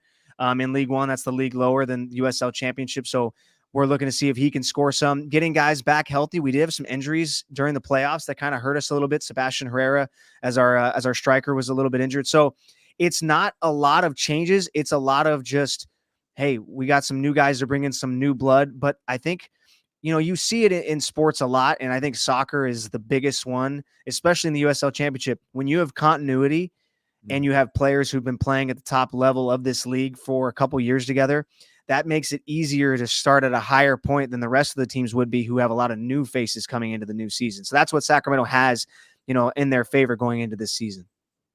Kind of for somebody like myself, who I follow the Republic, I don't necessarily follow the league as a whole. Who are some of the teams that we've got to look out for this coming year? I know Phoenix and Oakland, that's always a rivalry type game, but who are some of the other contenders that we got to, be on the lookout for? I mean, Phoenix, they're the defending champs. They're the ones who knocked us out last year. So I think we're going to definitely have some vengeance to return there. San Antonio FC in the Western Conference, always a top team. They got a couple former players there. So there's a little bit of a rivalry within those two teams. On the Eastern Conference, you have Tampa Bay Rowdies, Louisville FC. Those are the teams that have typically been the top of the East and the West. Last year, Pittsburgh Riverhounds on the East were some of that was a top team in the East. So, it depends. It depends year to year. I think in the Western Conference, we play Orange County on Saturday night in our home opener. And that's a team that we lost to twice last year. We played them at that Giant Hughes match that I think both you guys at least. I think at least Kenny was at it. I can't remember if both you guys were, but we lost to them that night. And so we're going to be looking to get vengeance there as well. The home openers Saturday. Yes. Saturday. Right. When like, cause we always follow like with the Kings, man, these guys have been together since such and such. They've been working out all off season. They've been doing this. They went to Domas's house for wine and all of that different stuff. When do these guys get together and start to prepare for the season? So early February, actually a week earlier than they ever have this year. And they, obviously there's a lot of games and a lot of training that comes into training camp, but they also went to Tucson for some games, but they also, they did a couple days of just team bonding, Top Golf. I know we have a lot of golfers on the team that like to get out and hit the range or hit the links. And that's what's so cool about the culture of this team is everybody's really close and good friends. And I think we've seen that with the Kings too. You guys have talked about that, is you can tell everybody likes each other. And I do think that matters. And we've seen the same thing for the Republic. We have great leaders like Kenny's guy, Roro, who's such a great leader. I don't know why I said Kenny. He's D'Lo's guy too. I don't know why it's just Kenny's, but it's your boy. No, it's fine. Be careful what you say. Just remember, be careful what you encourage, Connor, because it'll end up on a hoodie. It was coming. I was waiting. I was going to wait. Well, Yeah. I was gonna leave. Connor, that's fine, Connor. That's why just got to be careful on this show, man. Got to be careful. I was gonna get Kenny a custom jersey with it on the back. Oh, No. Let's go. Mind you, go. Connor, have you ever seen me wear the shirt? No. Well, I've You seen it will see me photoshopped. wear the jersey. Don't waste your money and your resources. I think it would be a great use Yeah. of funds. Caraway number 5 is just fine. I would send it to Damien, and then he would give it to you on air. Is what I would do, so you weren't ready for it. That's what I would do. Hanging up So right many, here, yeah. so many bad influences around here, man. I tell you, so many bad. And it's your fault. In fact, I'm blaming both of you to be clear. Well, I just wanted the Republic to win. You And couldn't. I was confident You that they couldn't. were going to You do it. couldn't say "Go Republic." I did, but I also said they were about to smash them boys, like Roman Reigns would say. But now it's not. I funny. did They encourage want a it, I hoodie. will Like say. Connor wants to get you a jersey, and you won't. Like how rude is that? Connor wants to get you a gift, and you're like, "Nah, don't do that." Caraway 5 will do just fine. One of the best fan experiences in the city, by the way, is Republic games. heck This is so yeah. much fun, Heck yeah. I've been on the outskirts. I've never been to a game yet. I got to go. I'm definitely going this year. bro. Yeah. Definitely going this year. But Kenny, we got to get you on the mic out there, man. Both you guys. you know I'm with that. Man. I got the gear. I'm ready to go. I got everything. You talk about my guy Roro. It's funny you say how long they've been working out together and everything, because I saw him at one of the Kings games. They're playing the Hawks. So that was before the All-Star break. And I saw him and I was like, "Man, what's up, man? How you doing?" He said, "Good, man. We got practice in the morning. We getting ready." I said, "Practice? Like, what you talking about?" He's like, "Yeah, we've been going at it for the last 2-3 weeks." So yeah, man, they've been getting together, working on that team bonding, the camaraderie. And I think this is their year. How I felt about the 49ers. Now we all know how that ended. I'm not ready to talk about that. But remember but it's still. coming into the season, Yeah, I said this was the year. yeah. This was it. This was the year where they're going to put it all together, and this is the championship season. That's how I feel about the Republic this year. I think so too. I think this is the time for this team to really show out and get a title. I mean, you've seen teams knock on the door, and then finally break through, and it feels like this could be the team to do that. I'm excited because we also got really good depth this year. We got Jack Gurr, who's returning. We have really good depth at the goalkeeping position. Vidiello, who's been great for a couple of years, brought in Jerry Mazzola, who's a top-notch goalkeeper as well. I really think that this is the year, man. And I will say, since this group has come in, the vibes at Heart Health Park has gone to another level, man. Like this team puts on a show. You don't have to know soccer. You don't have to be a fan. Like it's just, you come out. It's such a good time because it's fast paced. There's no stoppages other than halftime. And yeah, man, I mean, celebrating a goal with those players, they go right to the fans to celebrate. So the vibes for this team at Heart Health Park, that's what we're excited about for Saturday. Connor, we always catch up during the big moments, man. We need to make this a regular thing this season. Yeah, Come in and let's visit. do it. We talk Republic. Yeah. Let's do it. I'm game. I'll bring All right. Kenny's jersey next time. Let's go. Let's go, Kenny. Yo, whose man's is this? Whose man's is That's my this? man right there. What you mean? That's my man right there. Connor, great to catch up with you. Republic home opener this Saturday. Beginning of another great season, I'm certain, for this franchise. Can't wait. Thanks, We fellas. appreciate you, my man. Thanks, Connor.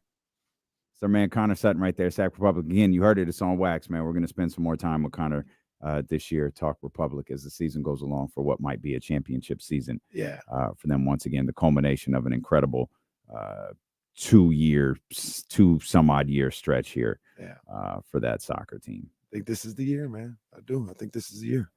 Hey, while there's a little break in the action here, we talking Kings with Will Z coming up, Matt George coming up later in the show as well. Can I tell you guys about my dream?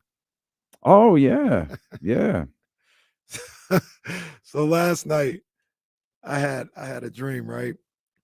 And I was sitting there and I don't know what I was doing, but I was KC from D-Lo and KC for sure, right? Radio personality, sometime TV personality, Kenny Caraway, KC. And, I'm walking. I don't know where I was at, but I was somewhere. I was walking, and all of a sudden I heard, "Hey, can I talk to you for a second?" Yo. What? It's like, can I talk to you for a second? It's Draymond Green, for those who don't know. I'm like, yeah, man, what's up, man? What's up? So I forgot the whole dialogue, but essentially, Draymond was basically like, yo, man, like, let's get on the same page. And I told him, I was like, Draymond, I ain't gonna lie to you. I never like disrespect you, called you out of your name, but I didn't talk bad about you on the radio. And I told him why, like, you did this, you did that. I thought and Draymond was like, I understand. I get it. I understand. And he goes, look, man, let's go grab a bite to eat. I'm done with practice. Let's go grab a bite to eat. Let's really talk about this. It wasn't a dream. It was a premonition. No, so he, let's go grab a bite to eat. I hope he doesn't do what Paolo did. And I said, well, and then I'm sitting there and I'm like, all right, man. And he like goes to get his car or whatever. And I'm like, yeah, I don't know if I'm really gonna go to dinner with Draymond. He drove Green. himself to the No, look. Well, look, I was like, I don't know if I'm really like, how do I kind of ghost this guy or whatever? And I'm like kind of I was looking on my phone. I was thinking like maybe time will pass and maybe I lose him or something. And then he pulls up in his car next to my car, like, hey, what's up, man? Are we still going to let's go this way? I'm like, oh man, let's all right, following you. And then I'm sitting there and I'm driving and I'm thinking in my head, how am I going to explain this to the chatty house? How am I going to explain this? Yo, what is this picture going to look like on Twitter, on Instagram? Me and Draymond having dinner. No. And then I woke up.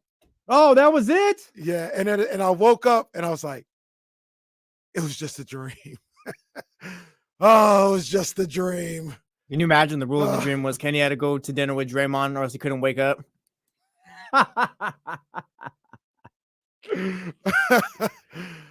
Oh man, it's all a dream. I love that even in your dream, you were worried about how you were going to explain this to the chatty house. It's a lot better than Paolo Banchero trying to shoot you. That's way better than Paolo Banchero trying to take you out. Was not happy with me. Yeah, that's Paolo Banchero trying to take you out was pretty wild. But yeah, I had a dream about having a conversation with Draymond, and I kept it a stack like I would. I'd be like, look, bro, I ain't been the nicest to you. And I explained it though. I said, I've never called you out of your name. I've said you've acted like something, but I've never called you out of your name. And this is how I feel about Did you call him a scrub? Maybe. I thought he said he plays like a scrub. Because he does play like a scrub. Like all the kicking and diving around. That's how scrubs play. But I don't know if I've ever called him a scrub. Okay, on air. Do you ever have dreams about work? Because Kenny's clearly are about like NBA players coming back at him. Like I have dreams about work too, and it's like inserting like the wrong music or something. Like those were my bad dreams come from, like doing the wrong thing. Do you have bad dreams about work? I have dreams about KC hitting the wrong button when we go over to Oh, KS. no, that's not a dream. That's not a dream. For anybody that wanted to hear surround sound yesterday, I apologize. I don't know. I can't remember a dream. I don't know. I'm sure I've dreamt about work before. I have no idea. Yeah, it was really random. Certainly not in the vivid detail that Kenny remembers his dreams. It really felt like, I'm about to go to dinner with Draymond Green. So what was scarier, going to dinner with Draymond Green or Paolo trying to take you out? Well, Paolo was scary because he had a gun. Draymond was just talking. I was just like, damn, this is going to be awkward. So, at any point in this interaction with Draymond Green, did you realize you were dreaming? Like, have you ever been in like, okay. Cause like I've been in dreams before where there's a situation and I'm like, oh, just go with it. I'm dreaming. Like I'm dreaming. It's fine. I don't think I've ever been in that situation. Oh, okay. All right. So in real life, if the homie came through, it was like, yo, we had Darling Avery, man, pull up on us. I have no problem doing that. Okay, I wouldn't either. Yeah, I thought before you said that. you had no desire to. No, I don't have a desire to. That's a different. I don't. But if our man called and was like, "Hey, I want you to meet Draymond," like, all right, that's fine. I'd meet him. I'd keep it a stack. I'd be like, "Look, bro, I have not been nice to you on the airwaves." I'll tell him exactly what I said. But here's the thing: like, he's probably used to all of that. Like, he probably, I guess. Got mad just a week ago. Well, he expects Bonte to be nice to him. Well, while we're mentioning bearing the hatchet and all that, you see, he's got Paul Pierce coming on his pod. Oh, yeah. The bigger story would be if Paul Pierce went on Udonis Haslam's podcast. All right, Udonis Haslam needs to relax, bro. Have you seen it? Wait, Udonis Haslam has a podcast? Everyone has a podcast. I think they're called like the OGs or something. Yeah, something like that. Wait, it's Udonis Haslam and who? Mike Miller. Everybody really does have a podcast. Have you seen what's been going on with that? I don't think so. Bro, Udonis Haslam's talking about Paul Pierce needs to be quiet or someone's going to end up hurt or something. Udonis Haslam, you probably grunt when you wake up, bro. Like, nobody is going to get hurt. Relax. So what? I'm not. Sorry, second graders. But Udonis, he told a story about how he hated the Celtics, right? And that team specifically. Mm-hmm. And he said something about like, man, I hated those guys, man. Like, I took it more so in like a basketball sense, but like for real, like, no, like we weren't cool. Like I wanted to beat them. I don't like them or whatever. Not like I hate them, right? So I think Paul said something back, and he said something to the effect of like, just kind of downplaying Udonis Haslam as a basketball player, maybe, or something like that. So Udonis Haslam, he's on this past week, and he's like, "Yo, Paul Pierce, I'm gonna stop. You know what I'm saying? I'm gonna stop even mentioning this because I'm still my daddy's son, and somebody gonna get hurt. Like it just is what it is." He's like, and then he goes, like people talk, man, I talked to Adam Silver and all. I'm represented. I'm still in these streets. So I'm gonna leave Paul alone because if I don't want to hurt dude. That's real. All right, well, all right, Udonis, settle down. Yeah, Udonis is one guy though that I wouldn't challenge on that. No. I'd be like, yeah, that's a good idea. Settle down. Yeah, no need for that. The crazy thing about I'm telling him to settle down, not because I don't believe him. Yeah, right. Because I want him to settle down. Yeah. I don't know, Jesse. Udonis Haslam, like they saw each other. Buddy, you're 42 years old, sending warning shots over basketball beef. Relax. You're an old man. We don't need to be sending shots at nobody. He'd really fight Paul Pierce, though. I know, but the views like relax. by Jesse Tapia are that of Jesse Tapia That's fine, alone. brother. And You are like, you're going to see, like, it's along the lines of Stephen A. Smith. You're going to see me. I want you on camera. That's fine. Like, no one's going to do anything. All right, this is podcast beef. You're getting your little views up. Same with Paul Pierce. Tomorrow at 2 o'clock, Jesse's dream of Udonis Haslam pulling up on him. Will you promise to defend me in life the way you defend Paul Pierce? Brother, you got me health insurance. I got you. Udonis Haslam spent last 10 years on the bench, but he's got a pod. Give me a break. Everybody got a pod. That's for sure. Okay, do what you do. It's just you gotta grind. I guess that's you gotta grind. I guess that's just one I'm tuned out of. I've never listened to the show. I just see clips. I know Boogie got something going now. Yeah, him and Rachel Nichols, right? The on all the smoke stuff. I didn't know Udonis Haslam and Mike Miller had a podcast. Yeah, I think this year is when it started. What's it called again? I think it's like the Heat is on, the OGs or something like that. All right. It was an interesting dream. Yeah, I mean, that's fine. Interesting. Like I said, I think it's more of a premonition. Yeah, like I said, hey man, this is what it is. This is how it's been. I don't see that lunch that we were told. Hey, we're going to do this one day. Okay. I'm not sure that's ever going to happen. I don't think so. Why would Draymond be in Sacramento anyway? Also hilarious, Casey trying to find a way to ghost Draymond Green too. That's funny. I don't want to hang out with this guy. Like, Jazz, can you call me? Like, I got to do chores or something. I was kind of like, what kind of car did he have? Do you remember that? I don't remember. It wasn't like luxurious though. But it wasn't like a bummy car. It was just like a Probably a the way regular you two car. were. Probably a Corolla. The way you two were talking. Shout out to yesterday. Corollas. Not you. Yeah, I wasn't saying anything wrong. Is with like, there's I don't anything know. wrong with I the Corolla, walked by the in. way. I got love for walked in, Corollas. and it sounded like y'all were trashing Corollas. All I said was I a got love. Corolla was a reliable car, Jesse- but it's a play-in car. It's like a first round maybe car. That's pretty disrespectful. Oh, That's not disrespectful. It's a playing car. Don't do that. A lot of people. That's you taking a Corolla to the sometimes- second round to the I've Western always Conference Finals? New Corollas. What you mean? Sometimes people get new Corollas. You're not the Pistons. I had People a new get- Corolla. All right, No, I'm thinking talking of an about, old like, school Corolla today. then. Somebody might be buying a Corolla. That's I'm a good look. I'm not calling that a play-in car. That's a good look. That's a good family car, good solid car. Be It's proud a of your Yeah, good it gets you to the look. What do first you round. Yeah, it's mean? good. Getting to the first round is No, good. people talking about playing as a failure. No, stop it. No, no. Play-in is a failure. We're not doing that See, either. you just call They it a get play. no. Didn't he just call it a playing No, car? if you get into the play-in and don't get into the playoffs after that, it's a failure. How Okay. did the Corolla get worked into this though? I think I was talking about like maybe we're expecting too much. Like maybe we think they're like a high-end car when in reality it's just a Corolla. Like So you think the Sacramento Kings are just a Corolla? yeah, like maybe like they're not gonna win a first round. Like We they'll probably want get them into to the be a play-in. Mercedes, Yes, and they're a they're just not Corolla. that yet. We got to upgrade. Like we're all mad because they're not doing well, but maybe we're just our expectations. We want them to go 90 miles an hour, but in reality we can hit 75. The connotation is not friendly to Corollas. Well, the Kings are good. Saying a Corolla is not good enough for what we want. You're not taking a Corolla to the NBA Finals.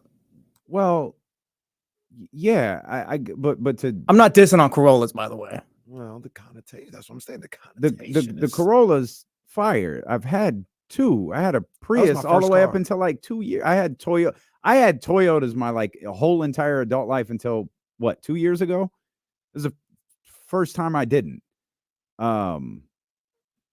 It works. It's reliable. That's the Portland Trailblazers. You get to the playoffs for 8 straight years. You just can't win the finals. But you're going to get there. You can even wave goodbye to somebody. But you're going to get there. So then we should move up a Corolla. Second round is a Corolla. That's fine. Well, Jesse said it's a first round car. Well, we called it a playing car. He did I'm call trying it a to. playing car.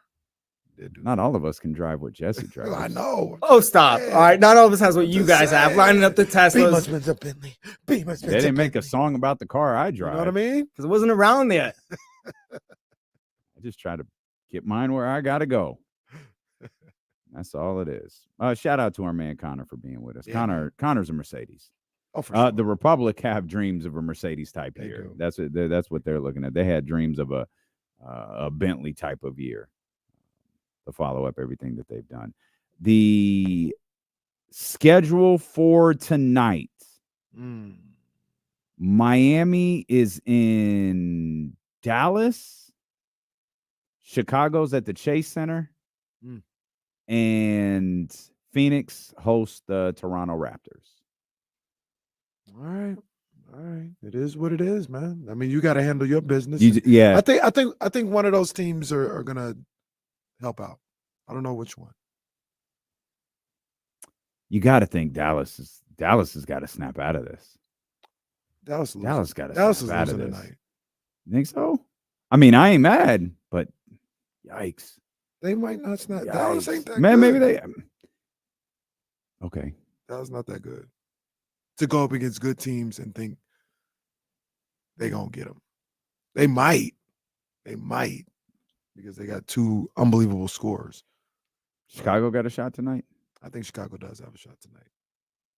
Well, I thought that before I knew they played last night. I didn't know they played last night for whatever reason. I don't know why I didn't know that. But I thought they were having rest. Golden State We was on should the talk. back. Yeah, that Chicago clip was wild. We'll talk about that later. Will Z's going to join us. We're going to talk Kings and Spurs when D'Lo and Casey return here on Sacramento Sports Leader, ESPN 1320.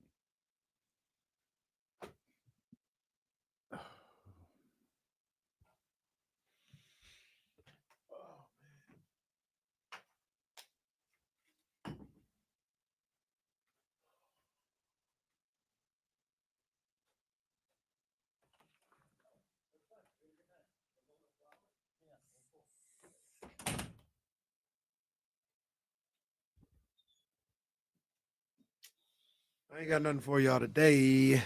Tomorrow is the 13th round. Ryan said he's okay now. Whatever that means. All right. All right, pal. Yeah. The real story. I thought it was very foul. I'll talk about it a little bit more tomorrow too. But I thought Adrian Broner was out of line. Yeah. That was way out of line. Also, looks like Canelo's fighting Munguia. So could we be nice to the guy now? Could we call him Canelo now? Is he still Saul? I'm sorry. Did David Benavidez change his name to Munguia? No. A couple weeks ago, you said you'd be fine with him fighting Munguia, and you played it up and stuff. Come on. No, I do like that. Yeah. I do like. Is it back on PBC?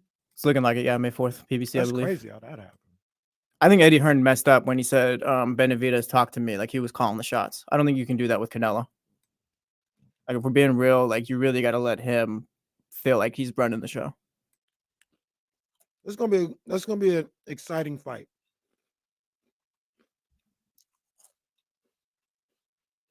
Show some respect, Ramsey. Oh, well, he's trending that way.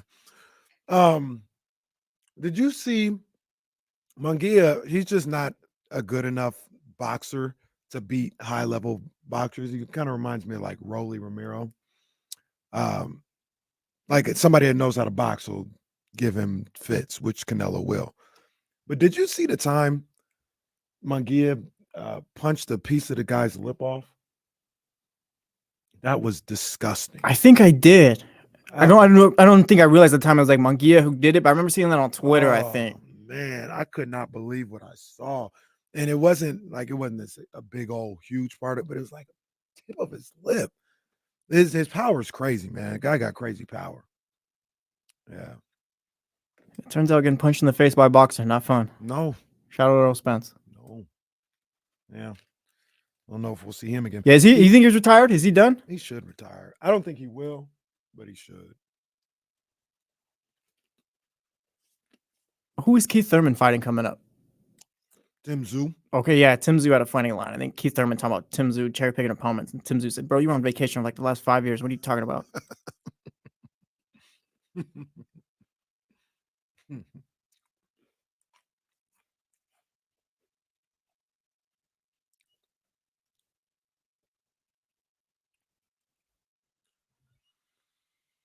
guys still talking about cars in here, huh? Yeah, I mean, I guess. I mean, yeah, I guess. That's a good point. We got to find out what the hashtags are for these people so we can support. Hold on, maybe I should first before we find the hashtag. You got to come up with your own for them. Yeah, we got to come up with our own. Yeah. It set the pace. That's perfect. Like that, I'll just say that forever now. What's up, Will? What's up, you guys? What's up, Will? No, the Heat one. I already know what that one is. The Heat one is a paragraph. You got to remember that. The Bulls. I don't know the Bulls one. Yeah, I'll figure out what the Bulls one is. Yeah, big game for the standings, or big night for the standings. Yeah, potentially. The Bulls one is it's hashtag still hanging on to the 90s. Our man Ken at the Eagle. It's like, hey man, congratulations on the win last night. And I don't really know how to respond to that because I didn't really help the victory. But he's an LA guy. He's embracing the Kings, but he's he's from LA. Oh man, that was a great win for you guys, man. Congratulations. Thanks, Ken. Next time you just hit him, you know what, Ken? Lakers suck. Well, that works too. Ken probably be like, I know. Oh, little ACC tournament action. Is that on? Yeah. I don't know. Oh, you're on the app though. Yeah, you're on the app. It's on the ACC network on here, I think. Is men's basketball just reduced to March Madness now? Because it's like the season starts and it's like, oh, March Madness is here now. Yes and no. I've probably been a little rough on men's college basketball. I've been watching the last week or two. There's some good stuff going on.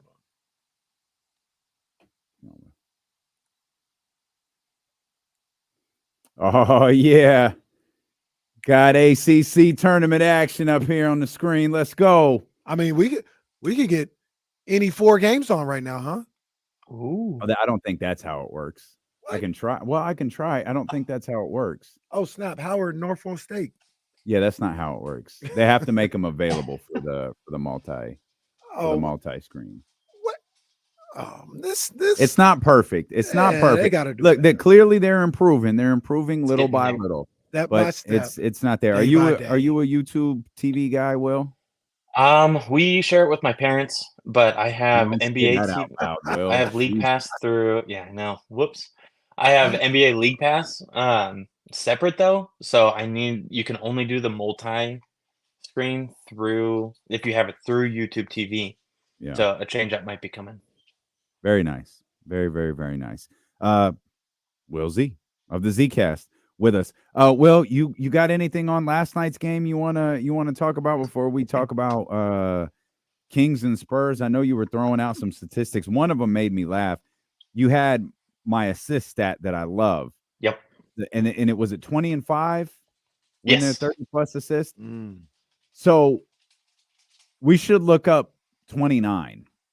Got it. Because the amount of times I think that they've had 29 assists and lost, it's probably my imagination. I see. But No, I it's see it still all the like- time. I'm like, thank it's goodness they didn't crazy get one high. more. Yeah. Let's see. Because they've had games where it's like, hey, look, they played really well. They hit 14 threes, 29 assists. Oh, yeah, but they lost. Mm-hmm. My guess would be they've lost 8 games. 8 with 29 assists? Yeah. Okay. Well, maybe 6. Okay. All right. Because they have hit it 7 times. So this is exactly 29. They're 4 and 3. So not as much as we all thought it would be. Yeah, I thought it would be worse. Oh, me too, for sure. 29 assists is a lot, though. So to think that they hit that a ton of times. that's 29 a assists is great lot. sign, though. Like when you can get It's a great to number, yeah. Remind me to come back to that when we're talking about the Spurs, though. That 30 assist mark. Okay. But yeah, for last night, I thought they did exactly what they had to do with attacking the paint relentlessly. It was led by Fox. We all know that. I threw the stat out earlier today. Fox had 32 points in the paint. That's tied for 5th most points in the paint in a game this season. The 5 players to do it, Embiid, Giannis, Sengun, and Jokic, who are all 6'11", or taller. Wow. And then you have 6'3", De'Aaron Fox. And he was so efficient. The whole team was so efficient last night. I think they shot like 69% in the paint, which is just a ridiculously high number. And they just never let up, which is, I think, it's a very interesting thing because Anthony Davis is supposedly this great defender. I said it yesterday. I wasn't too scared of him in that role, and he didn't really deter him at all. Mm-hmm. Nah, I mean, we don't have to get back into an Anthony Davis take, but I mean, he's just not a guy that's consistently, that type of player on both sides of the ball. When he's locked in, he's amazing. Oh, yeah. He is amazing when on both sides of the ball when he's locked in. But sometimes, like last night, I thought they played him off the court, with the physicality, with the movement and the action. And I think that's something that he and the Lakers struggle with when they go up against the Kings is the Kings, that offense, it just moves so much and there's so much going on. I think that team in particular struggles to defend against that. Mm-hmm. I agree. And then they didn't allow the Lakers to kind of get going in transition. And I thought they took care of the ball really well and won the fast break point battle. They just won like all the little battles that collectively turned into a kind of big, easy win in the end. The fast break points, that was the swing stat, right? It was indeed. Very good. Very, very good. Let's get to the Spurs tonight then. We know Victor Wembanyama will not be available tonight. He rolled his ankle the last time they played, wound up playing the rest of the game, but is often the case with the ankle. Like, yeah, let's chill now. That thing is cooled off. Let's chill a little bit. So he won't play tonight. You put the stats out earlier. 0-6 when Wemby's out of the lineup. Yep, which I think has everyone terrified. It doesn't give it. Yeah, I was going to say that doesn't give any Kings fan comfort. No, we'd rather him play, I think. Right. But if you look at So the big drop off with Wemby is on offense, they have a 107.7 offensive rating when he's on the court, 107.9 when he's off the court. So it's about the same.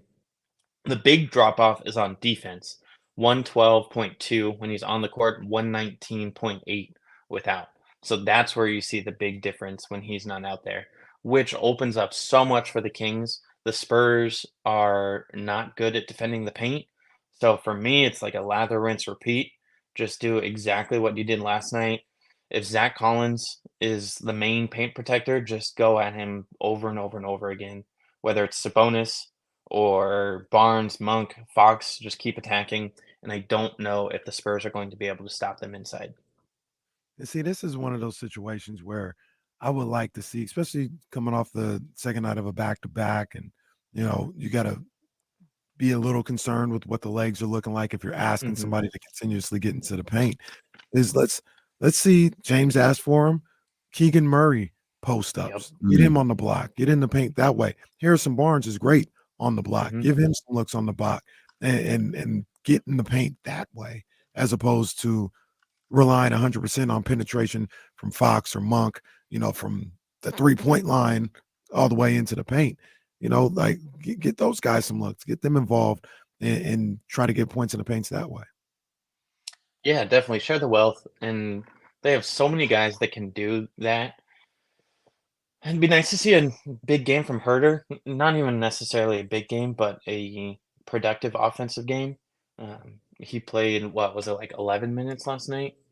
I have it here, but Yeah, I think it was. Yes, I think it was closer to 12 or 13. yeah, 11:42. 11:42. Yeah. Yeah. So he's another guy who's really good in that 2-point game. Very underrated aspect of his game. So if he can get going in that pick and roll with Fox or pick and roll with Sabonis too, another option to throw in. Yeah, and part of Kevin Huerter being out last night, the bench was extraordinary. Yep. Malik has, we should probably start running some really in-depth numbers on Malik Monk, because his 6th Man of the Year candidacy is getting almost unchallenged at this point. But you tweeted something about Davion last night. Davion has been really, really good since Mike inserted him back into the lineup, man. And I'm so happy with the way that he's playing. Yeah. And I think the thing that's really glaring right now is when he shoots the ball, he's shooting the ball with a ton of confidence. Yeah, and it's so true. So over the last 12 games, he's shooting 60.9% from 3. And it's not a very high volume, 14 of 23. But if he's taking 2 threes a game and even hitting like 40%, I'll take that any night from him. And then going back to the Bulls game, I had this stat. It's always a bummer when they lose, especially lose in the fashion that they did, because it's like there's no point in tweeting out a stat because no one's going to care. They lost. But he hit 3 mid-range jumpers in that game. Coming into the game, he had hit 7 all season. So it's like you were saying, Damian, the confidence for him to take that shot and make that shot, and you really just see it in how he's playing on offense. He's doing things that he hasn't done this year. He was a really good mid-range shooter last year, and it's just not something that he's brought to the table this season so far, and I think that's starting to come out. I think with him, and it's like any other player, like let them get a feel for the game. Let them get a feel for being able to adjust to the shot not going in. You know what I mean? It shouldn't feel like I've got 2 shots and I got to make them. If I make those 2, then he'll let me keep playing. If I miss those 2, then maybe he'll let him go 1 for 7. You know what I mean? Let it fly.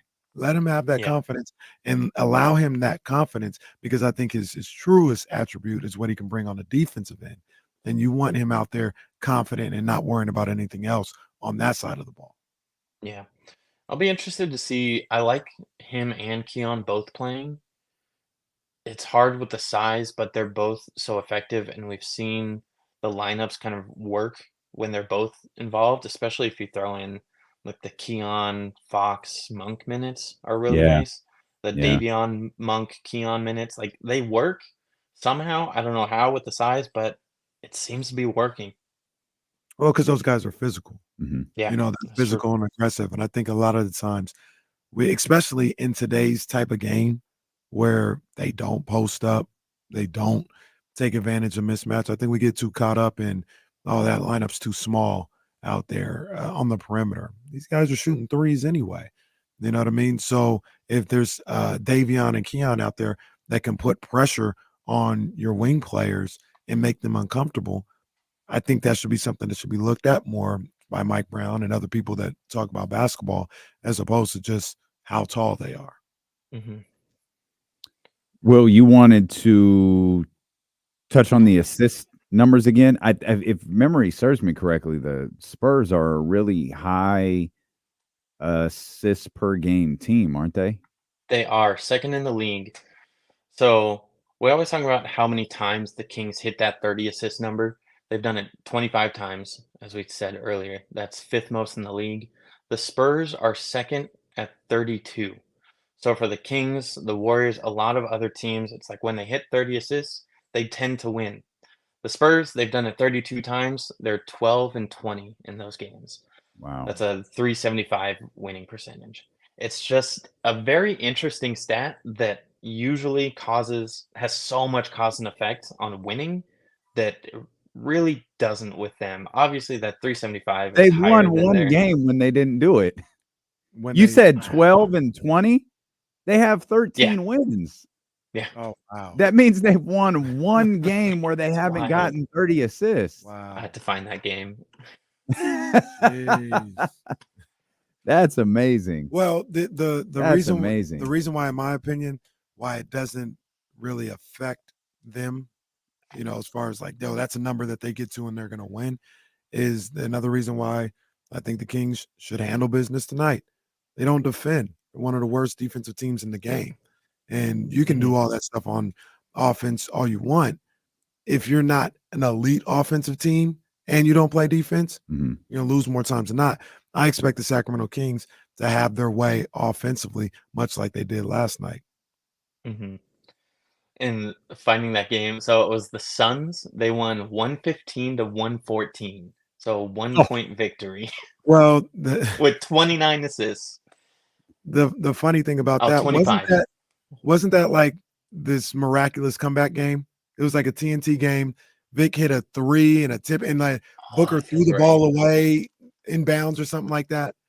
It was a miraculous win. It can't was a win remember. they should have, the game they should have lost. That's Yeah, well. right. Will, what's the swing set for tonight? For tonight, 3-point percentage. I always try and find and think of a way that the Kings will lose, and I really think that it's just if the Spurs get going from three.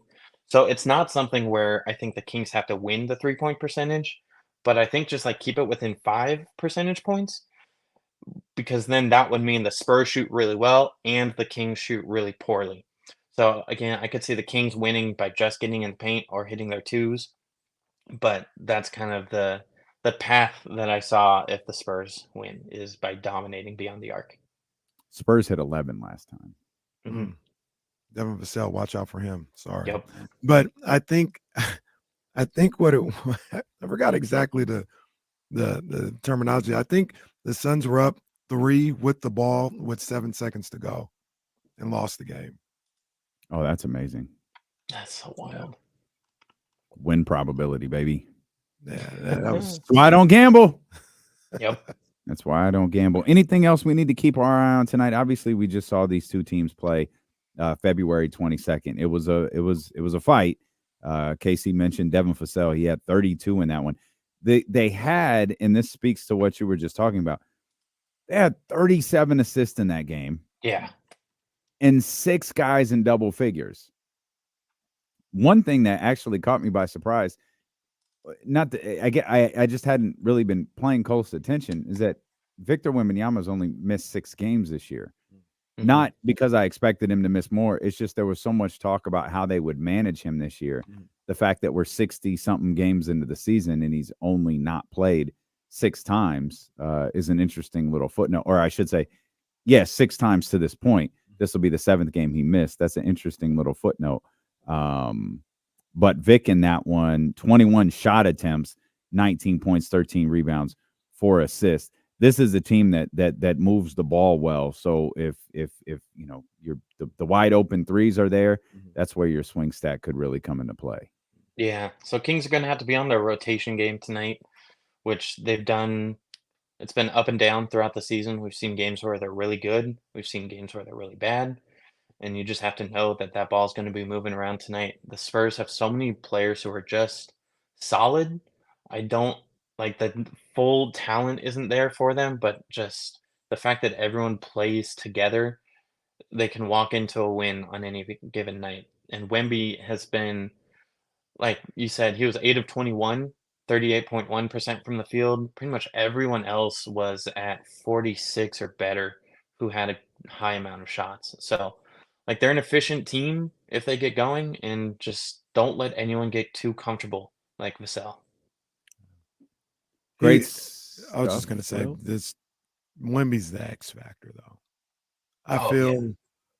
I don't feel like they have enough. Well, they haven't won a game without him, but they don't have. They got some dangerous players: the Vassell's, the Keon Johnson, Zach Collins. They're good, but they don't have enough typically without Wemby. He's the one that's like, yo, they're really dangerous. So they play close games and stuff like that. Kings should handle business. Well, we say that all the time, and Been what hurt. happens? Get hurt. Many That's times. right. We all get hurt.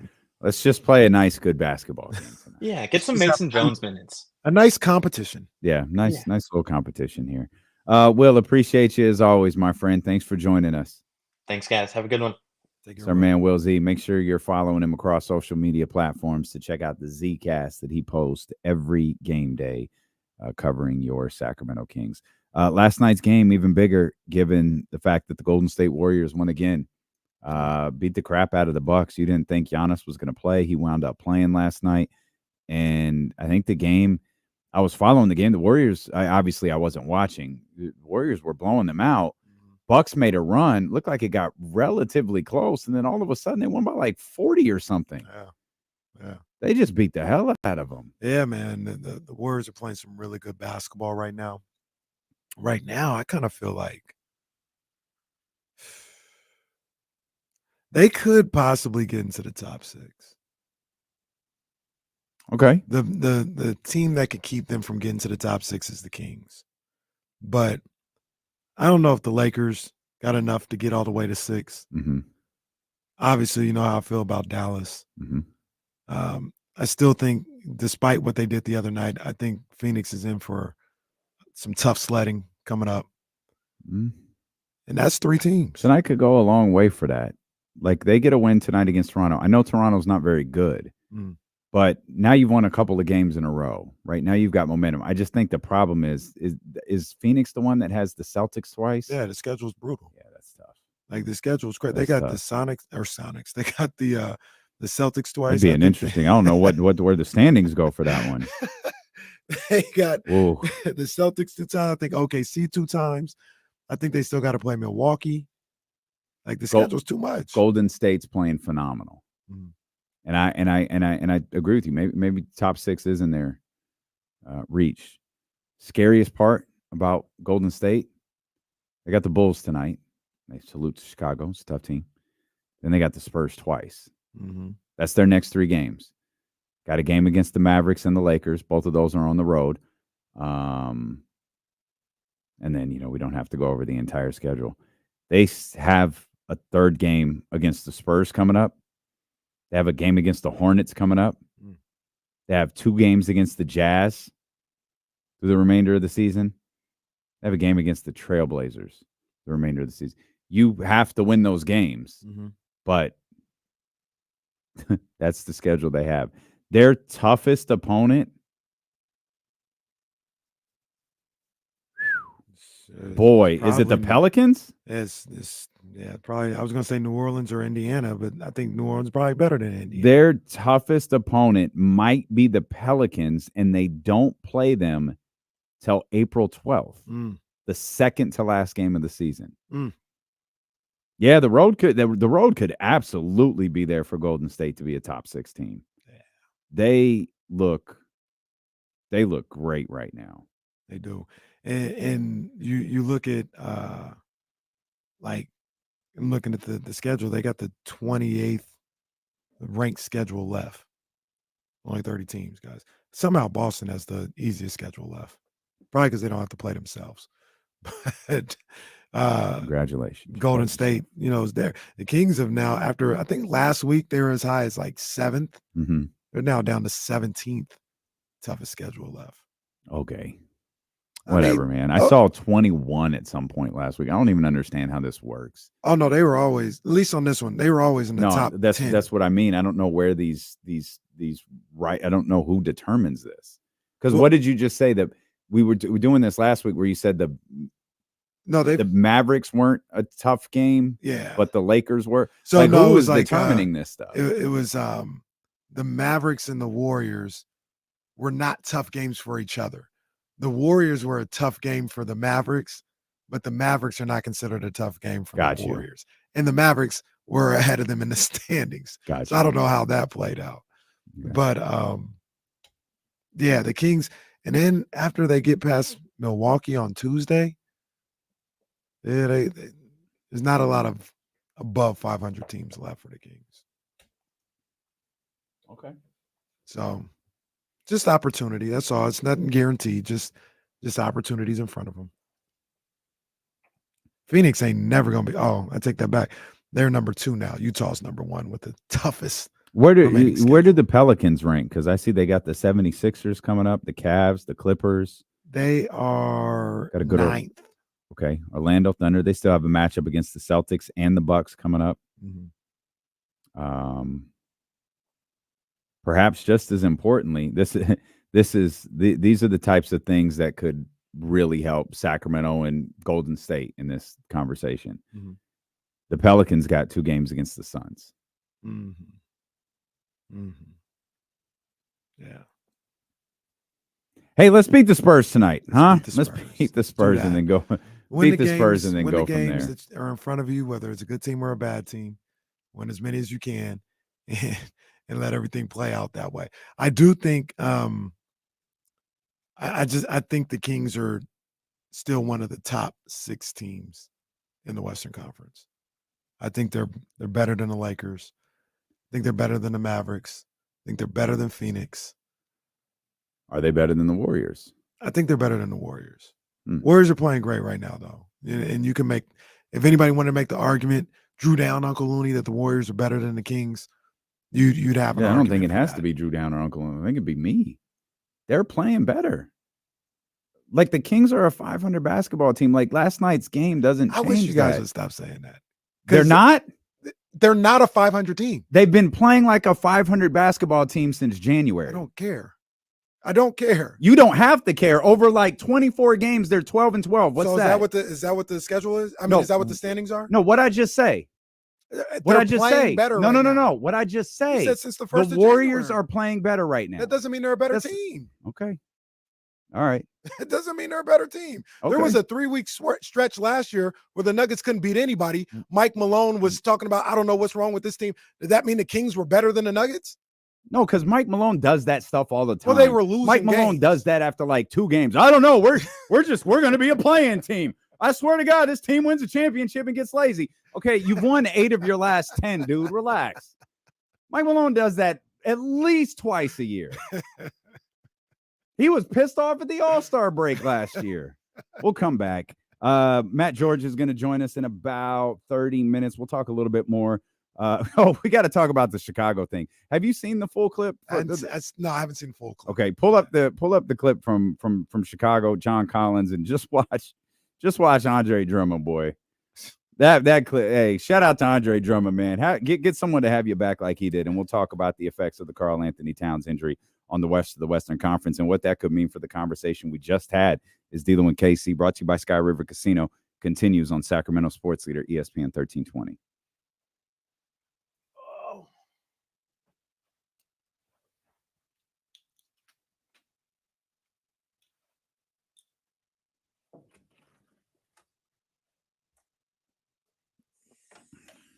Drew down 14-4 in last 18. Kings are fucking like 9-9, and I'm supposed to believe that the Warriors aren't better right now. Okay.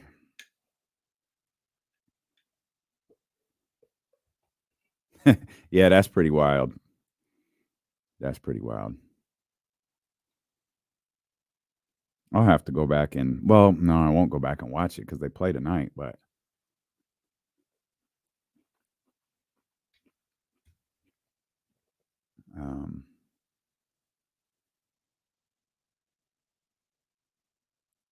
I'm Julian. I don't know who you talking to. You ain't talking to me. I said that loss is that loss that the Warriors had is one loss. As much as I can't stand Bob Myers on the call, he was right. Disagree. I think the Warriors should have to give their rings back to the Celtics. Well.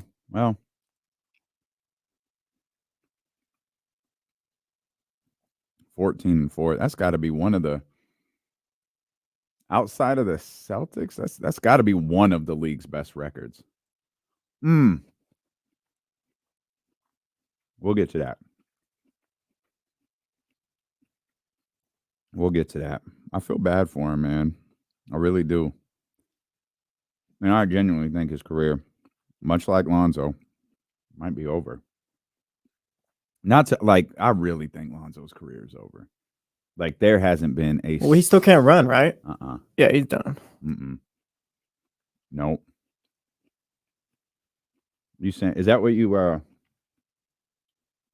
Let me find it real quick, Lazy. I saw you sent me something. I just didn't get a chance to look at it. The Ben Simmons experience.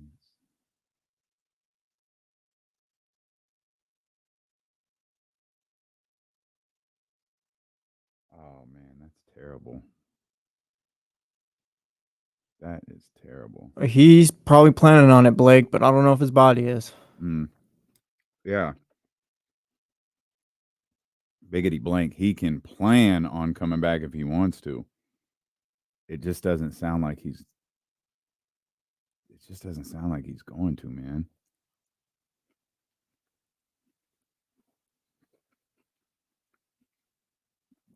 I'm gonna be honest. Sorry, go ahead. I was say Lonzo's tough too because he was finally coming into his own as an NBA player. He was starting to break out. Yeah. Lonzo's really good. Here's what I hate about that, Russ. I don't think Greg Oden's a bust. He didn't get to play. A bust is someone who sucks. Greg Oden didn't get to play. He kept getting hurt. He's not a bust. Anthony Bennett is a bust. Anthony Bennett is a bust. Greg Oden is not.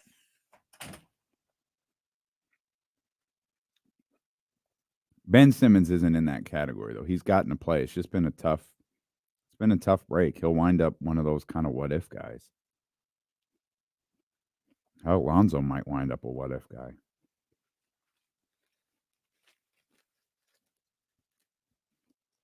Top 5 what if guys are probably Grant Hill, Penny, Derrick Rose, and who else?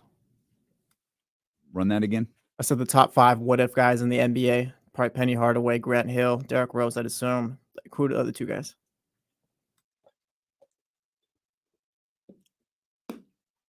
Greg Oden could be up there.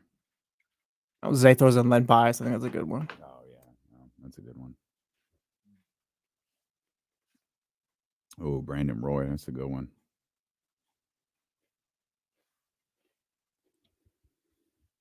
Yeah, Derrick Rose and Penny will be sky high on that list because Grant Hill, I think, is a Hall of Famer. Grant. Oh, yeah, he is.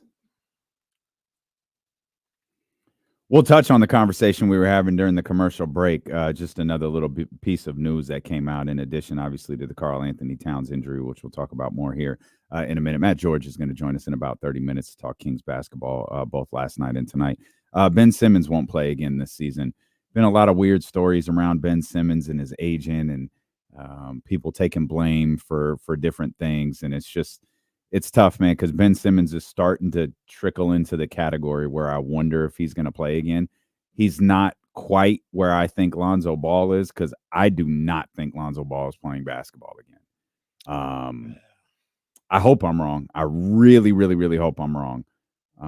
Just the things that we reading between the lines, I don't have a lot of confidence he's going to play again. And Ben Simmons, it being his back, Ben Simmons coming back from a injury to his back that has plagued them for the better part of 3 seasons, he probably would be the first human being in history to do that. Yeah.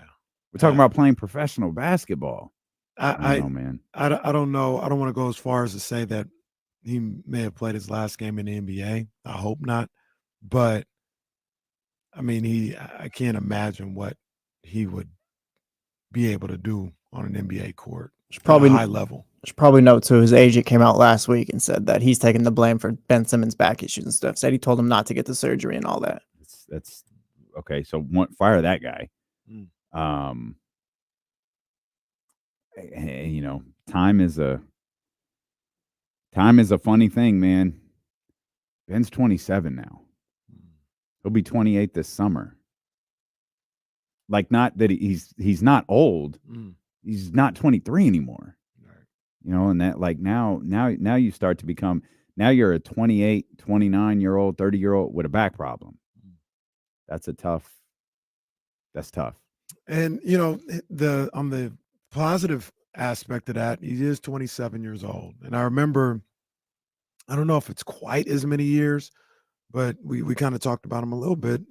And it's a different injury. But Grant Hill, I think Grant Hill went like 3 or 4 years where he could barely get on the court. It's like his ankles, right? His feet. Yeah, a bad ankle situation. And then he ends up going to Phoenix, and he was able to play for another, I don't know, maybe 3 or 4 years. So them dudes who were in Phoenix, that team that was in Phoenix, the medical team, were like gods. Because they did the same thing for Shaq when Shaq went to Phoenix. And I think someone was telling me this. I think that group went to New Orleans to be with Zion. I think I could be wrong, but the head of that whole team, I think, went to Zion to New Orleans to be with Zion. I don't think I have that wrong. Someone just shared that with me, like the when we were at the HBCU night at the Kings. Is that right? Yeah, at the Kings-Spurs game. So that's right. They went to take care of Zion there in New Orleans. Nice. But point being that training staff, they had found the fountain of youth. Maybe I don't know. Maybe Ben can hook up with those guys or something, because something because it's tough, man. It's tough to see. But his career you said this like it is. This is back versus his ankle. Like, your back is that's tough. Yeah. You mentioned the Suns guys working with Zion, and like I'm looking it up and all. It's looking it up. Yeah, Suns guy was there. You also look. Zion did not want to work with those guys at all. Yeah, man. Zion, he be doing his own thing. The only one he liked was Spoon, right? Wasn't that the only person he allegedly? Yeah, they talked about how an article, and they like, fired she her? got close to him and stuff like that. Yeah, And they fired her. Yep. Yeah. All right, man. What's up with that guy? Griff's still employed, huh? Griff's still employed. Griff's still loved by everybody. Still loved. Define everybody. Media. Well, we're media, but you're media. I'm not. You're out here having lunch with Draymond Green. Well, look, while we're at it, can I? Oh Lord, you had to stop and think about this. What is this? I mean, look, I know what I'm about to get into. You doing a face turn on someone again? No, I'm not. I just know what I'm about to get into. I know. No, it might be a one-man wolf pack here. Oh no. I'm gonna say it, damn it. Salute to Don Staley. Salute to Don Staley. Oh, okay. No. No, he's trying to be funny. No, don't do that. Don't do that. You're trying to be funny. Salute to Don Staley. That was amazing. That's amazing to me what she just did. Explain what she did. Don Staley, undefeated regular season. She lost all 5 starters last year. Lost from last year, from the team that went to the Final Four. Lost all 5 starters. Undefeated season going into conference tournament week. Don Staley, she's a hell of a coach. She's a hell of a coach. She is. I'm a big Don Staley fan. I don't like her Philadelphia fandom, but I mean, that's where she's from, so I get it. But other than that, she's a hell of a coach. She did a great job with this team. I mean, I I've watched them quite a few times, and I don't know how she got some of these girls or where they came from or how she found them, but I'll explain it to you off the air. she got them. And another undefeated season. And I think even with all the talk of Caitlin and LSU and everything else like that, I think South Carolina's the favorite to win it all going into the tournament. Oh yeah, no, Iowa's not. They're not the favorite to win anything. Like those Well, are I'm just saying they've got players. the ones that have all the excitement. And Oh. and I remember when my girl from Louisville went to LSU, they thought, oh man, how's anybody beating LSU? Yeah, I think so. I'd still take South Carolina right now. Okay. Since you're big on South Carolina and that squad, no, it's good. I'm glad you love them so much. Who's your favorite player over there?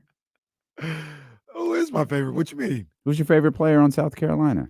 To be honest with you, I don't remember all their names. No, it's fine. No, and that wasn't a trick. I wasn't trying to like out you for not. No, that's the way your favorite coach wants it. Know her, don't know them. Well, that's not true. I do know some of the players. Okay. The tall girl from Brazil. She's pretty good. I can't remember her name. And then introducing number 10, tall girl from Brazil. The point guard, they got a point guard. You're right. You're right. I think she's Hawaiian. I'm not sure. I'm Polynesian. She's bad. She can hoop. Mm-hmm. And then they got homegirl, the freshman. Mm-hmm. What's their coach's name though? Don Staley. Okay. Of course, I know Don Staley. I've known Don Staley for 30 years. Of course, I'm gonna know them. No, that's good. I know her. You really sound LeBron. What's your favorite page of the book, LeBron, with the South Carolina team right here? Yeah, man. But no, I've seen What's their team. your favorite page of the book? Man, it's just so many. So many of my favorite players on that team, man. It's too much, man. I can't That even wasn't say it. my point. My point. Never mind. I'm not talking about. So you're Don saying Staley. she's I'm Bill glad- Belichick? No, I don't think I'm saying that. Bill Belichick was about, and maybe You think Bill Belichick was about him? no, not necessarily about him, but he was about the team. It wasn't about. Yeah, no, she's not about that. She's about her. She's a hell of a coach. She's a hell of a coach. I'm not questioning that. She's a hell of a coach. And that's all. I'll leave it at that. She's a hell of a coach. And maybe you know different, but I always go back to this. Seems like her players love her, past and present.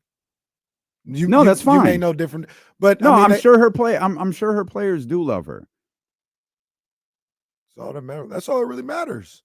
Because if she was nefarious or they felt some type of way about how she goes about business, I don't think they love her the same.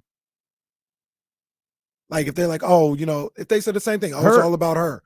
It can never be about us, and they thought it was not genuine. I'm sure somebody would have said something by now, and maybe they have, and I missed it. But they seem to love her. It's like all those, all of Nick Bosa's teammates. What a comparison, huh?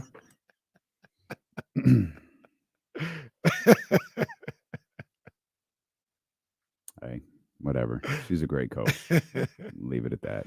She's the favorite. Even if it wasn't her or whatever, that's a hell of a feat. I thought just, losing the whole starting five and being able to recoup that and then go undefeated again.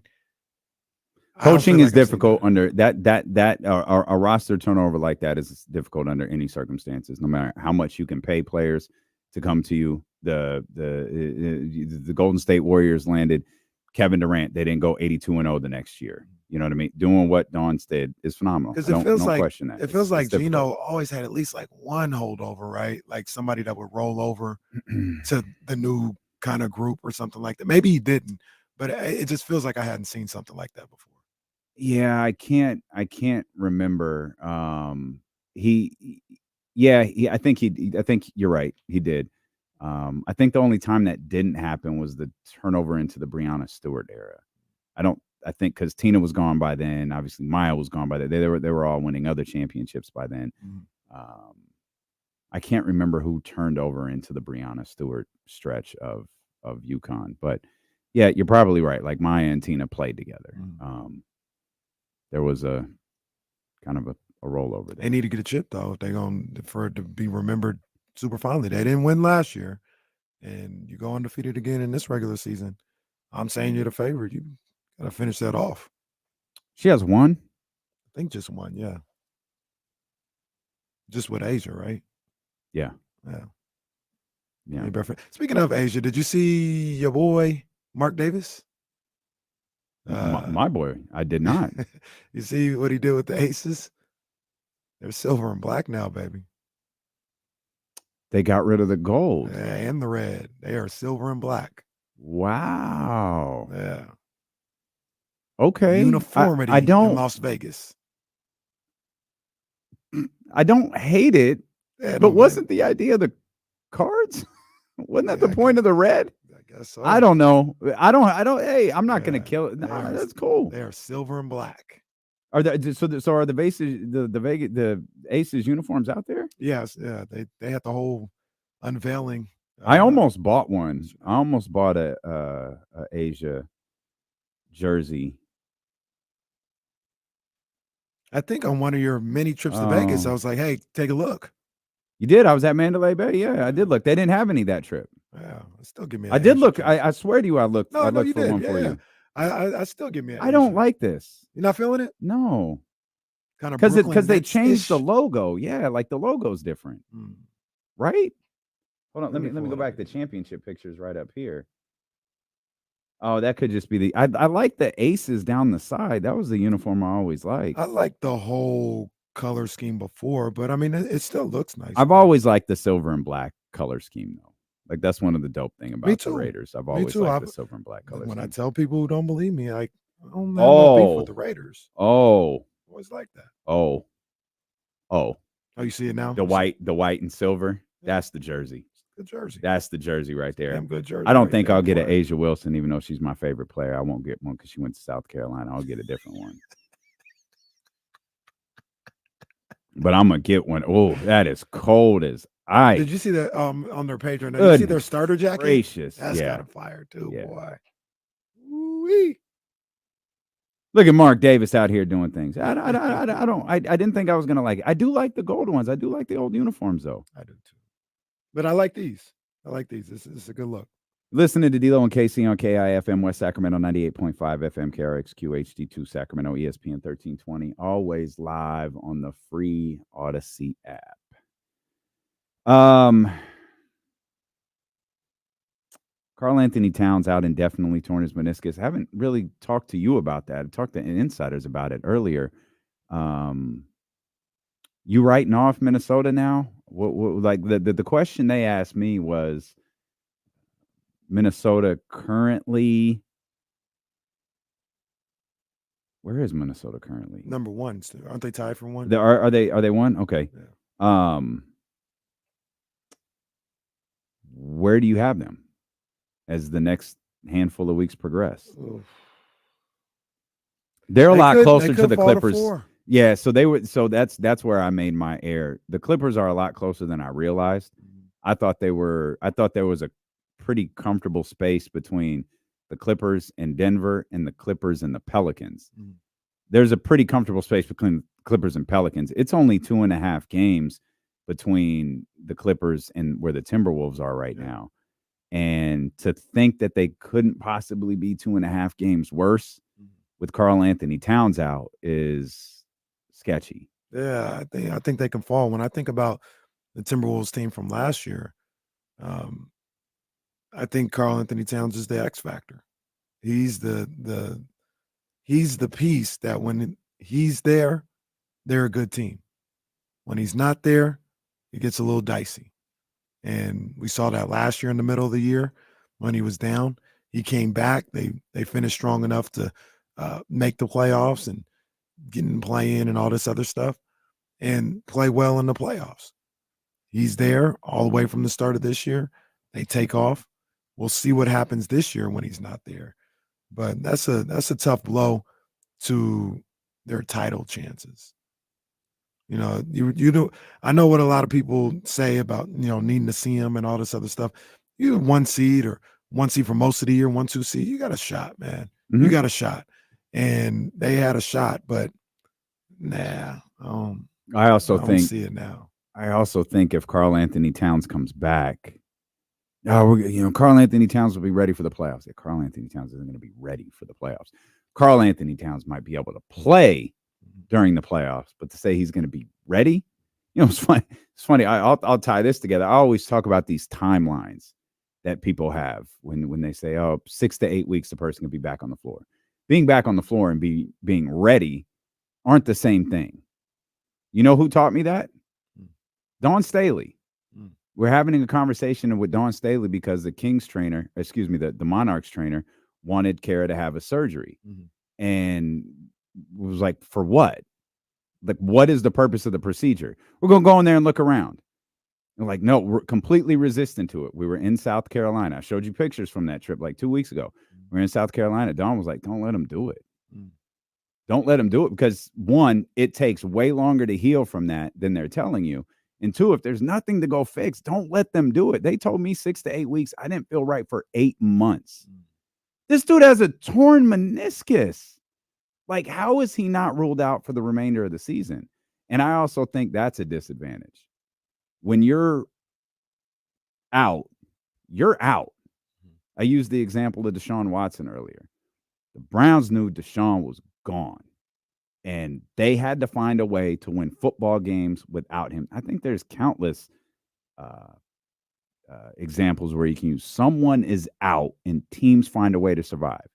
I think it's a lot harder when someone's out indefinitely, might be back for the play-in, might be back for the playoffs, might be back if we make it to the second round. Like, that's you're hanging on this like thread of hope that may or may not actually exist, when it would be best for your coaches and your team to be able to focus and move forward. Obviously, if you have the ability to get Karl Anthony Towns back, you want him. I just think it's much more difficult to operate with the thought of, well, maybe, perhaps, might, rather, he's gone. We have to figure out what to do right now. I think those are two really different things. No, I hear you. I hear you. But, I think about it on the other side. And Karl Anthony Towns, if the diagnosis is 6 to 8 weeks, he's going to try and get back. So don't rule me out for the season. I'm trying to work to get back. Yeah, I don't know. I mean, we're talking surgery. We're talking torn meniscus. I don't know how that gets right. I don't know how to torn. Weeks. Yeah, I don't. Yeah, but yeah, I don't know. I also don't know how Eric Armstead played on the torn meniscus for like 6 weeks. I have an idea. Well, right. And Karl Anthony Towns can't do that. Salute to Eric Armstead. That's tough. That's just a dangerous. And I don't know how he played through, but it's the NFL. I can guess how he played through, and you can't live like that. Well, this guy, eventually you have to fix it. This guy is always injured for the most part, but like Rob Williams too tore his meniscus, I think, heading into the playoffs for Boston, and didn't come back to like right before the finals, and then had to get more knee work that like right the offseason after. So, and he couldn't play, like he had to skip every other game or something like that. He was limited in the playoffs coming back.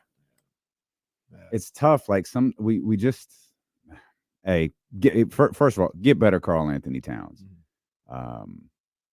It's tough for Minnesota. They've had a hell of a year. I don't think I saw them as title contenders anyways. But like you said, when you play as well as they did for this long, they have a shot. They're better than I thought. For me, heading into this year, y'all kept talking about them. It's like y'all blindly repping this team. It's like, okay, I didn't think they'd be this good. Right now, but now it's finally come together. And it sucks to lose a piece as important as Karl Anthony Towns is for them. Yeah, man. All bad. 916-909-1320. We can get Ramsey in here. Ramsey, what's going on, brother? Not too much. I was just calling in because I can help you. I can help out with those names that you were looking for, Kenny. We know. Go ahead. Who's the point guard? Guard? Point guard is Malaysia Full-Wiley. Yeah. She's bad. And then who's the freshman? What's the freshman? I like the No, that's the freshman. She's the freshman. No, who's the other Polynesian point guard? girl? Tahina Paopao. Yeah, she's a problem. And the center is Camila Cardozo. Yeah, that's right. See, them three together. Again, would you take them or would you take the field? I'm taking it. Don't they have like and I don't know this young lady's name either, but don't they have like a wing player that's pretty good too? That's the only one I can't think of. But yeah, they got a wing player that's pretty good, and then they got another forward off the bench. I think that's pretty good too. Pow's the one though. Pow She can can go. play. She can go. She can play. I remember I didn't know nothing about her until I think I saw them playing against North Carolina, and she was giving Deja Kelly fits. She was a problem. How many players you know on Duke up here that we're watching? The point guard and then the center. You know them positions, boy. You know them positions well. Yeah, I know. Duke has. You know the coach over there, don't you? I do know the coach. Coach, it's college basketball. It's about the coaches. Oh, it is about the coaches. I do Man, need that's to fact. know. I need to like really get into my college basketball bag though. It's supposed to be your correspondent, your CBS 13 correspondent for the tournament. So I gotta really get. I gotta You dive Coach in. Cats. Yeah. We're doing like a dealing with KC bracket challenge. Absolutely. No. I know you're not. Absolutely. It'll be up. Well, I guess after- that's not a bad thing because you have to fill it out all at once, and it's not a week-to-week thing. Hell, Yeah, we should so do- you can we get should in do the there. women's tournament. Shout out to whoever won the Pick'em League in the NFL this year. Whoever, They- shout they out never to called to claim their prize. yeah, whoever that was. They don't even know they won. Shout out Redacted, I guess, for that one too. Redacted. I think I should Allison put together a women's one. Women's tournament gonna be fire. I'd be down for that too. Yeah, I'm just picking Duke all the way. So There ain't nothing wrong with that. Allison asked her, I think it was Allison asked earlier to compare Kim Mulkey to Dawn Staley. They're virtually identical. They're different because Kim's talking to one group, Dawn's talking to the other, but they're the same. And there's nothing wrong with the way they choose to do things. I think I've told the story about dressing a certain way and the shoes and all that stuff, and how that got me in with Dave Yeager's staff because of Elston Turner, because I already knew Elston. Like that helped. That was like an icebreaker, right? And that helped me get to know the rest of that staff.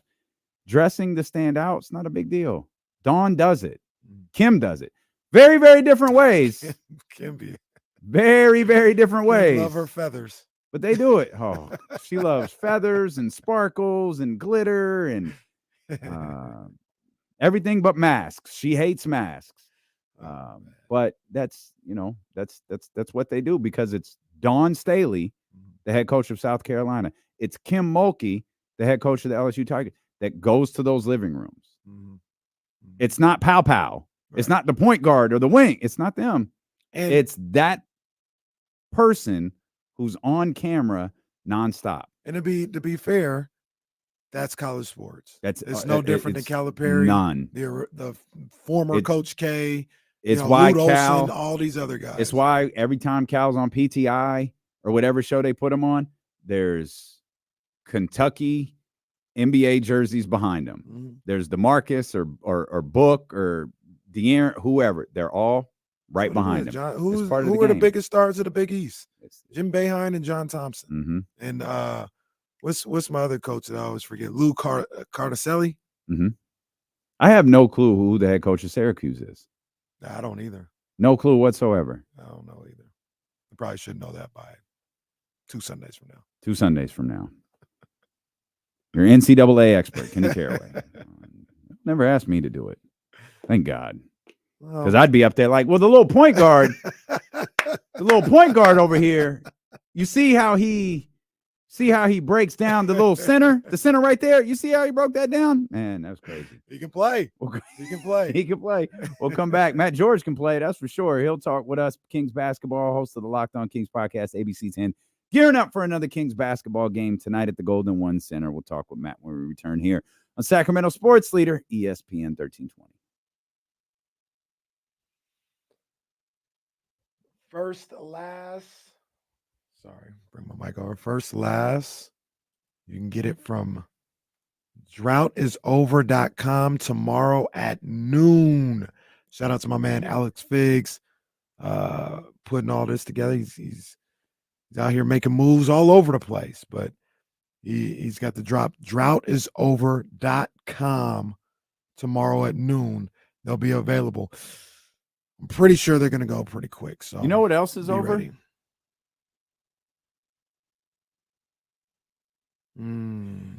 Just dead. Well, bro, they went like 0-7 at one point. Yeah. Just dead. Like we were Goldberg Drake bars- streaking this no. week, and it went reverse. And tonight is not a Drake No, bar. do it. Exercise it today. No. Tonight's not a No. Drake Bars game. It's just not No. a Drake Bars game. But Drake Bars will come back for the playoffs if they make it. No, tell you let's that right not. now. Let's not. 'Cause That's the real test. You want to see if the Kings turn it around? Put it on the Drake Bars game. Kings on a 16-6 run, and then Kenny Drake brings out the Drake Bars in their To sweat. be fair, getting rid of Drake Bars hasn't made them more consistent. No, it hasn't. But they're not a 500 team. What's up, Matt? We're not 500 games. Like 9 games over. They're playing like a 500 team. Well, that's a different story. That's what I said. The Warriors No. are playing good. You said the Kings are a 500 team. That's what they're playing like. What's up, Matt? I really enjoy being brought on mid-argument, like I'm supposed to add anything to the conversation. I just sit here and I'm in the middle watching YouTube like a game of ping pong, just going back and forth. Yeah, we just argue with each other for 4 hours, and then for the next 3, we don't talk to each other. Fair. Hey, my good buddy Tony East from the Locked On Pacers podcast asked Rick Carlisle today about Buddy Hield's recent comments about the end of his Pacers tenure and being traded. Have you guys heard or seen these comments? I haven't heard anything, but apparently Buddy's complaining again. Was he standing in the corner? I didn't. I haven't. In fact, I've just tuned Buddy completely out. I don't know. I had no idea until Tony just posted this video asking Carlisle about it. So I haven't even listened to the video. So figured you guys might know. No, I had no idea. Matt, the question of the day, did you? I have not yet. I have not yet. To be 100% transparent, I went to the website last night to see if I can download it on my computer, and it doesn't appear that I can. Yeah, it doesn't matter anyway, because what we want to play GM mode, it's better. It's played in person. Like it's almost like I have to come over to your house, or I can come over to yours. It's like a virtual board game essentially. Okay. I can bring something. I can bring I have a portable system that I can plug into your. I don't have anything. Every time these video games come out, though, it makes me I want to get it just to see Vince McMahon's blurred face. I've heard about, and Brock Lesnar they did everything they could to scrub him, but it was so far into the development of the game, they couldn't get rid of certain things about Lesnar. So it's pretty crazy. When this goes down to, we need it on Twitch. Twitch? Yeah, put it on Twitch. Kenny can play too. Jesse can play too. We can have all 4 GMs at once. Bryce typed this in all chats as if I have any fucking clue what that means. Steam is it's like a gaming platform where you buy and download games. I actually have it open on my screen. But what do I have to get it? You just download Steam. It's a free app, and then you create an account, and then you buy the game on Steam and download it to your computer. Oh, but no matter what kind of computer I have?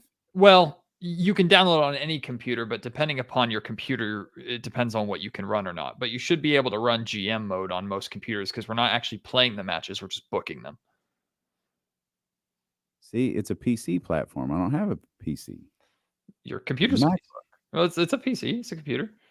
Oh, hang on. There's coming Steam back. for it. What is that? That's a Sack Hoops update. That's me. Are we on? Oh, okay, good.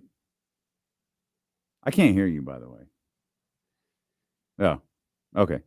Okay. No problem. We got a couple more seconds. You got a 30. I don't know what you guys are speaking the strangest language to me right now. RTX 3050 is a really, really nice graphics card. You need to have a good GPU and a CPU. That's your GPU. Okay, now we're really back. All right. You guys are you still searching for Buddy Hield's comments? Well, I think I found it. This doesn't seem that outlandish. I think I found it. Okay. Matt George is with us, Locked On Kings, ABC 10. He alerted us to some Buddy Hield, Rick Carlisle, end of Pacers 10-year stuff, and I think Kenny may have found it. Maybe. The only real quote that I'm seeing right now is Buddy was talking about his time leaving Indiana and being with Philly now, and he says, quote, "You want to go excuse me, got choked up talking about Buddy. Oh, man. Buddy. You want to go to a team that wants you. You don't want to go to a team where you're a piece and it's like, we're going to try this out. Other teams are trapping Joel Embiid, so you have a 3-point shooter to keep the guy honest. I know the reason why I was traded here. Well, I'm glad Buddy is self-aware that the Indiana Pacers didn't want him and the Kings threw him into the deal just to get him gone with Tyrese. So I'm glad he's aware of that because nobody else is. At least he wasn't standing in the corner in Indiana like he was. But he played really well the other day. I mean, he only played with He did. He only played with the best point guard in the league that tried to get him the ball at all opportunities. Yeah, De'Aaron Fox. Yeah, well, him oh. too. Oh, yeah. Well, who you talking about? Who you talking about? I was talking about De'Aaron Fox. Okay, just checking. Hey, De'Aaron Fox, the most career assists De'Aaron Fox has with the Buddy. Is that a shoot? Really? No, that's a real thing. De'Aaron did a interview with I don't remember what it was, where they asked him like rapid fire questions about his career, and he had to see if he got them right. And one of the questions was, "Who do you have your most assists in your career?" And he said Buddy Hield, and he was right. Oh wow! All right. We got to change that though. Yeah, we'll get there. Real quick. Don't worry about it. Let's just keep moving because I think I found a different quote, but it's a little long. Is it salacious? Is it? Nah, he just basically talks about he knew the Pacers didn't want him when they didn't re-sign him. And yeah, that's a good sign. And he's like, I had to come in here and be professional, but we all know what it is. Yeah. Yeah, that's a pretty good sign when they tell you, no, we're not going to keep you around longer than we have to. That boy, Buddy, sharp. What are you complaining about though? Like he's on a title contender where he has the green light to shoot as much as he possibly wants. Well, he does have that. Like he's in a good spot. That's a great team for the Kings were trying to get him to Philly for a while. So to be fair, is he complaining or is he answering the question? I don't know. Somebody was doing an interview. They asked him a question, probably about the end of your time in Indiana, and he answered honestly. He didn't say this on IG Live, unprompted. Like his Sacramento comments? Like his unprompted comments about what Sacramento can do? Okay, how about we stop talking about Buddy Hield for the foreseeable future and talk about the Sacramento Kings? Can we go back to the WWE video game first? Well, no, because you guys, you're talking about CPUs and graphic cards, and they got casket matches now. They got ambulance matches now. Come on, I can't wait. They have a Buried Alive match? Yeah. Okay. Wow. All right. Well, that might be the I might go buy a $600 gaming console now so I could bury virtual Matt George alive. You're gonna need more than $600. Jesus, really? Gaming PCs. You got it. How much are those things? My rig's about three grand. Come on now. All right, dude. Come on. Well, then I'm just out, man. My son's not going to college, but I got to get you a PS5 and call it a day. No, that thing's trash. That's a little. Oh, it works just fine. No, it's a lunchbox. I enjoy it. No, it's a lunchbox. There's a lot going on right here. I just want to talk about De'Aaron Fox and Domantas Sabonis. I just want to talk about the bench having 50 points last night. What stood out to you the most in the Kings' victory against the Lakers last night, Matt?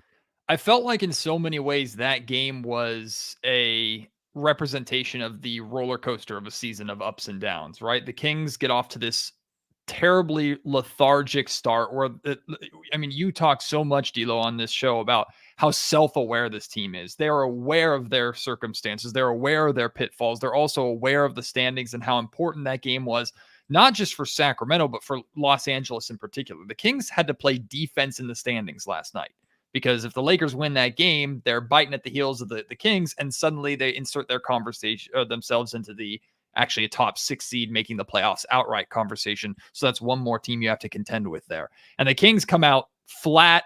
All their shots are short, playing lazy defensively, turning the ball over again. Like it just was one of those, oh God, here we go. The Kings just aren't showing up and aren't aware of the moment type start. And then they dig themselves into a hole and wake up, which is something they have done so many times this season, is whether it's late in the game or they fall behind early and they have to play catch up. But it's like instead of being in attack mode, they switch into survival mode. And survival mode is when they start to like step up and play. Then they explode in that second quarter, shoot 80% from 3-point range, miss only 5 shots the entire quarter, put up 44 points. So you started down, now you're climbing back up. And then The lead gets to 22, the exact same lead as the Chicago game.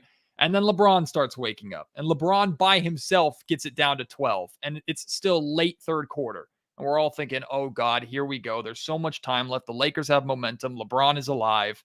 Like, the Kings are going to be put to the test on back-to-back games about can they secure a lead. Thankfully, De'Aaron Fox and company were able to slam the door shut. So to me, it was just a roller coaster that represents the kind of ups and downs, highs and lows of this season. And I appreciate that the Kings did get an opportunity to correct a mistake from the game before, and they were able to do so. But once again, they did it on the road. Can they do it at home? Because for some reason, they've been more successful outside of the Golden One Center than inside it. Well, that's not true. They've got a better home record than they do road record. They play statistically better defense. They play with better energy. They've maintained leads and had, I think, more quality wins on the road this season than they've had at home. They do have a better home record, but the majority of their bad losses and blown leads have been at home. Granted, the Phoenix one was bad. The Milwaukee one was bad as well. At least those were to two playoff caliber teams. The losses that are to the bad teams, almost all of them are at home. Well, and yeah, very true. And it's looked at worse because it's at home, right? So if you would have lost to Charlotte in Charlotte, you'd be like, man, you should have beat them, but you kind of brush it off a little bit, saying it was on the road. At home, seems there's no justification for that, right? So I look at that team and how they played last night, and I see a team and they've got everything that they need to make the run that they need to make to get into the playoffs right now. And a lot of the times, we're talking about, what they don't have, what they need, all this other stuff. I think they got it all. I talked about it earlier with Damian. I think they got one of the top trios in the league. When you talk about Fox, Sabonis, and Monk, you've got a group that can go for 85, 90 points anytime. And really the thing with them is the consistency, obviously. But now's the time for them to forget about all that, right? What you have in front of you is all that matters. You think this group is up to the task? Yes, I think so. I think it's going to be like you guys have also talked a lot about like this team is who they are, right? That was one of your shows earlier this week. I think it was Monday after the Chicago, whatever. I get all my days mixed up, but after your guys' first show after the Chicago game, a major theme of your guys' show was this is who this team is, right? And who this team is they're going to be inconsistent. They're extremely top heavy and uber reliant on their top three, arguably top four, if you want to insert Keegan Murray in there too. And everybody else is just kind of a question mark. Maybe you might be able to make it 5 and insert Harrison Barnes, but we know he's feast or famine at so many times. Everybody else on this roster, like I've talked about with Mike Brown, and he's talked before games. He answered one of my questions before a home game not too long ago, where I asked him about like the end of the rotation, like that 8th, 9th, 10th guy. And he's basically said nobody has separated themselves from the pack. Like, to me, that speaks volumes. And what speaks even louder is his inconsistent rotations and him at times looking like he's just throwing guys out there and seeing who's going to stick. To me, Mike's, whether you agree or disagree with how Mike has handled himself, and he's certainly made some mistakes, I think, rotationally and with building this team this year and how he's trying to play or run this team this year. I think everything Mike has done has sent the clearest message possible to Monty McNair in the front office. Mike will make moves that might as well, in my mind, be turning and finding Monty in the crowd and just putting his hands up and going, what do you want me to do here? This is what I got. So I think at the very top, the Kings absolutely do have the group to make the playoffs and make noise in the playoffs. They're going to be super reliant on superstar Fox, and Fox was fantastic during that Golden State Warriors series before he got hurt. Domantas Sabonis hopefully can be that triple-double threat on a nightly basis, not just for the remainder of the season, but in the postseason. Last night was playoff Malik Monk, who's capable of going off and scoring for you. And you have this Keegan Murray presence who hopefully he can hit some shots and be that perimeter threat that he is. But he's your go-to defender that nightly is not just guarding the best player on the opposing team, but he's making good defensive plays on a nightly basis. So even if Keegan's not scoring, he's making an impact. The rest of this roster, you're going to see what you get on a nightly basis. You might have nights last night where Keon and Davion are balling out and you're like, wow, I'm getting a lot of production from 4 guards. Or you might have nights where it's literally going to take 90 points from those big 3 for the Kings to have a chance. Man, there's a lot there. 21 games with Malik Monk having 20 plus points this year. You mentioned, Matt, Keegan Murray. I thought Keegan was really good last night. He was. Not what you'd hope for offensively, but it was kind of whether the shots weren't there for him or he wasn't looking for him. I felt like Keegan Murray absolutely made an impact on last night's game, and that's where the kind of the plus, what Kenny and I were talking about earlier, when you get those, over your averages performances from Davion or Trey or Malik or insert, Kings player here name, it takes the pressure off of Keegan Murray, who's doing a lot on the defensive end. He was blocking shots. He was talking to officials last night. You feel like sometimes you see Keegan Murray do some things and it's like, even here 60-something games into a second season, he's starting to find himself a little bit. He's starting to find his way around the court in situations that maybe he hasn't been before. Now that he's such a stronghold defender, he's got to talk to officials more. I thought he was great last night. Yeah, I think what we're seeing Keegan develop into is we still want to see more of him on the offensive end and showing that he can create his own shot. And he's given us glimpses at times, but not consistently enough, which is one of the main things we were hoping for from Keegan coming into this year. Of course, he's kind of leapfrogged that with his development on the defensive end of the floor. But ultimately, what we can say about Keegan Murray, which again, we're talking about a second-year player. He is a everyday starter in this league, and he is an everyday impactful player. We're saying that about a second-year guy. So I understand wanting more offense from Keegan. The Kings are going to need more offense from Keegan at times just to make the playoffs, not just in the postseason itself. But Mike Brown can rely on a second-year player, his starting 3-4, depending upon how you want to match him up with Harrison Barnes. You can rely on and count on getting a solid defensive impact and smart basketball player on a nightly basis. When you get the shot making, it's a massive added bonus because Keegan is capable of going off for 47 points that he did earlier on this season, which it looked like De'Aaron Fox had that in the back of his mind at the end of last night's game. De'Aaron was not just going for that career high last night. De'Aaron was trying to break Keegan's record. I secretly love how agitated he is that he can't get there. Malik too. It's so great. He looks so annoyed, like I can't get past 44. But I agree with you, D'Lo. I think Keegan played very, very. I mean, you're asking a second-year player to match up with LeBron James and make life as difficult as possible for King James, and he did the job, like as best as you can do the job. Yeah, he did the job. Yeah. Look, Keegan is going to be a huge part of this run. I'm excited for the win last night. That was a big time win last night. I said all day. Everybody I think that talked said all day yesterday, it's a big game. This is a big game. And they went out, even though they started off extremely slow, they answered, bounced back, and they beat the hell out of the Lakers last night. Matt, of these teams that are competing for the final spot, because I feel like New Orleans is kind of in there. I think the Kings are the best team left. I know they're inconsistent, all this other stuff. I think they're better than the Lakers. I think they're better than the Warriors. I think they're better than the Mavs. I think they're better than the Suns. And they have the capability to, if they reach their ceiling, I think they should get that 6th spot.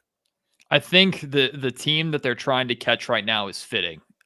I think the only team that can challenge Sacramento for being the best of that group is Phoenix. And unfortunately, Phoenix is dealing with the injury issues that they're dealing with right now. And they're also answering with their schedule a little bit. Although the Sacramento Kings didn't get a second mini all-star break after playing like 1 or 2 games coming back. So everything evens itself out, right? No one's going to feel sorry for the Suns that they put together a roster of guys that has superstar talent at the top, but has question marks injury-wise. And the Suns, just like the Clippers in many ways, know that the biggest enemy of themselves is injuries and is health.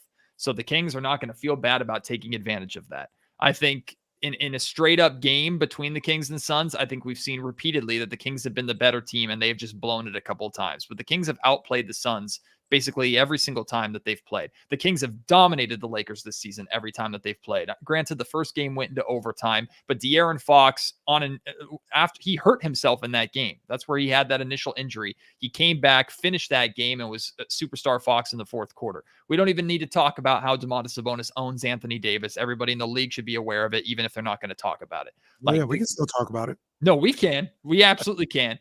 But like, Kings own the Lakers. The Warriors are scary in the sense that they match up very, very well with the Kings. Not that they have an advantage, but that both these teams are so similar and so even that I feel like it's a coin flip almost every single time these teams play.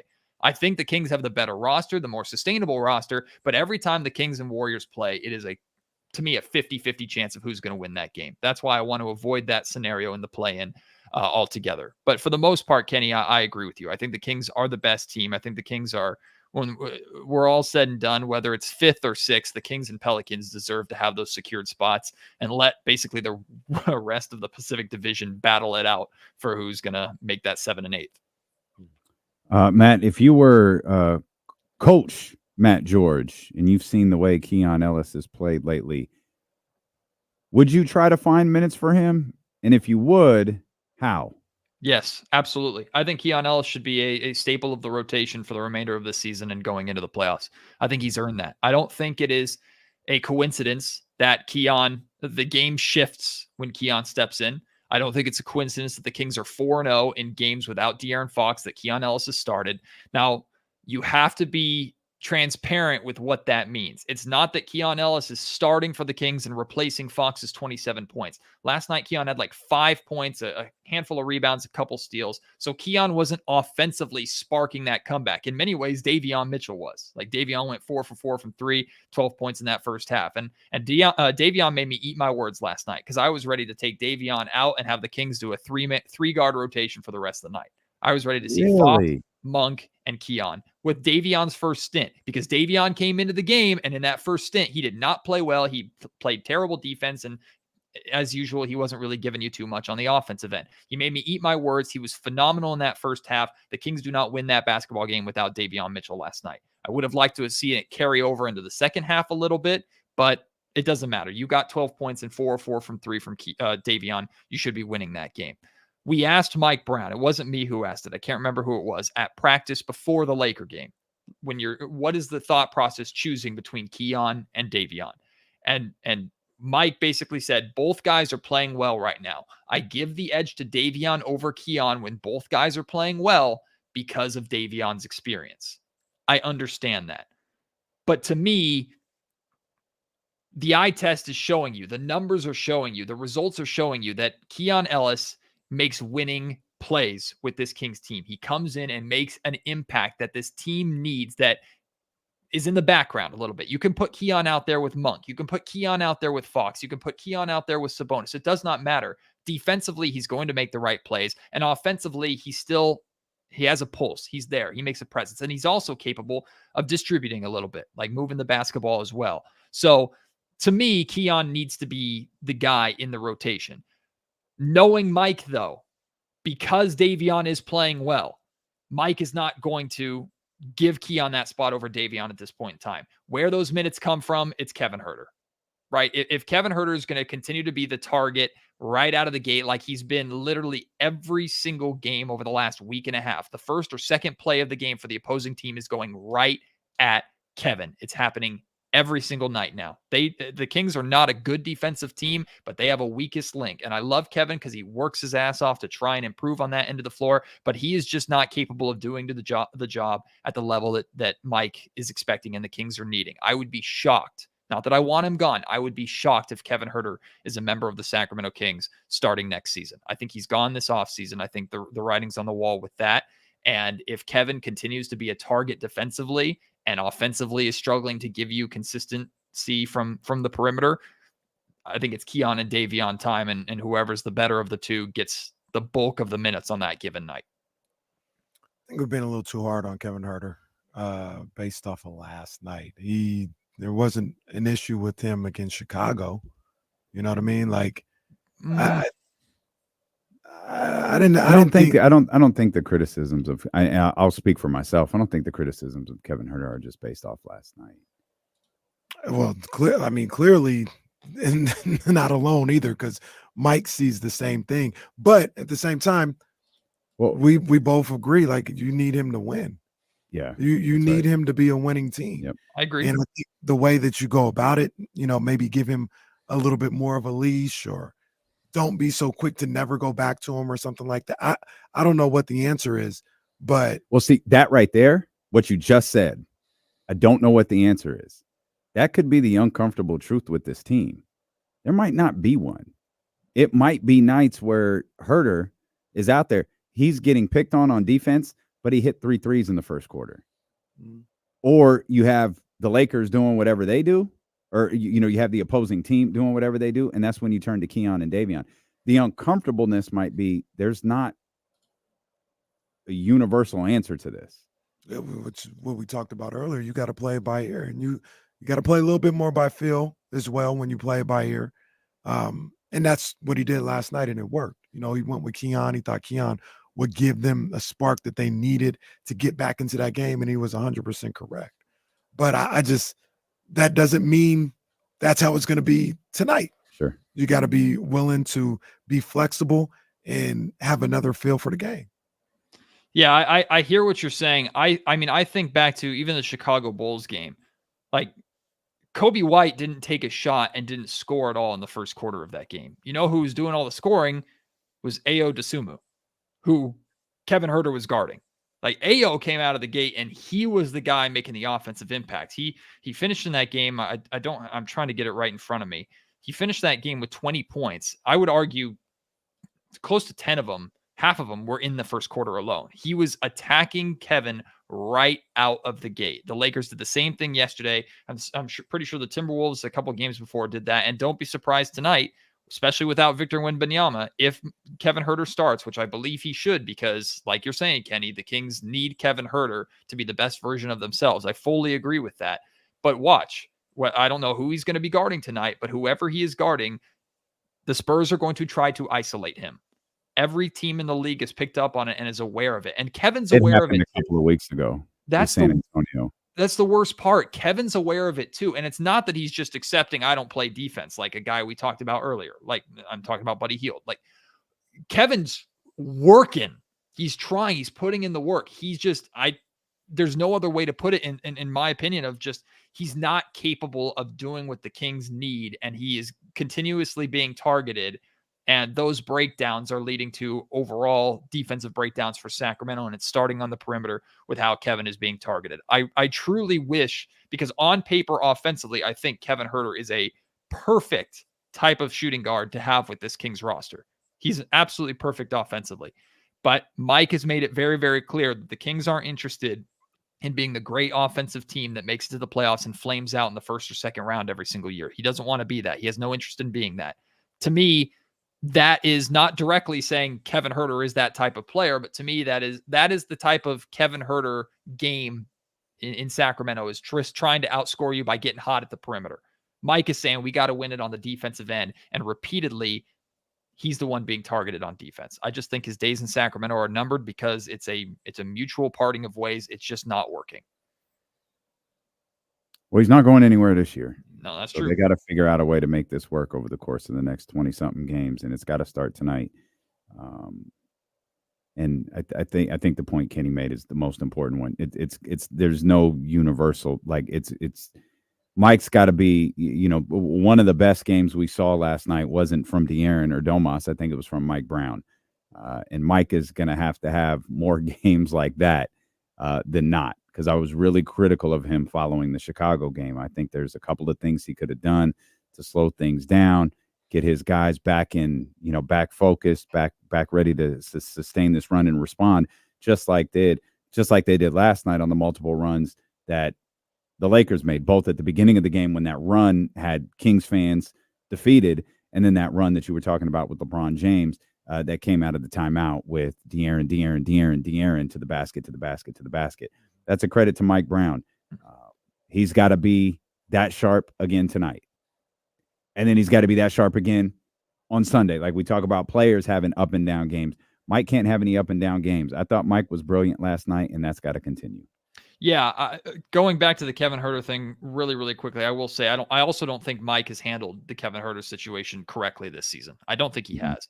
I think Mike is largely responsible for the Kings losing the offensive punch that Kevin Huerter was last season. I think Kevin Huerter got into his head a lot, and I think Mike was partially responsible for that with the demands and expectations, and not necessarily putting Kevin in the position to be himself and succeed at that level. Certainly not as much as last season. So Mike is certainly not to blame, Mike is certainly not blameless in the Kevin Huerter situation. That being said, I agree with you completely. I thought Mike made the right decisions last night. It helps. It makes you look a lot smarter as a coach when you're getting the bench impact that the Kings got last. When you get 50 points from your bench, regardless of who you're throwing in there, you look like a genius. And again, the Kings got 50 points from their bench without Davion scoring in the second half. He was the second leading scorer off that bench. He didn't score in the second half. And I think Keon and maybe Alex Len each had a bucket or two in the second half. That was it. Like, it was all basically Malik Monk, and the Kings still had 50 bench points. So Mike looks like a genius last night, rightfully so, because his bench gave him that impact and got them back into that game. I also think what Mike did really, really well last night is he had his starters come back in to start the second half, but he had a short leash with them. Harrison, Kevin, we're giving you another opportunity here, but if it starts unraveling, I'm not letting it get out of control like it did twice against Chicago. It starts unraveling. Kevin, sit down. Harrison, sit down. We're going back to the guys that got us here, that were playing well. I think the Sacramento Kings, if they had the option to pass on overtime last night and keep playing, they would have chosen that option and beaten the Lakers by 50. It was just, they were rolling.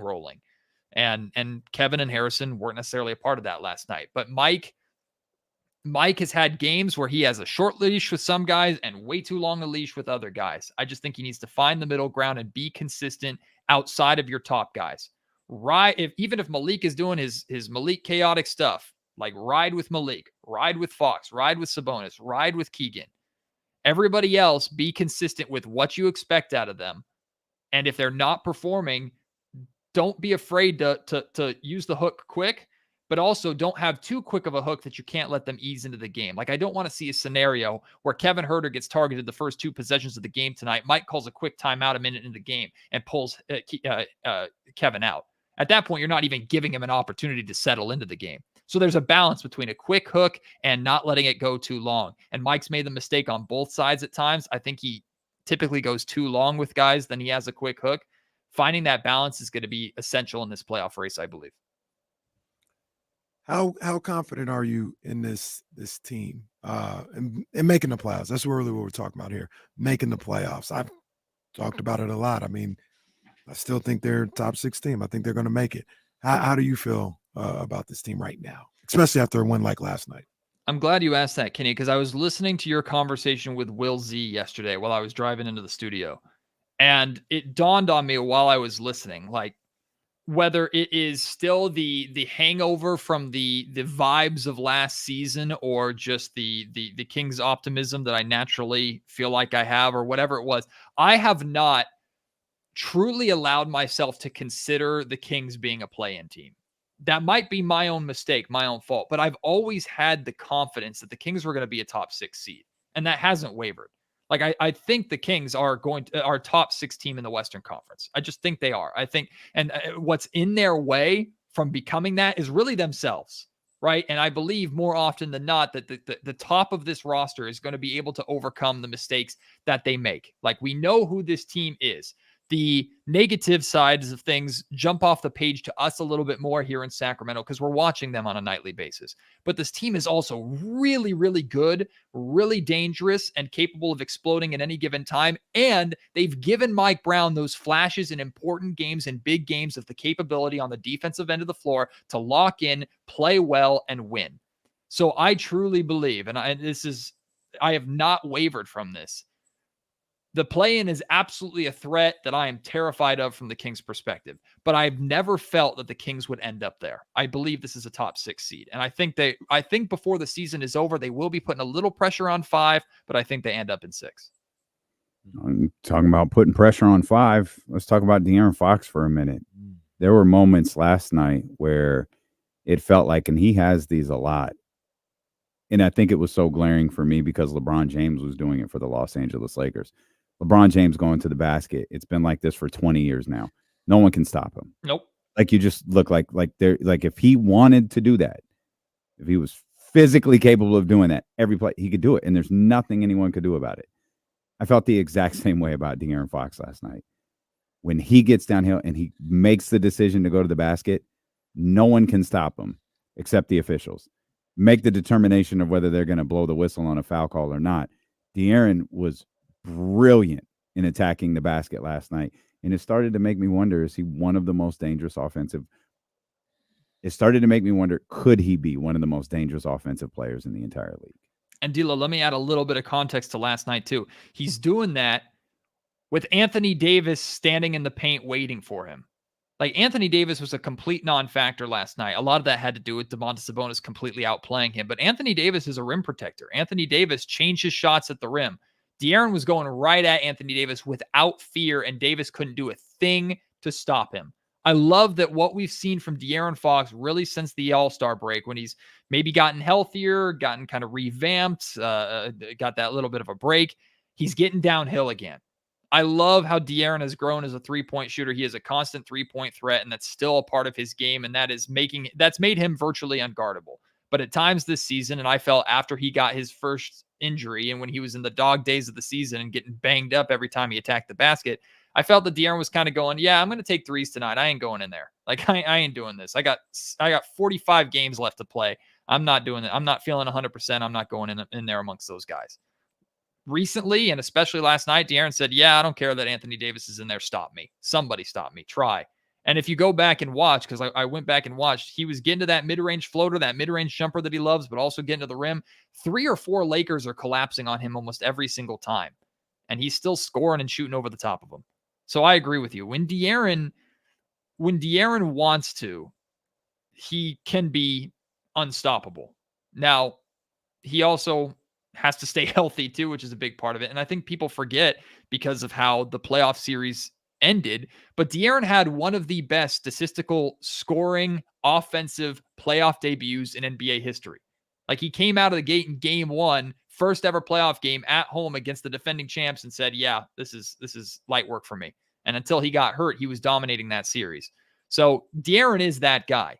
And he's shown that early on this season when he was an MVP candidate, dropping felt like 40 a night.